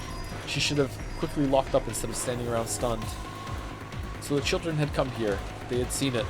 surely at this very moment they were having a sight burned into their eyes that was far more grotesque than the shocking meal Rosa had witnessed in her youth. While she hugged Maria, who seemed to be too shocked to show any emotion at this gruesome scene, Rosa cried for them and their parents. The four groaning and crying voices of sadness continued to echo in a place that should have known God's love. Okay, are we talking to Bito right now? You piece of crap. Again, another one of these murders. And this time you made it all elaborate, killing them like it's a total joke. Oh, he is! Cackle, cackle, cackle. You can do that? I was rather hoping you'd thank me, not cry out in grief. Thank you? Did you say I should thank you, you old bitch? Damn it, if there's something wrong with your ears, I'll cut them both off so you can hear better. Why should I have to see that insane way of killing and say, oh, thank you very much, Beatrice-sama, I'll beat your brains out. Oh! In the last game, you lamented the fact that you couldn't see your parents' faces after they died, right? So this time, I left them, didn't touch them. Take a good look, for without a doubt, your father and the rest have been killed. Really, what a nice treat. I'm so fucking happy. I swore I'd plow your face after I choked the life out of you, but I'll take that back now. I'll rip your guts out instead. Oh! Don't give in to emotion. Don't stop thinking. My game has already begun, right? Cackle, cackle, cackle. I decided to leave you neat and tidy corpses this time. Do you know why? When you denied my existence in the last game, you used this line of thinking. Their faces were crushed, so the identity of the corpses can't be confirmed. Therefore, we can't eliminate the possibility that fake corpses were prepared to create an alibi. Unless that possibility is denied, a human culprit theory can still be built. Yeah, but they might be cake. Maybe they're cake. What you say? Cackle, cackle, cackle.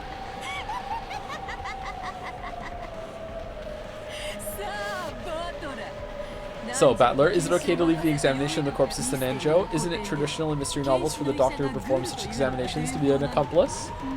Then don't leave the examination to him. Do it yourself. Make completely sure that without a doubt the 6 corpses are the 6 people they're supposed to be. That they really, really are dead and not just pretending. If you wish to confirm that your father and mother have been killed by having their stomachs cut open and their entrails pulled out, you better stick your hand inside their stomachs and feel around. She's so good. She's so good.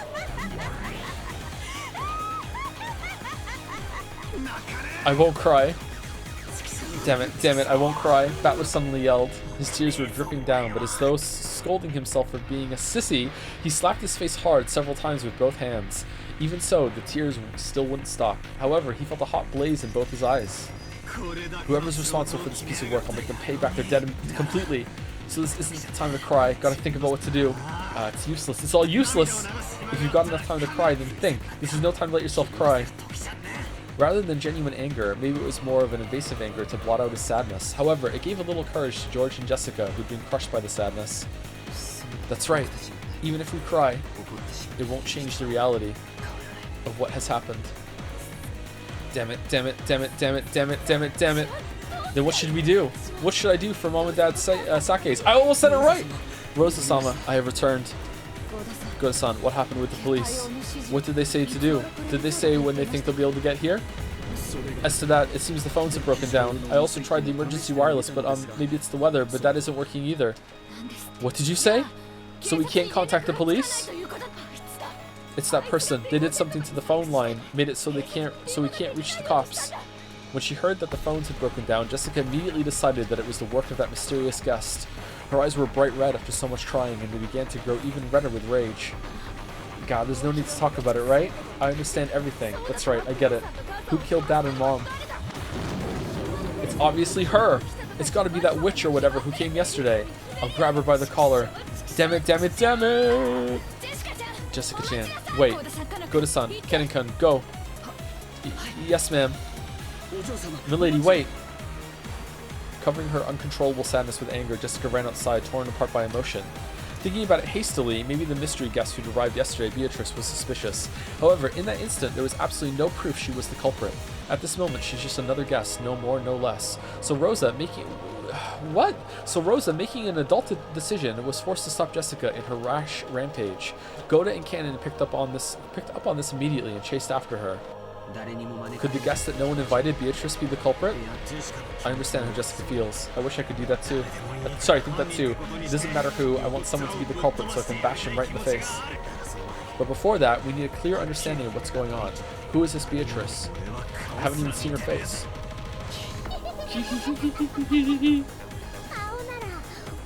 Wait, so Rosa wasn't in the chapter when she showed them the demon? Demon?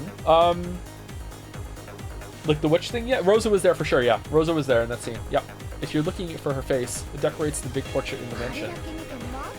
You still don't remember after looking at it for so long? Come on, Maria, what's so funny in a situation like this? Beatrice is a witch, and the ceremony to open the door to the Golden Land has finally begun. Those 6 people are sacrifices. Come, let us begin the witches' banquet. Tonight is Halloween, so now the witches will gather to celebrate. It's not? Maria, didn't I always tell you not to laugh with that creepy voice? Oh, this time Rose is still here. That's going to be different. The crisp sound of Rosa slapping Maria's cheek echoed through the high-ceilinged chapel.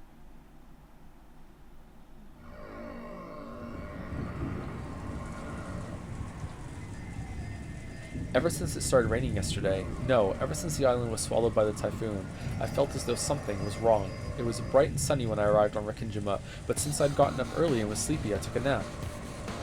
When I woke up, it had already started raining, and ever since that time, suddenly a mysterious visitor calling himself the Golden Witch Beatrice arrived, and it felt like I was sinking bit by bit into a bizarre world. What the heck happened while I was napping? Am I supposed to believe this island was sealed off inside a different world where common sense doesn't apply? Who is this person called Beatrice? Is some unknown person trying to involve themselves with the inheritance problem, just like our parents were freaking out about at dinner last night? Okay, so it seems like Battler now currently has dual personalities.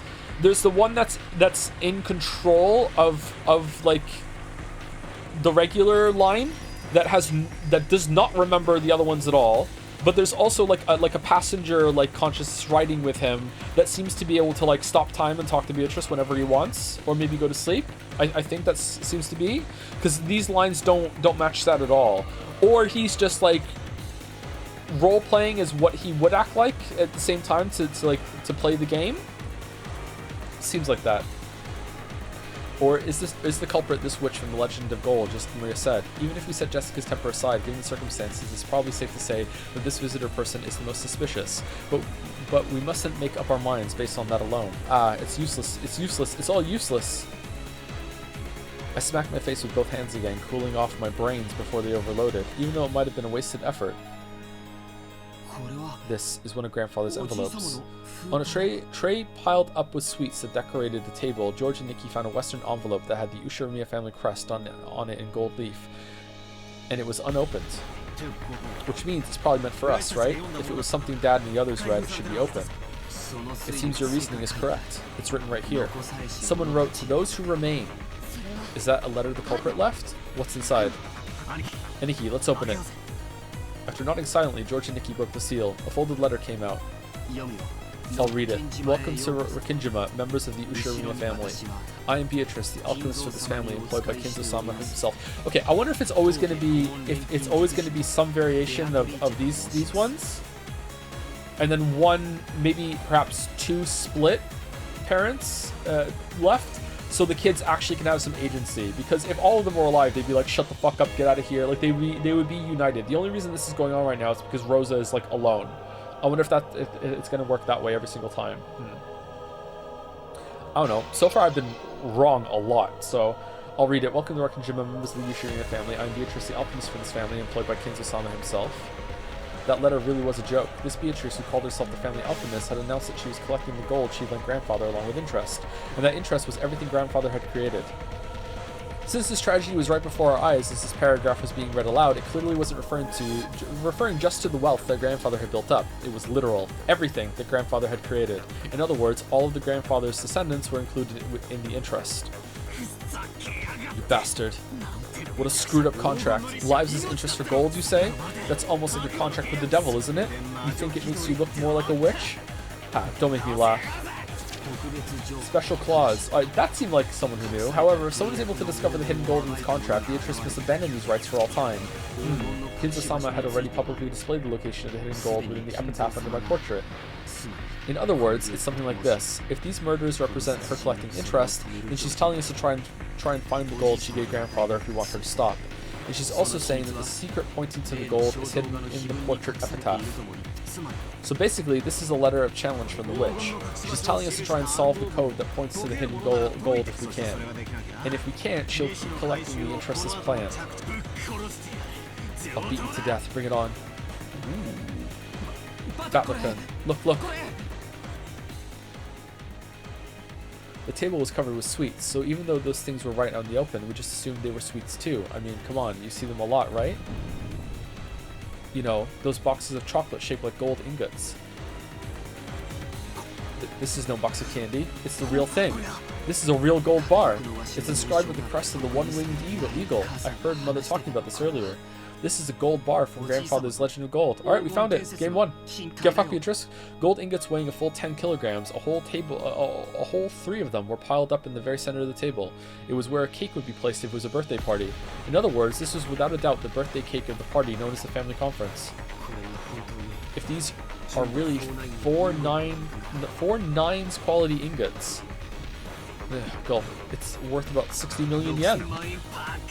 Dumbass! That's too cheap. Our parents have been killed, and all you've got is this pile of 60 million yen in gold. Don't take us for fools, damn it. So it's begun, Beatrice. It's not like anyone can solve this riddle anyway, so Bito will definitely win. Quickly, open the door to the Golden Land and take me with you.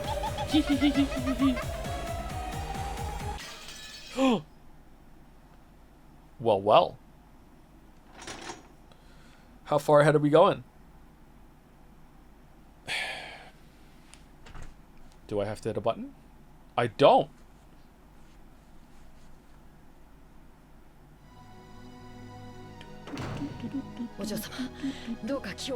Oh, we're ending on canon this time.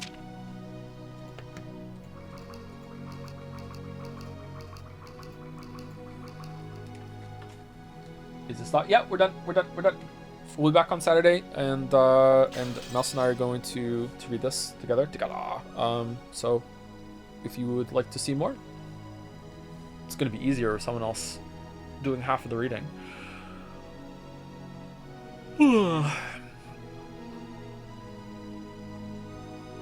So close to the cliff. Before I go, thank you again, Materi, for the 50 gift subs. That's so many gift subs. Thank you, Pinsarada, for the bits. Obligatory thank you, Mouse. Parnik for the 100 bits. Happy Halloween, Joe. Pinsarada also with Happy Halloween. Happy Halloween! Yuri was taking you some bits to say. Beatrice, after finally having killed everyone. Man, I finally killed everyone in the mansion and made everyone respect me. Nanjo, drinking tea in the corner. Still alive, but unnoticed until now. Indeed. Live Nanjo reaction. And thank you, Cyrilix Uwu, for the resub too. Thank you very much, Cyrilix Uwu. Okay, I'm gonna go unless we have like a really like a raid target just like already lined up, and I can just type it in right now /raid. That's it. So let's see.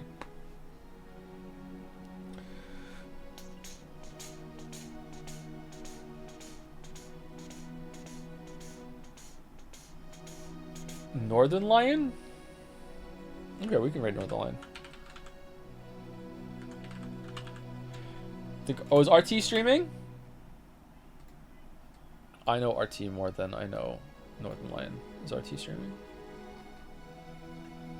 No, he finished?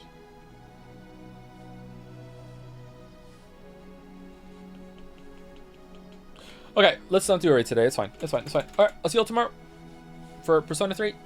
Yay! Looking forward to it, actually. I think we might finish it this week. I'm looking forward to seeing the ending. I want to see it. I want to see it. I want to see it. Anyway, see you later, everybody. Have a good rest of your day.